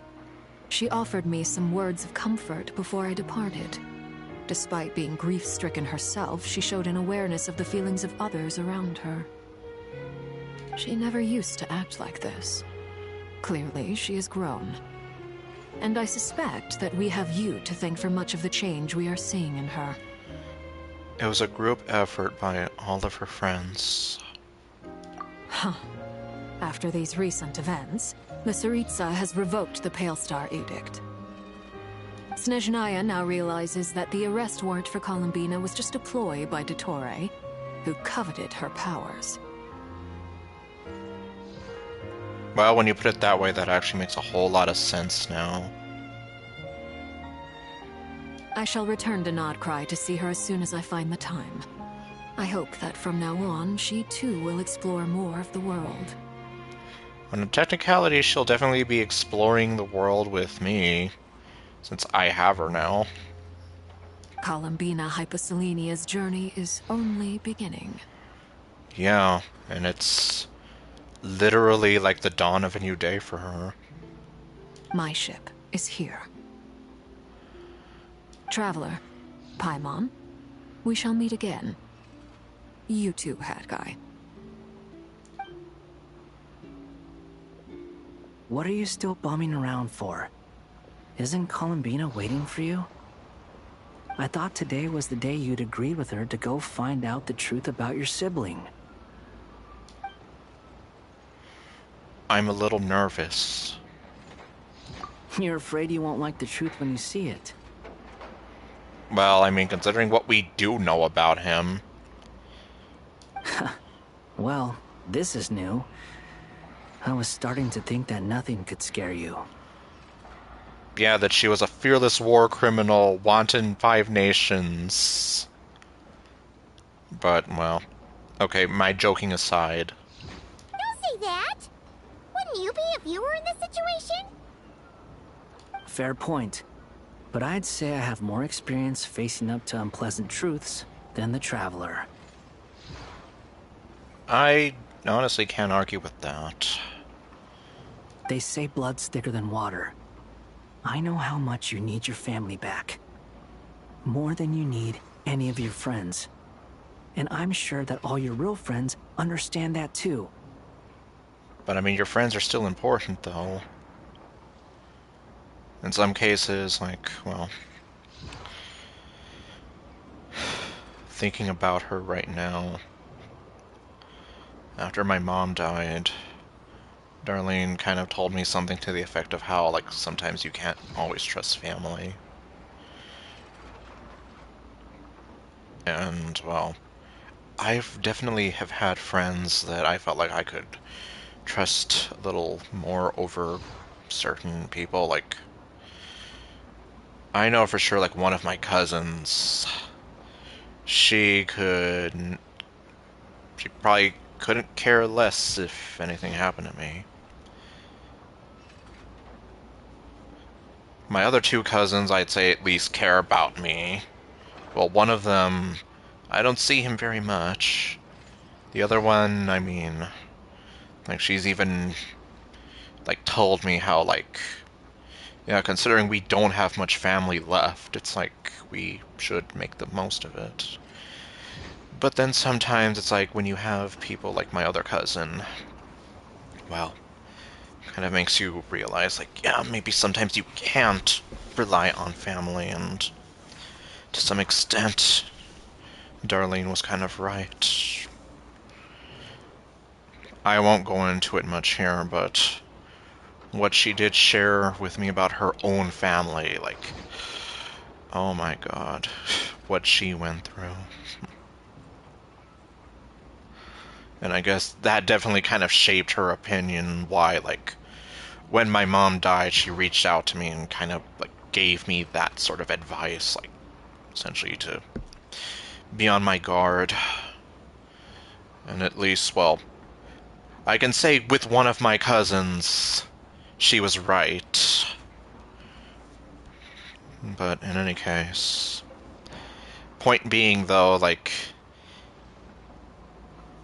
to not, like, overlook the people that care about you the most, whether they be family or friends, because in some cases, the friends you make might just be more like family to you than your own blood relatives. And I've known some people who have even told me how, like, yeah, that's how they literally feel, like they're more comfortable with their friends telling them whatever things that they probably wouldn't dare share with their families. And in some cases, I have even known, like, some people where their families have disowned them for certain things that they might have opened up to their friends about.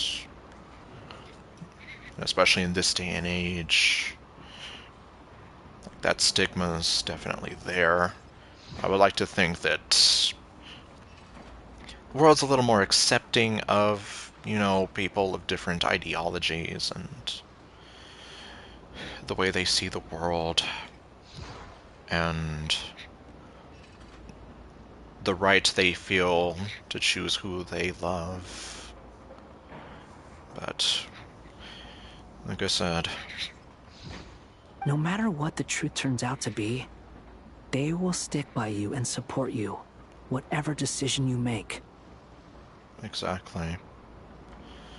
Because also, like Darlene taught me, that the people that matter to you the most, the people that care about you the most, they will stick by you and support you no matter what.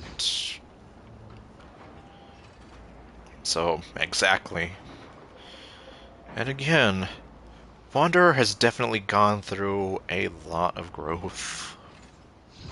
Finding the truth is important, but more important still is what you choose to do once you've found it. Because the decisions you make and the actions that follow are a real determiner. Really will determine the kind of person you truly are deep down. In any case, Cooney. At least, that's the life lesson I've learned from my experience, grappling with the truth. Do you feel better now than you used to? What? Now that Dottoro's dead and gone? A little, I guess. But it hasn't solved everything. Yeah. I mean, it's solved some problems, but yeah, there's other problems beyond him. Maybe I regret not getting to end his life with my own hands. Or maybe it's something else. But for whatever reason, I still feel like I have a chip on my shoulder. Either way, I'm going back to Sumeru. Lesser Lord Kusanali is gonna need help dealing with all the chaos Dotori left in his wake. Not just from this incident, but everything he did in the past, too. You should continue with your journey, as you've always done. Who knows? Maybe we'll meet again someplace else.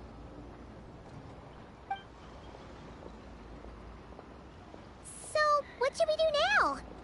If you want to explore a bit more to steady those nerves, Paimon's game! After all, when Columbina said she knew where your ship was hidden, Paimon promised to give you two some alone time with the truth. Okay. It hasn't been all that long since we were last apart, sure, but with Columbina there, Paimon's sure things will be just dandy. Paimon, thank you. Ain't no biggie.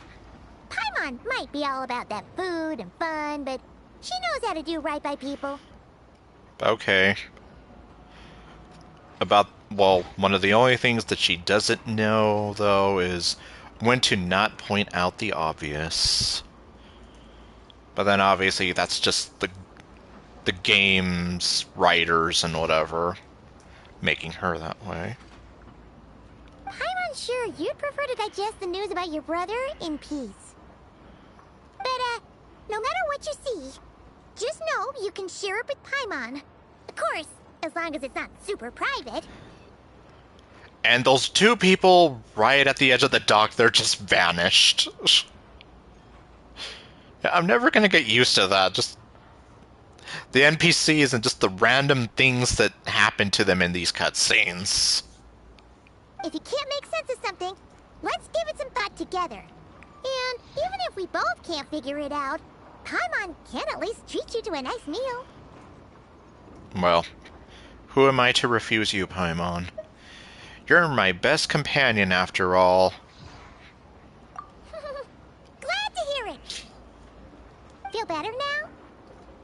Yes, much better. All thanks to you, Paimon. Alrighty.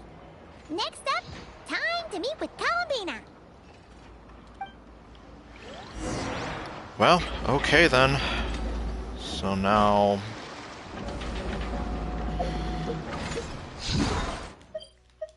Okay, so we are gonna go, over here, so not to the Silver Moon Hall. When is this gonna come back? Oh wow, I have 30 resin again from the time that I've been doing this. Okay, well, I guess it's now or never.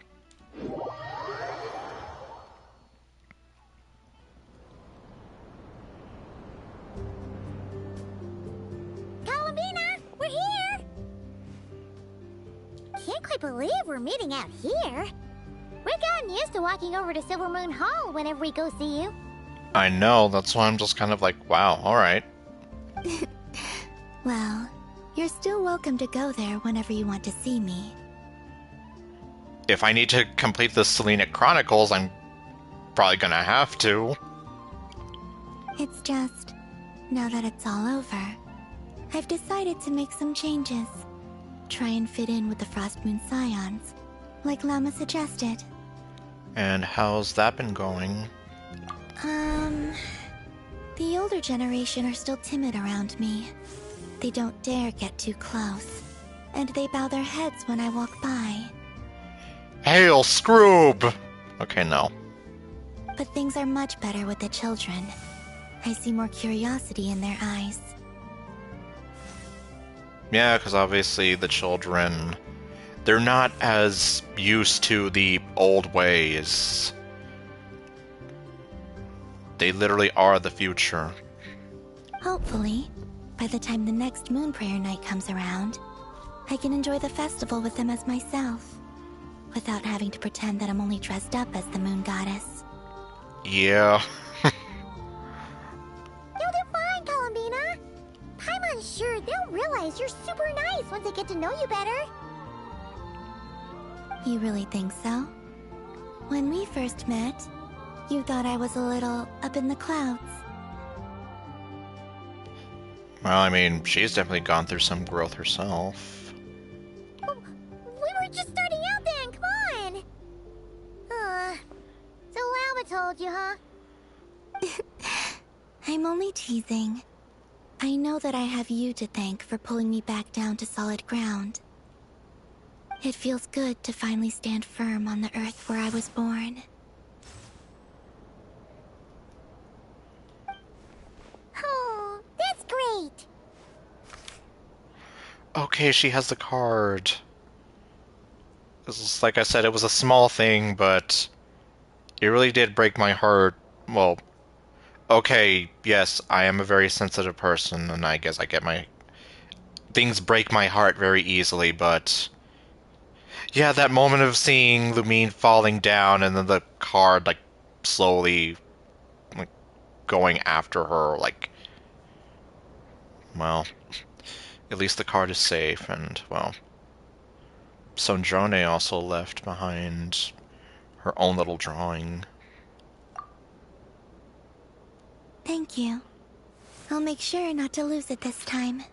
Well, to be fair, it wasn't your fault that you, well, kind of lost it the first time. Well then, are you ready? I'm not ready. I'm not ready yet. Ether, what happened to our spaceship back then? Why did you leave? Well, hopefully we're gonna find out after all this time. It's time to learn the truth at last. Yes. At last. Ready as I'll ever be. Good. Then let me open the way for you. Oh, goody. Oh, okay. Hmm?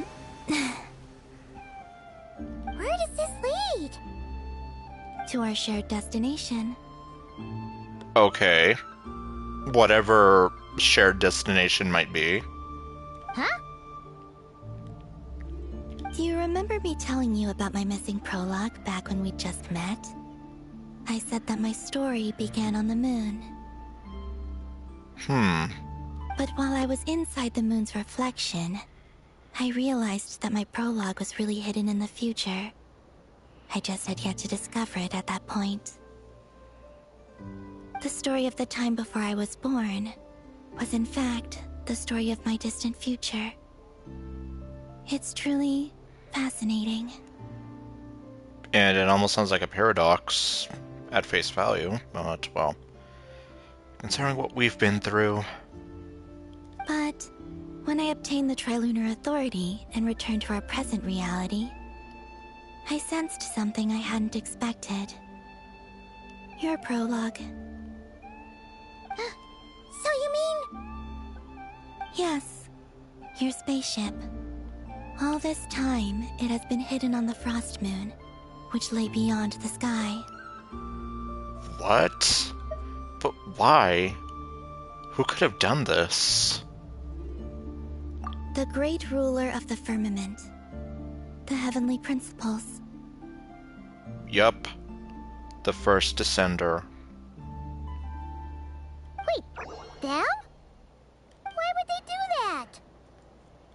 To be a jerk. I don't know. Perhaps your ship contains something that is incompatible with Tevat. Or something that cannot be known. It's all a conspiracy, man. They're trying to hide the truth from us, man. Okay, no. Well, I mean, ironically, this is a spaceship. Like, it's a UFO! Oh, did I pick a bad time to say this? I know it must have been hard to work up the courage to do this. Maybe I should have waited until you were on the moon, with no chance to back out. Well, by then, it's like, yep, you're pretty much past the point of no return. That would have been kind of mean, you know. Exactly, then it's like, you're literally forced to face reality. Like, whether you want to or not. Versus here, at least you give her the choice when she's ready. Versus just forcing it on her when she's not.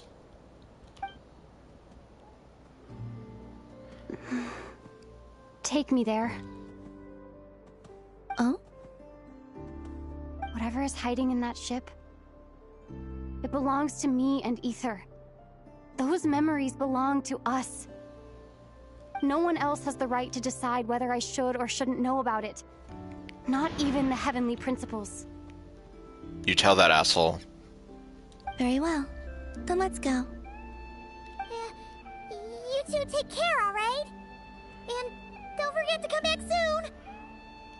Rest assured, Paimon. We will. Traveler, after you.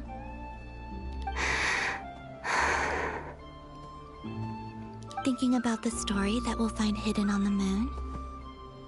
Yes. And hoping that it has a happy ending.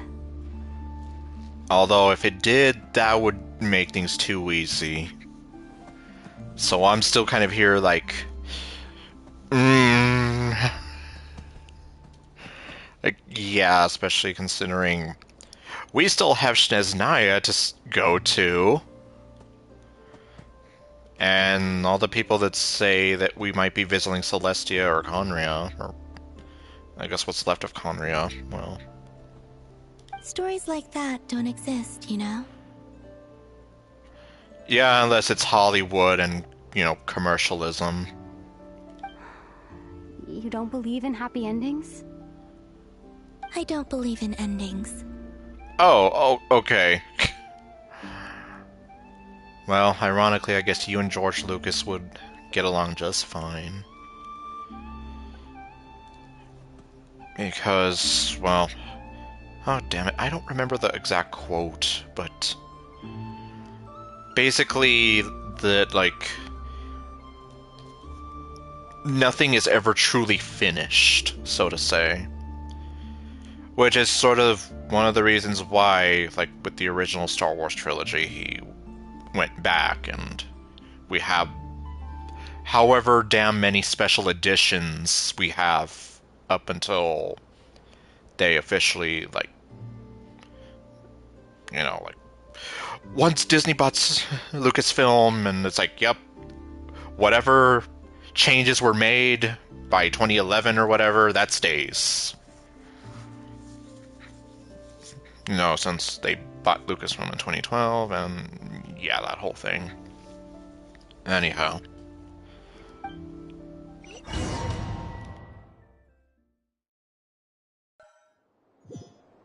Where am I? This is the pathway I built between Tevat and the Frost Moon. The moon is very far away from us, so it could be a long journey.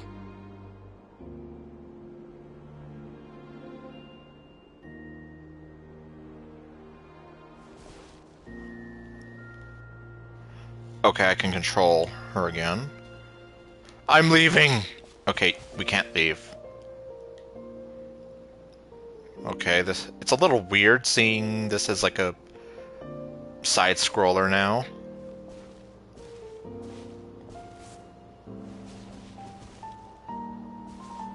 Leap. Leap. Leap. After I obtained the Trilunar Authority, I unwittingly saw past events from many of my friends' lives. One was Lauma.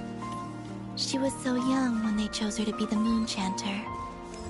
From then on, the Frost Moon Scions looked to her to bring messages from their goddess. But, for better or worse, I had left Hisi Island before she was ever born. It was not until much, much later that she met me. I think it's for the best. Because of the way things turned out, you had the opportunity to become friends. You're right. In that sense, I think we were both very lucky.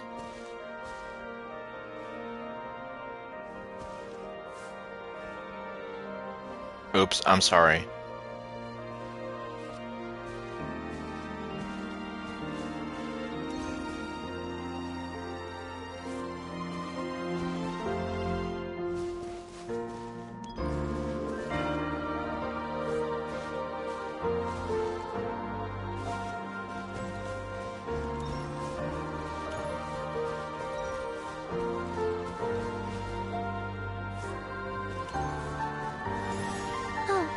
And about that mage. Nicole. I only recently learned that she has lived in Teyvat since the time of the Three Moon Sisters. The Moon Goddesses always had a good relationship with the angels. I suppose our friendship continues that tradition. Dang it, I keep running into her and I don't mean to.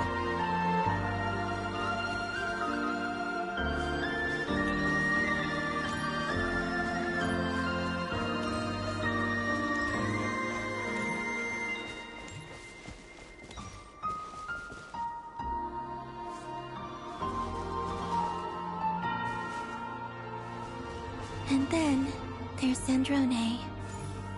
I never knew that much about her, beyond the fact that she was created by someone called the Lord Artificer. She, too, suffered for a long time before joining the Fatui.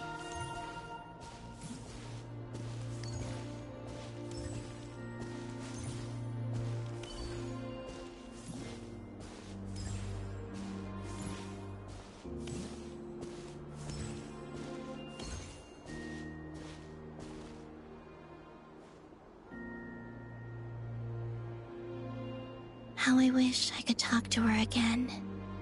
Even if only to hear her say nasty things to me.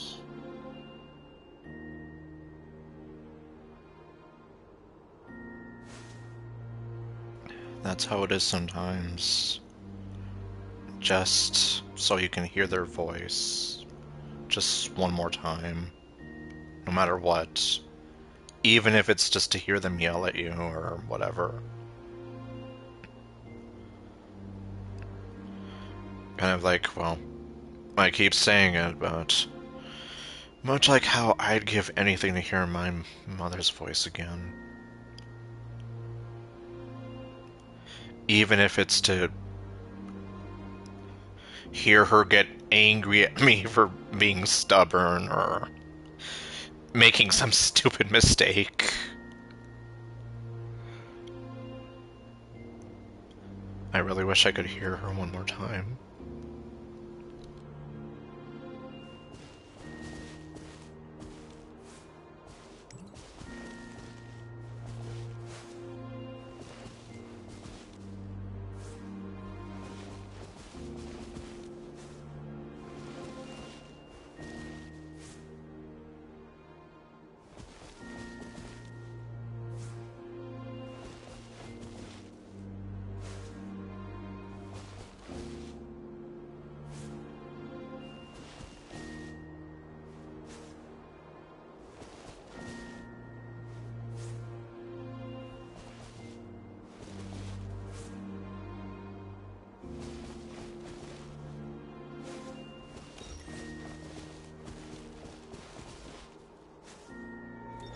Also, I saw your sibling's story.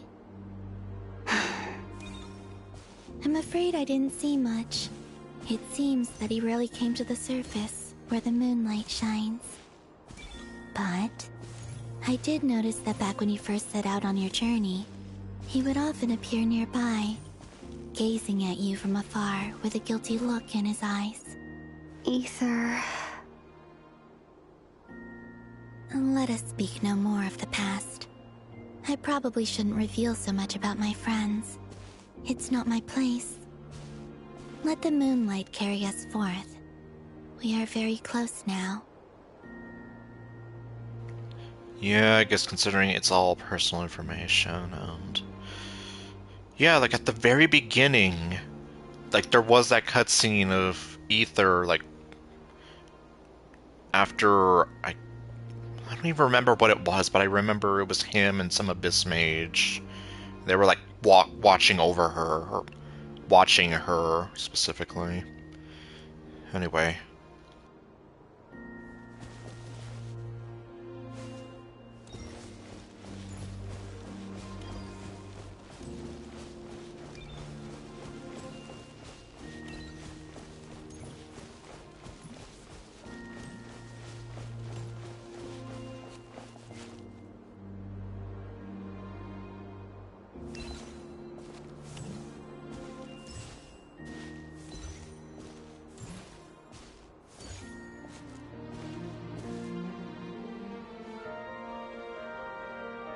After this, I'd like to bring some Kuhenki to the moon as well. If they're willing, of course. What about your other friends? Will you bring them to visit too? Certainly. But I'll need to tidy the place up first. This home hasn't received any guests in a long, long time.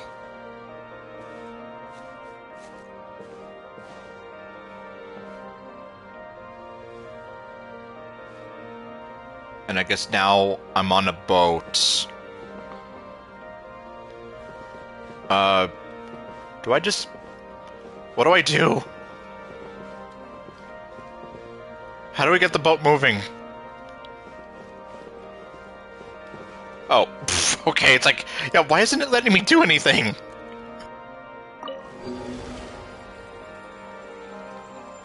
I had to sit on the other side of her. I remember writing something similar with you on Moon Prayer Night. I believe it was called... Dodoko's Whirligig. Yes, that was it. You asked me if I was afraid to return to the moon, and I said that I was. The idea that I had gained something precious, only to lose it so quickly. That frightened me. But I'm not afraid anymore. Besides, this time, we're traveling together.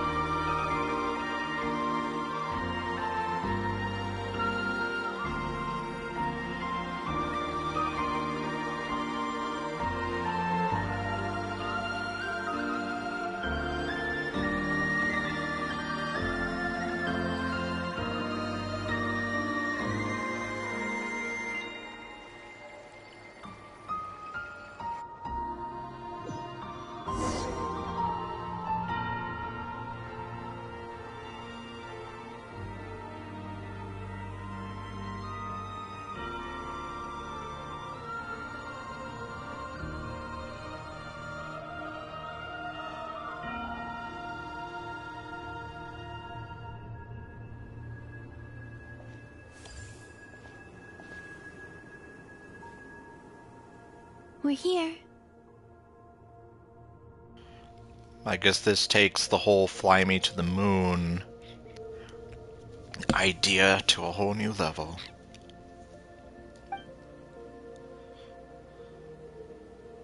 Over there.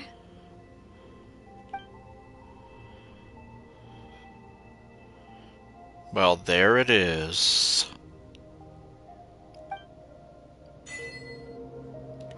To the moon! I don't want to see this!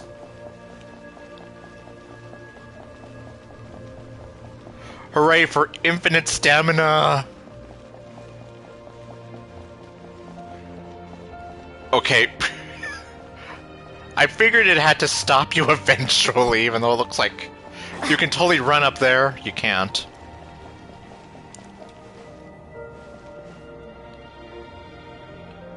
And wow, so that's what Teyvat looks like.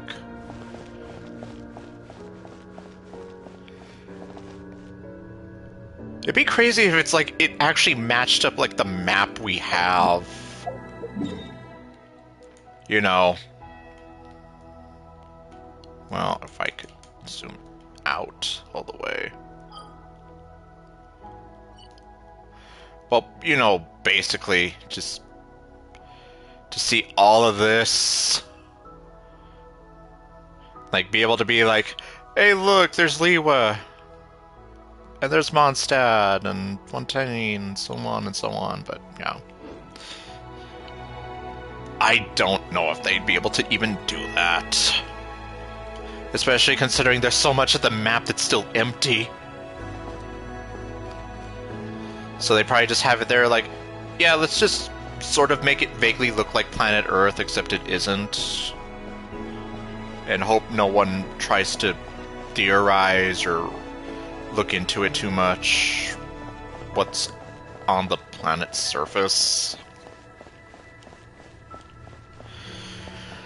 Alright, well, we're almost there.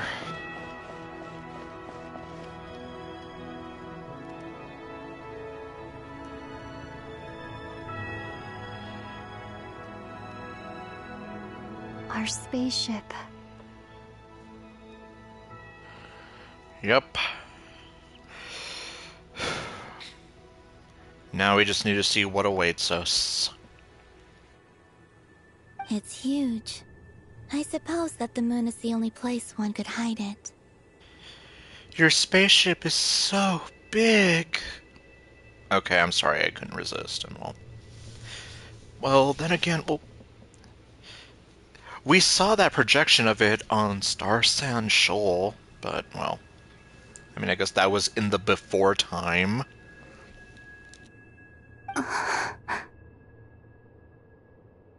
It'll be alright. Yeah, you're not alone, and, like, Columbina's literally right next to you, right there with you. Huh? The way you feel in this moment, I went through it too, on Moon Prayer Night. The door was right in front of me, but I struggled to find the courage to step through. Solitude for me once meant living a life in which even I was absent. Before I met you, that was the only life I knew. But that night, solitude meant throwing away the life I had gained after meeting all of you. Columbina. Go. Retrieve the part of your life that was once lost. Trust me, you will lose nothing by doing so. And it is literally just like the Wanderer said. Look, Tavad is right there. All of our friends are down there, waiting for us. Hi, guys. Okay, yeah, no. But exactly. Like, you'll always have your friends to go back to. You're right. Thanks, Columbina.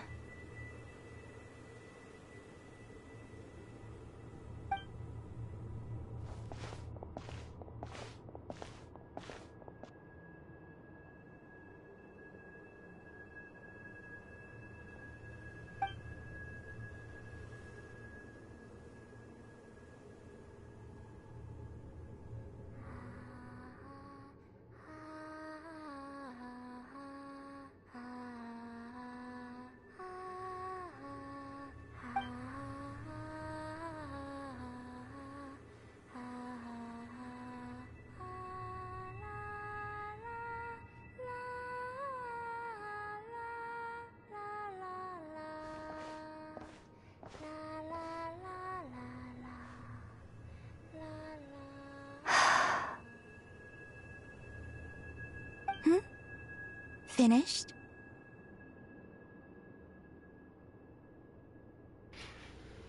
At least we finally get to see Columbina's pretty eyes in the actual game itself. But, okay, moment of truth time. Yeah. Are we going to get to know? Why did you take your eye mask off? So she can, I don't know, have the ultimate showdown against your empty eyes of doom? I don't know. Let's see. Well, since my return, I've decided to take more opportunities to see the world with my own eyes. Just like your sisters told you to. Besides, I've always wondered how Teyvat looks from the moon.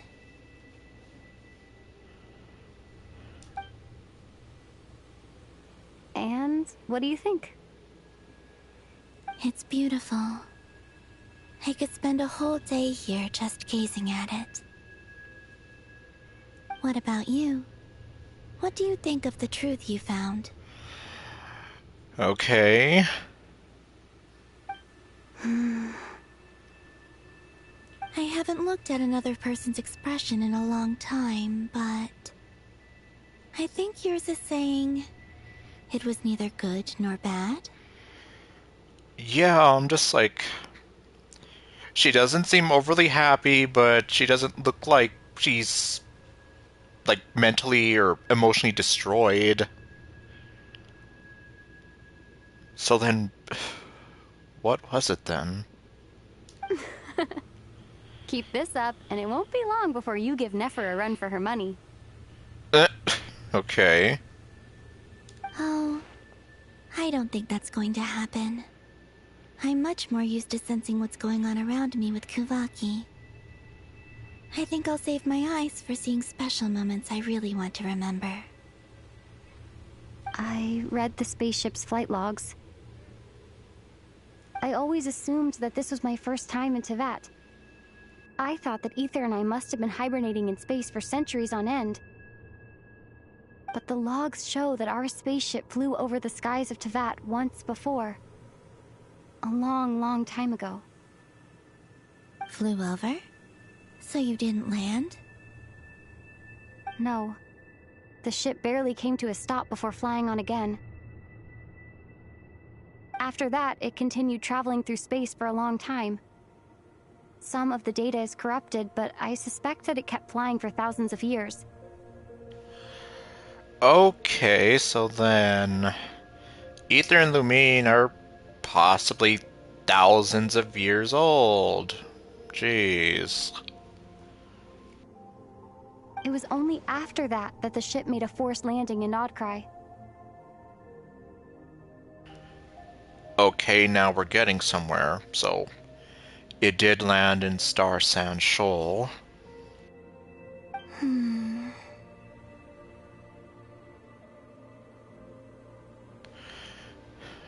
wonder what Columbina's thinking here. When Ether found me, he came from outside the ship. Could this mean that he left the ship long before I did? Maybe even during our first pass over Teyvat? Are you alright? Yes. I can feel that the truth is coming together, one small piece at a time. I remember Ether telling me that when he first arrived in Conria, he could not recall the past. So this might be something that even he doesn't know. Here, I made some space for you. Your mind must be racing, and this seems like the perfect place to relax and clear your head. Oh, wait, there's one more thing. One more thing, you say? What is it? Wait here a moment. Do you have a special present for her? Okay, my stupidity aside, what is it then that you're... Well, yeah, let me shut up so we can actually see.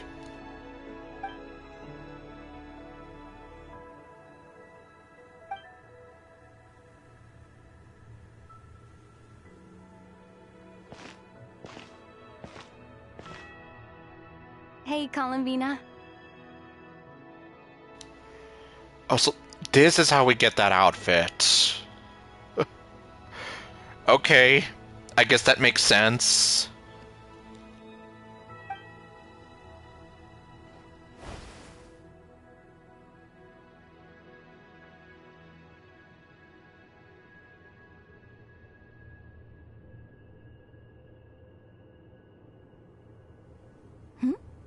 Is that a new outfit? Why, yes indeed. And the more I look at it, unironically, it matches the outfit that Ether has. Like, his default outfit. I completely forgot what his looks like. I'd have to probably look it up just to see, because I'm almost here like... Imagine if it's something where it's like, they kind of like do a sort of like a palette swap sort of thing. An old one, technically. It's been in a cabinet inside the ship this whole time. Okay. It's a matching pair with Ether's. He's always liked this set more. Okay, well, that makes sense. Thank you for kind of reaffirming that for me. Why does Columbina look slightly confused? Huh. I don't think there's a huge difference. I mean, I guess like maybe not completely. Then again, it's probably a little strange to me just because I've been so used to seeing her in that one outfit for so many damn years. That it's like, now they finally give us like a new outfit for her, or well, for the Traveler. It only took them how many years?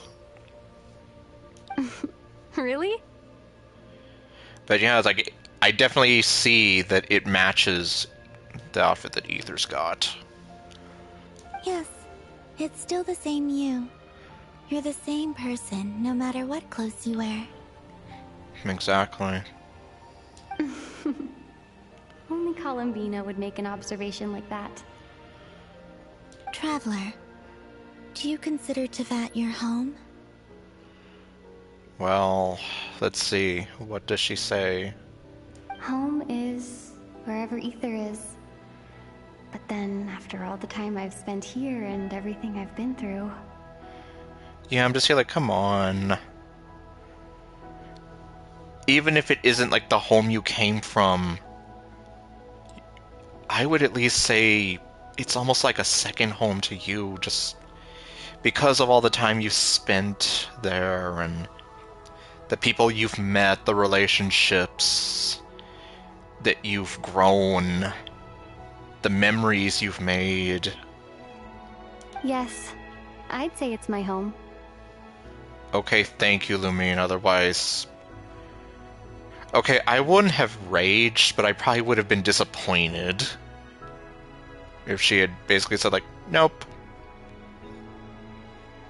Would you change your answer if Tevat changed appearance? I mean, if the truth about Tevat turned out to be different than what you thought. I have the feeling the truth about Tevat's definitely going to be different from what I think. But we'll see when that time comes. I don't know. But I don't think so. The truth is not what matters most to me about Tevat.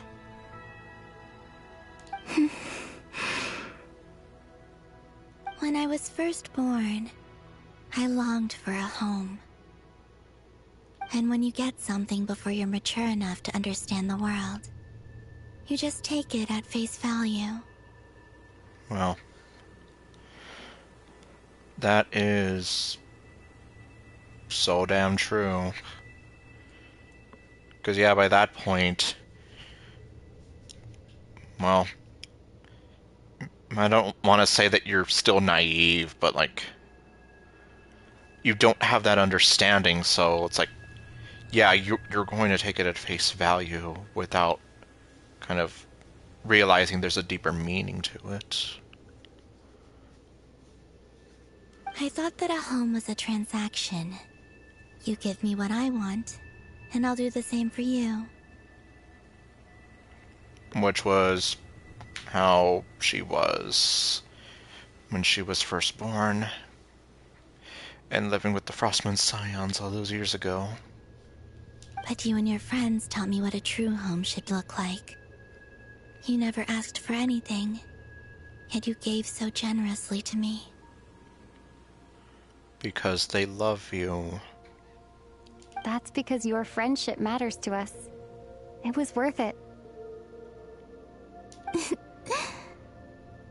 In the past, I thought that my birth in Nodcry must have been a mistake. But after journeying to the distant past where the story began, I realized that it was I who chose Nodcry to be my future home. Now, I am glad that I made that choice. I'm sure your friends are just as glad.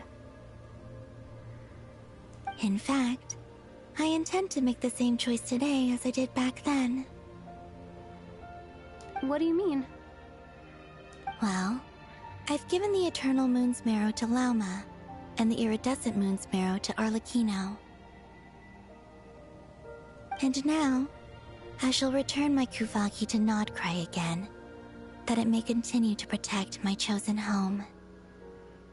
Wait, but what about your body?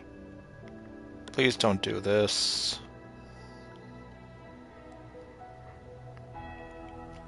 Like, I feel sad about seeing Sandrone die. I do not want to see you die. Hmm? Oh, are you worried that I'll disappear again?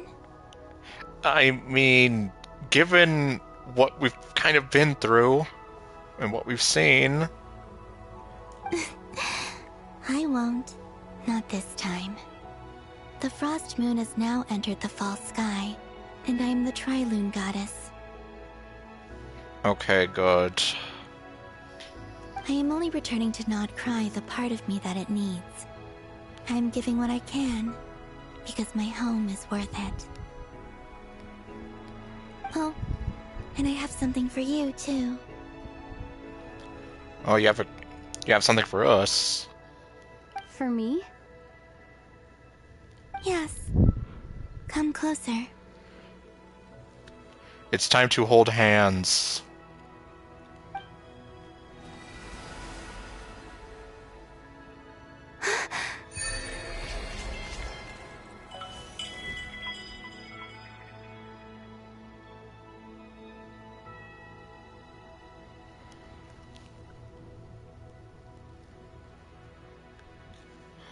Okay. Obviously, we don't have cryo.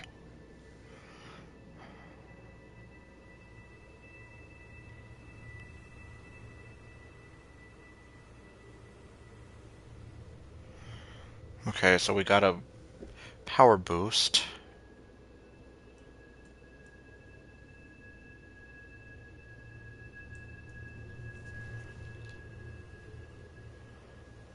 Oh.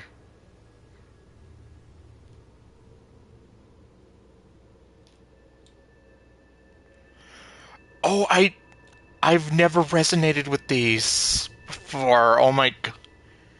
I just realized that.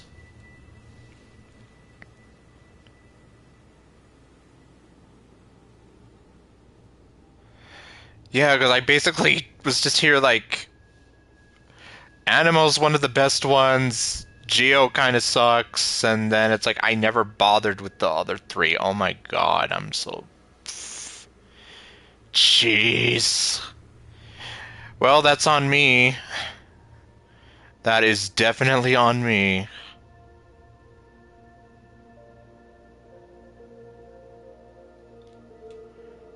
And yeah, obviously, yeah, we have not resonated with cryo at all. What was that? It was a power boost. I lifted some of the restrictions this world placed on you. I trust this will help in your future adventures. Obviously, I'm not going to be mad at her, but... It's the game's fault. But... we really should be able to switch elements whenever we want, versus having to resonate with the statues every single time we want to change. This actually could have been a good opportunity to do that. But oh well. My power. It feels like it's grown. I can use the elements more freely now. Well, some of them, because I haven't resonated with all of them. Thank you. This will be a great help. You're welcome. I see you as family, and after everything you've done for me, In fact, no. It's not because I owe you. It's because you're worth it. Here, this flower is for you.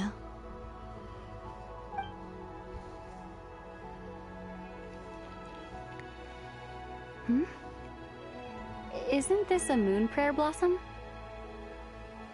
Yes. Don't worry.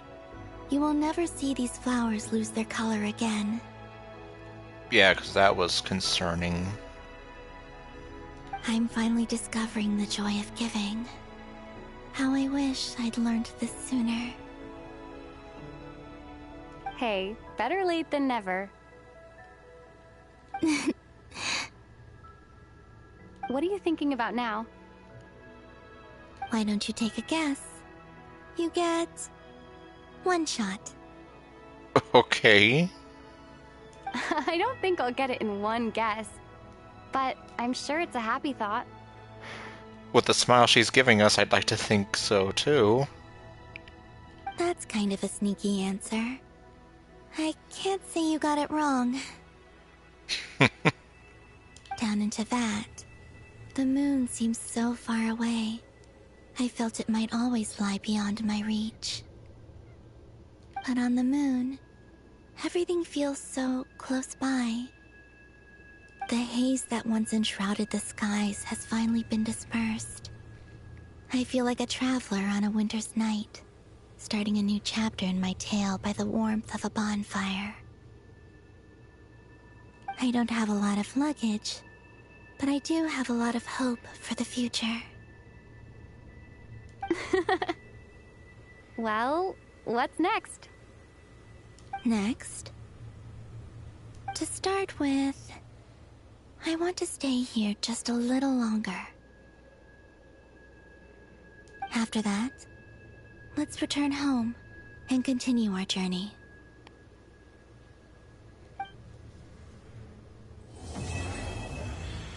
Okay.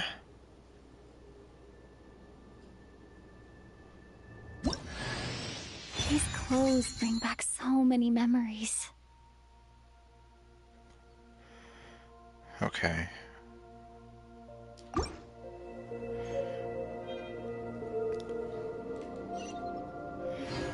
There is a chance, though, I might eventually just switch her back, if only because it's like, at this point, I've gotten so used to it. But we'll see. I definitely want to give this outfit, some time to shine.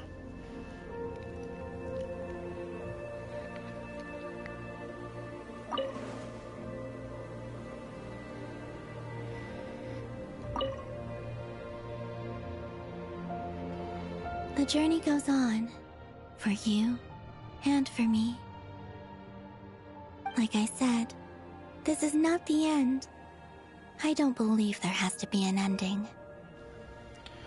Yes. The obligatory questions that we give to an authority figure. Or, I guess in this case, the Pseudo Archon of Nodcry. Well, yeah, obviously it's not always, because we had Yaimiko and Inazuma and Novelette and Fontaine, but let me see here. Could you tell me a little bit about Snezhnaya? What do you know about the Tsaritsa? Tell me more about the Fatui. And what are your future plans? Oh, is that your next destination? Yup. And that's what everyone's been saying, and that it's literally the next thing after, like, further up north of Nodcry. Most people would probably tell you to pack some warm clothes. But I experience things differently than most people, so I can't know how cold it is. Well, I imagine, like, if anyone else were to be walking around the area, if it's anything like Dragonspine times 10, dressed like her, like, yeah, they'd be freezing, especially, like, they'd freeze their legs off. In fact, it is home to quite a wondrous heat source. I think they call it Kreshnik's torch. Every city in Snezhnaya is built around one of those. Huh. Okay. Ironically, I guess I could almost, like, the only other thing I could compare it to in terms of the games that Toyo has out would be like Bellabog and Star Rail. I sensed the energy it gave off as I was passing by on a railway train. It felt grand and distant. I also recommend the Korolievsky troupe in Snezhnograd. They give performances quite regularly, and entry was free for Harbingers. I liked them a lot. Yeah, I imagine it's like being a Harbinger has its like perks like that. And Snezhnograd. Just like Natochka. Okay, it's giving me that same thing though, but it's like, can you tell me a little bit about Snezhnaya after you told me a little bit about Snezhnaya? Ice cold and sharp. Crystal clear in some ways, yet profoundly unfathomable in others. Like the thick layer of ice on top of a frozen lake. That's actually a very good analogy. Like, yeah, I can see that.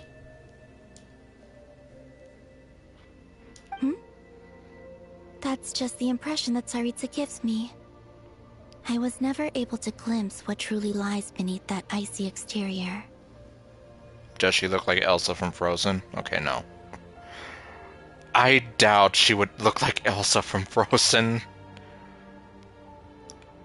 I mean, at most, I could probably imagine her having like the sort of like pale blonde hair like Elsa, but otherwise, like, no, I don't think they want Disney to get mad at them. In fact, I don't think the people of Snezhnaya even know what kind of power their god wields. Does anyone know, then? Well, aside from maybe Venti and Zhongli. Maybe that's because the Tsaritsa herself has never acknowledged, nor accepted that power. There's Regrator, the Rooster, and the Jester. Between them, they control a lot of what happens in Snezhnaya, but I can never wrap my head around how exactly power is split between them. I just know they are each responsible for many specific domains.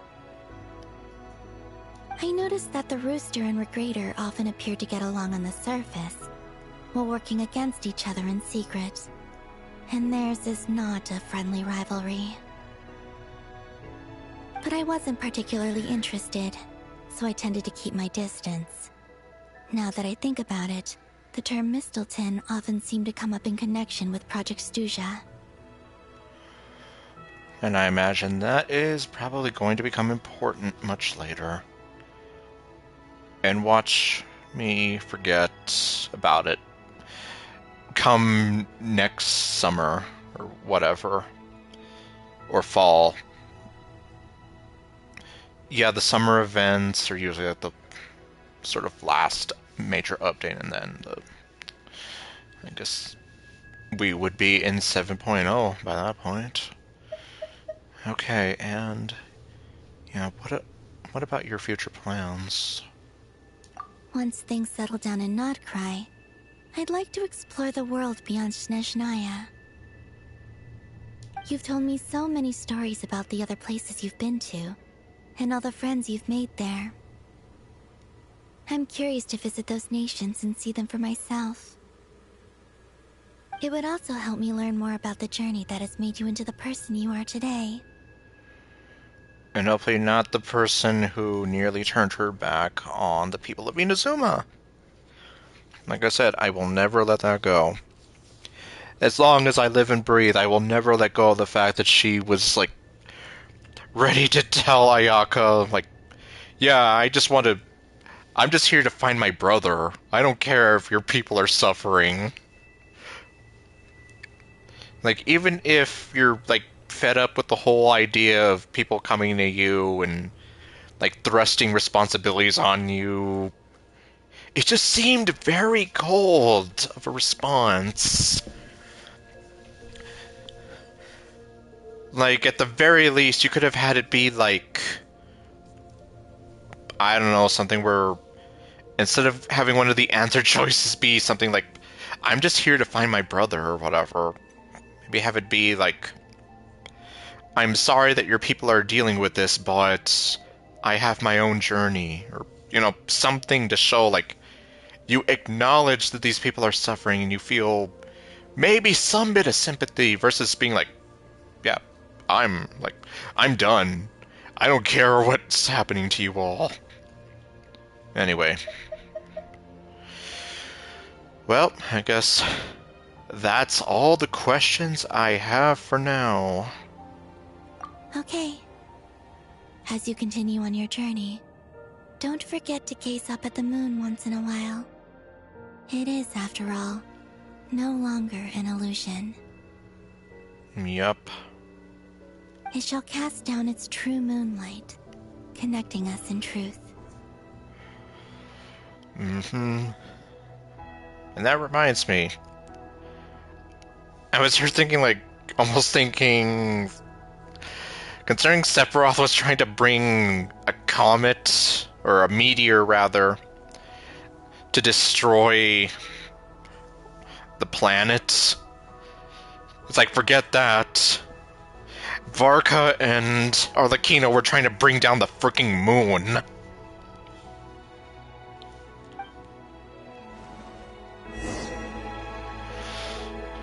Return to Tevat. How do we do that? The journey goes on, for you and for me. Did I just walk into this cutscene again? Like I said, this is not the end. I don't believe there has to be an ending. Okay, well, I feel bad doing this again, but... Okay. As you continue on your journey, don't forget to gaze up at the moon once in a while. It is, after all, no longer an illusion. It shall cast down its true moonlight, connecting us in truth. Okay, well... Oh, well... I kind of don't want to leave you, though, but... Okay, so that's how we're gonna go back.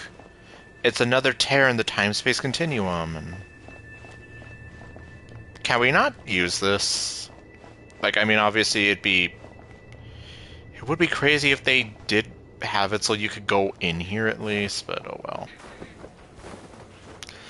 Oh, okay. I mean, this is the moon.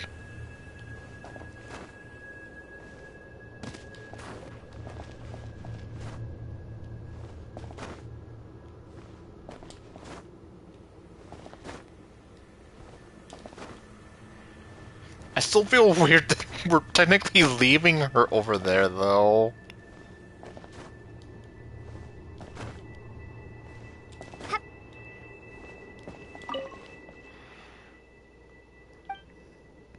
No. Oh, okay, that's new. So if we want to have some more romantic time alone with Columbina, we can. Because I'm used to the no option being there. Not, well, there's really not much else we can do here. Or... Okay, you know what, just because I haven't screwed around on the moon enough.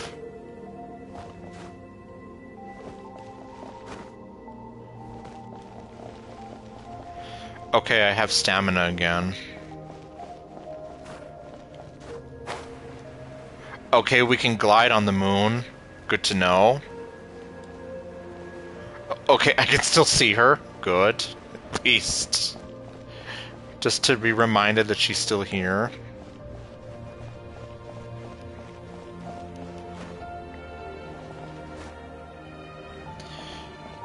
And I'm pretty sure, yep.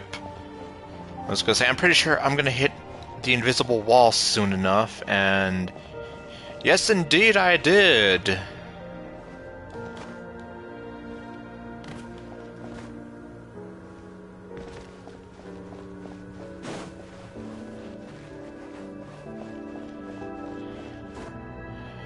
I mean, I might as well make the most of it, since I don't think, unless there's a story reason for us to come back here, we probably won't be seeing the surface of the moon.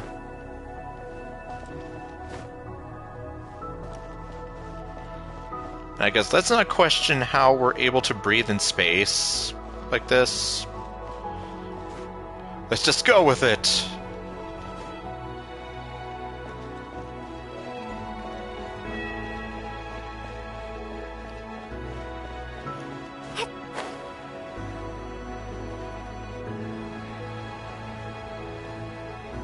I'm flying.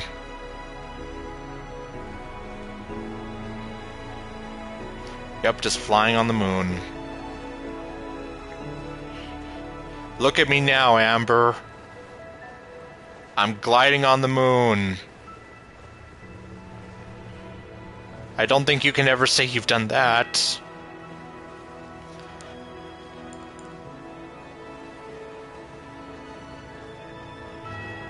Okay, well, considering there's really, literally nothing else for me to do other than to sit with Columbina in silence, looking up at Teyvat, and hopelessly get myself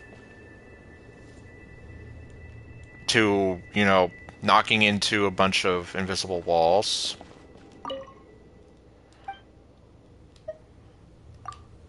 Let's leave.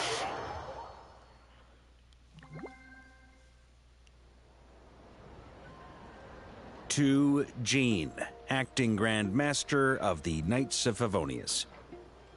Ugh, this preamble is such a pain to write. It's probably high time we got rid of this acting business. I trust that Dern has updated you all on recent events. Hope we didn't worry you too much. The good news is, we managed to come together and put a stop to the Doctor's evil schemes. With that, I think it's safe to say that Notcry is finally out of the woods. As for the Fatui, not counting the Damselette, aka the Moon Goddess, who has left their organization, we found ourselves allied in this instance with both the Knave and Marionette. May she rest in peace. Yes. May she rest in peace. As ever, we find ourselves better off for making friends rather than enemies. But until we can ascertain the Tsaritsa's true intentions, the future remains uncertain. And on a technicality, we were also allied with the Balladeer. In a short while... Wait. How am I meant to surprise everyone if I tell them in a letter that I'm heading home? Well, that would be a huge waste. Okay, got it. I will begin sending the expeditionary team back home in waves. I'm sure they'll be able to answer any questions you still have. I hope they won't gloss over the details of my many heroic deeds. But if they do, I'm sure it'll be because they're just too exhausted from the long journey. I think of Mondstadt daily. Please give everyone my best regards. P.S. The honorary knight went above and beyond this time. Are there any other honors we can give her? I'll leave it with you. You know, now that I think about it, if he can make Durin into a knight, why can't he make Lumine into a knight? Like a full-fledged Knight of Favonius. That way it's like, we don't have to have her be the honorary knight. But, well, P.P.S. Please be extra nice to Klee for the foreseeable future. I cashed in on the last favor that the Hexen Circle owed us, so we need to earn some more goodwill. If there's any serious problems, feel free to stick me in solitary confinement when I get back. I'll do the time for her. Okay. Man, well. At least he's willing to take the fall, but damn. Like, imagining that It's like, well, I guess it's like, yeah. The adorable little psycho's gonna have more free reign. Whew. And that, as they say, is all she wrote. End of an era. I know, an end of an era where we were used to you being gone and not even knowing what you looked like, what you sounded like, none of that. It's like we had to wait. Well, okay, in my case, I started the game 5 years ago. It's like we had to wait 5 years just to even know what he looked like. And with the moon shining down brighter than ever, I think everyone is going to sleep well tonight.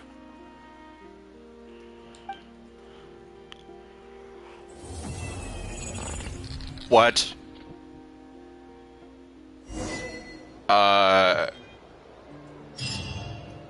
I did not like that.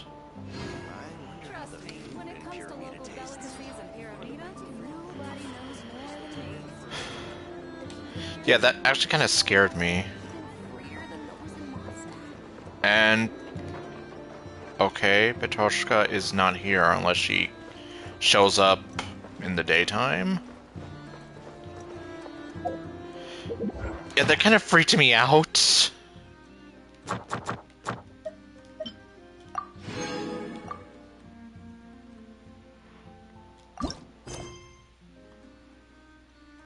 Oh, right. Okay. That's with Iluga.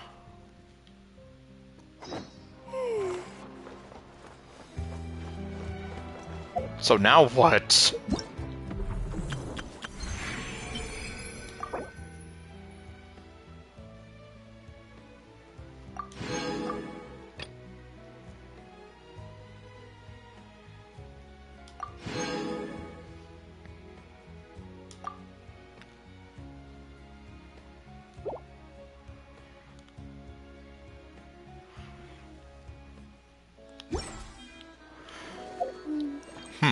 Okay, well...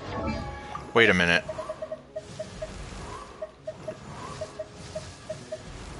Okay, that actually gives me enough to ascend her more.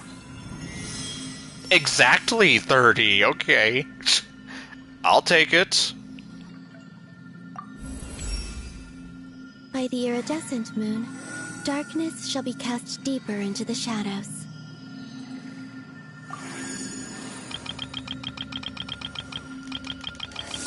And now it's time to cram some more experience books down her throat. 69, dude!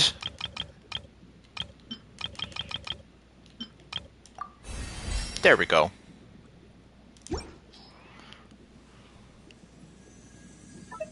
Oh, actually, you know what?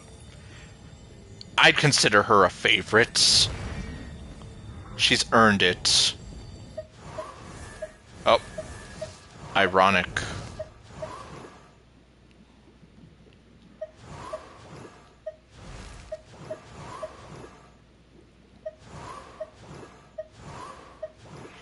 So yeah, I guess I have technically 3 Harbingers. 1 former. Well, okay, no, they're... okay, 2 former.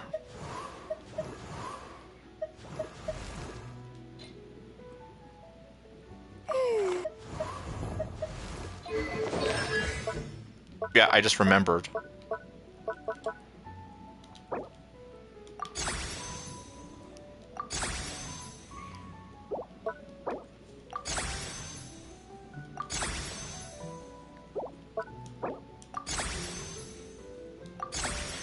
And congratulations, I made her sell her soul to the devil.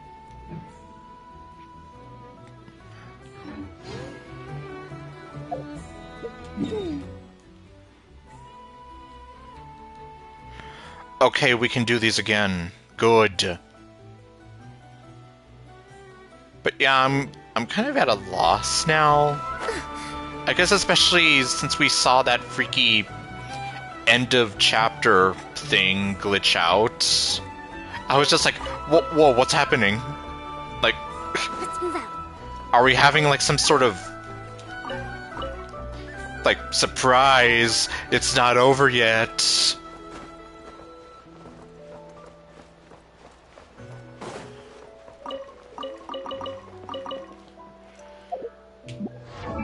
Okay, actually.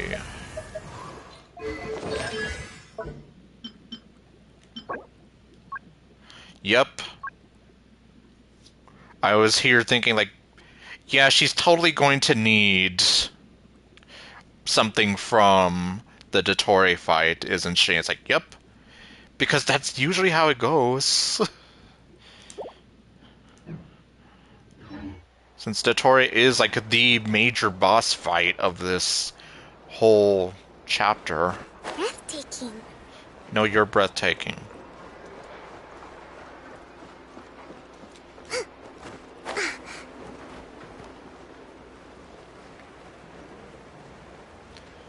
Yeah, I'm just kind of here like, well, so now what?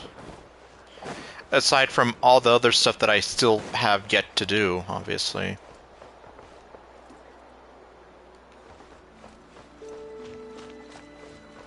Giddy up, mutant horse!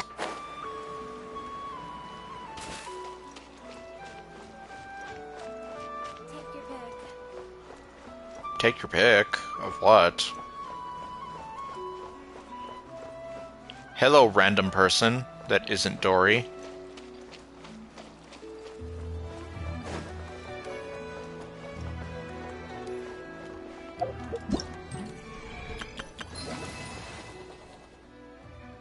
Oh.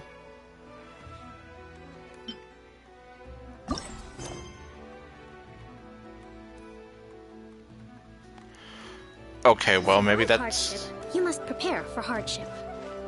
Maybe that's something that I can worry about for the next stream. Because I'm just here like, there's still... I know there's still stuff that you can do. Okay, you know, since this has been... Like, it's been on my map for the longest time. I think... Yeah, let's go ahead and see Aino, who's right behind me this whole entire time.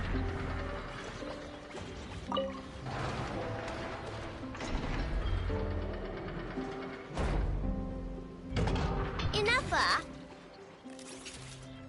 Yes? Do you like kittens? Okay. Based on previous established patterns when you asked me, do you like snacks, Nefa? It was actually because you wanted them. Well then. Do you want a kitten, Aino? Don't you think Ashrio's a total cutie patootie? I know. We have discussed this before. Our house is not suitable for pets. Did you already forget about the deer? I know that. I don't want a cat or anything. I promised you, didn't I? But say, Enougha, don't you think cats are cute? I forgot that Aino got her nails done. I mean, I'm not saying, like... Yeah, if I think back to, like, some of my elementary school days, I know some of the girls did have their nails done, but still, I'm like... Yeah, nearly every other character... Well, every other female character's got their nails done.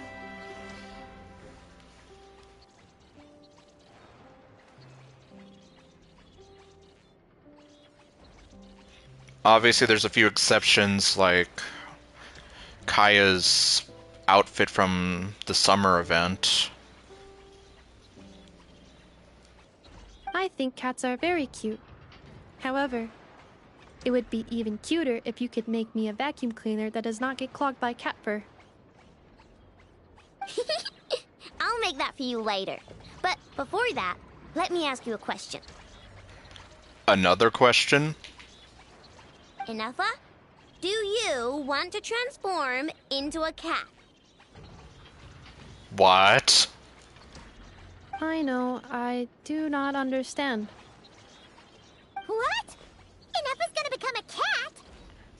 You're gonna rebuild her into like a robot cat? Like, or is this gonna be like Harry Potter where she can transform into a cat like an animagus? Traveler? Paimon? Are you here to play? I don't know what I'm here to do, if I'm being honest. Gotta say, your timing is perfect. Do you like snacks? I got snacks. You can have some. Oh, Paimon loves snacks, but maybe she shouldn't. Yes, Paimon, don't make yourself fatter. If I'm not mistaken, haven't you already eaten snacks today, Aino? What? Hey, when did you get a snack intake calculation module installed? Yeah, like, how the hell did you know, Lumine? Oh, good thing Paimon ate before coming here. Otherwise, she wouldn't be able to say no. Instead of snacks, I'm more interested in why Inefa's going to turn into a cat. That's because I heard some stinky brats gossiping and saying stuff like, "Ooh, Inefa's always wearing the same thing. It's so boring." Jesse, this is boring! And also, so what? Technically, don't all of you people, except for Lumine, wear the same thing? I'm just saying. They're the boring ones. Inefa looks awesome, and she's super interesting. Exactly.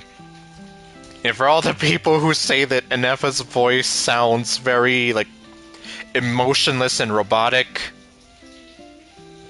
what do you expect? Inefa is literally robotic.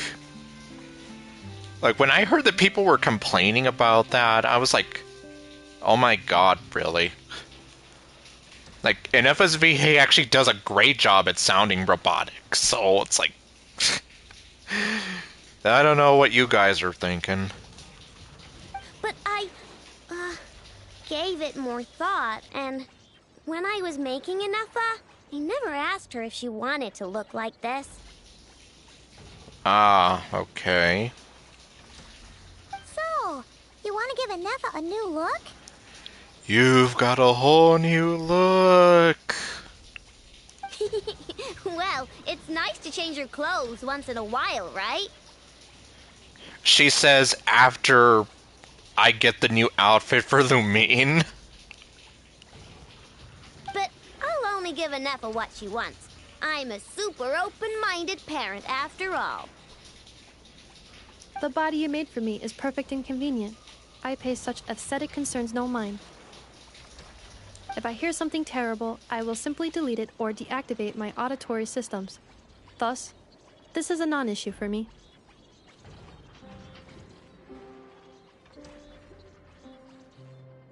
So basically, yeah, just put it out of your mind completely. Ah, so when Aino nags you about making crumcakes, will you also turn off your auditory system? No, I listen to everything Aino says because she's an important member of my family. Okay, well. Yeah, I guess any random person that says something she doesn't like, it's like, that's okay. Yeah, I don't need to care what they say. Versus Aino, where, well, she kind of has to care. And what you say is also of great importance to me. You are all my dear friends. My current records indicate that a majority of conversation topics between Aino and Paimon include eating various types of sweets or sneakily discussing where they would go to eat. Yeah, that sounds about right. The last record occurred in the middle of the night, so I must recommend you two eat less. Yeah. Because, of course, if you eat before going to bed, you do gain weight. And that was something my mom would always tell me. Oh, you don't have to keep that sort of record. On the other hand, the traveler's speech is divided between commissions, caring for and helping friends, as well as dealing with various kinds of dangers. The mean speech? Traveler, I recommend you rest more. I recommend that she talk more. Don't worry, I can take care of myself. Once the work's done, I'll rest. Well, you've got no work to do now, so I guess it's rest time. Are you gonna force me to go to bed? Which means I'm going to make a nice kitty outfit for Nefa. Help me out, Paimon. Well, ironically, considering it's literally 7:15 a.m., I honestly should be going to bed. And I can make one for you while I'm at it. Great idea! Me and my eyes demand that you go make it a reality. Don't agree on Paimon's behalf. Heh heh. Well, oh, unless it looks good, then Paimon thinks that wouldn't be so bad. All right, then we're all set. Nefa, make us some crumcakes. Once you're done, we'll have your outfit ready. Well, I don't think we're ever gonna see that, but I'm just like imagining Inefa with some kind of like cat girl cosplay just seems so weird.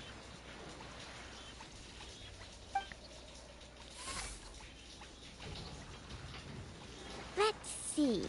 I've got my wrench, my pliers, and my crumcake bolt. Huh? Why is there a crumcake bolt here?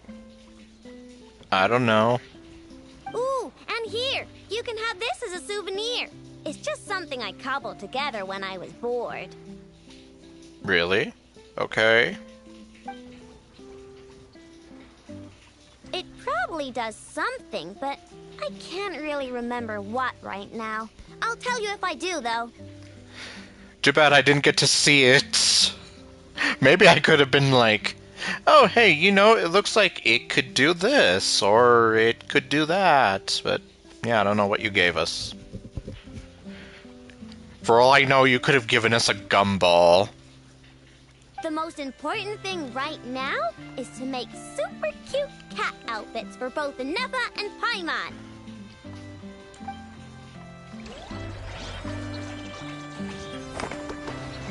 Okay, so that's that anecdote. What color should I... Never mind. I'll just lock the overall design in first. Okay. Do not worry.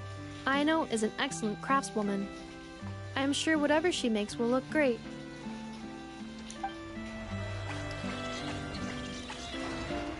All right.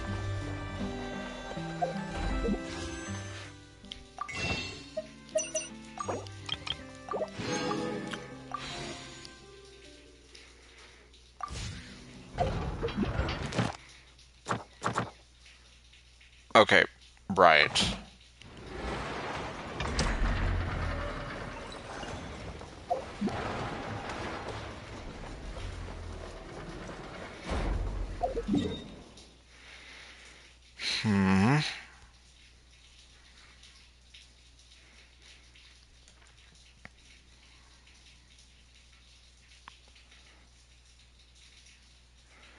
Yeah, there's still this whole area that I have not explored.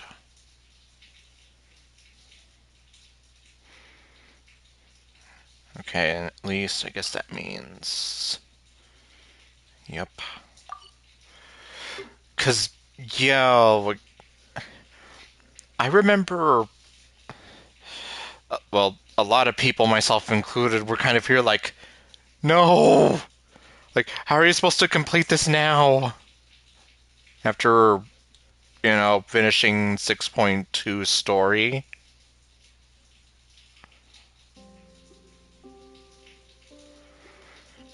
And all the crazy stuff I still have yet to finish in Natlan. I definitely have a lot of stuff I need to finish here in Not Cry, but I don't even know.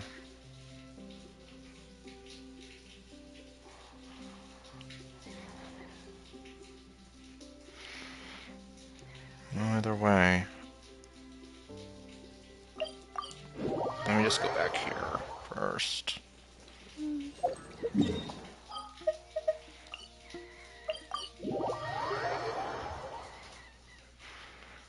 guess I'll take care of some of the teapot stuff. This realm.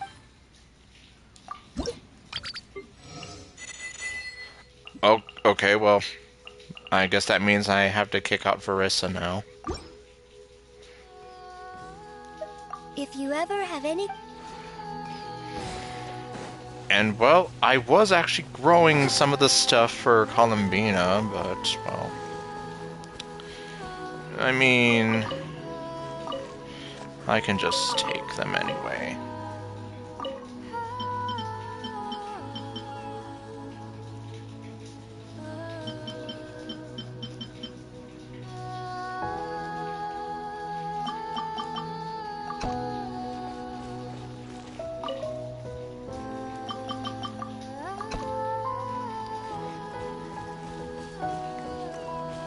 At least that way I can try to have like a steady supply of those. Oh. Ah.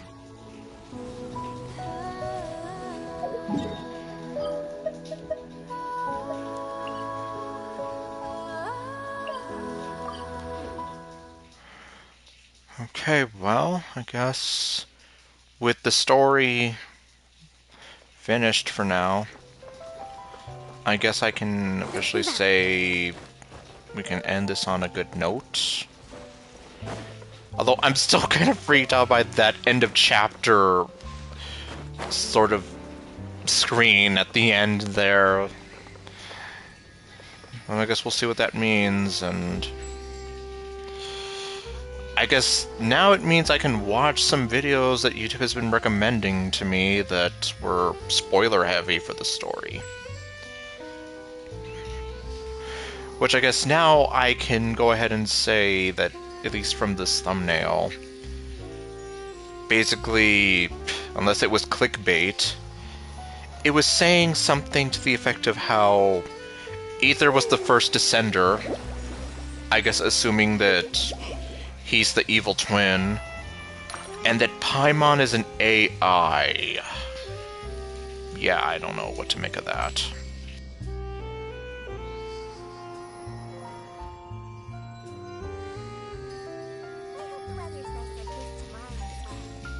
Yaya Publishing House has released numerous works that lay out military strategy in a simple and pragmatic way.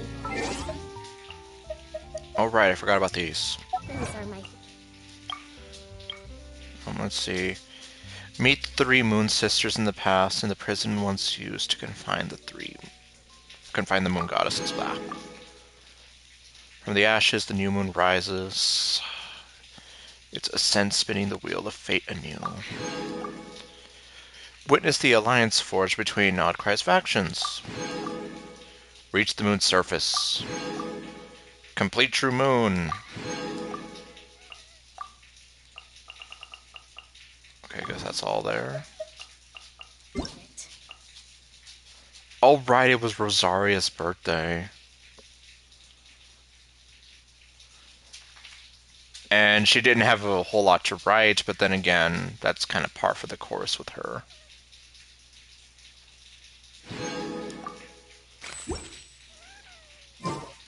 Respect. I was almost here like, imagine if it gave me enough so I could do 20 wishes. Well, I mean, I guess I can try. Although, yeah, I'm literally just here like I have almost no hope of trying to get her.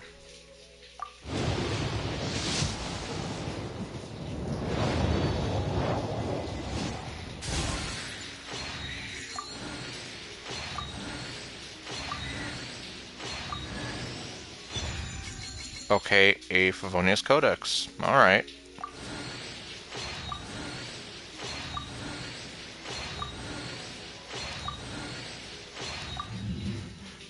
Okay, at least it's not a sharp stick in the eye, as they say. Alright. Given to the will of every creature. So then I guess, yeah, next time, I guess maybe I'll check out that event thing for Novelette. But, well, there's still a ton of things I have to do in this game, let's be real. For now, though, I guess, like I said, we can end this on a good note. Anyway, so thank y'all for watching, and I'll see you guys next time with whatever else I do. Later, folks.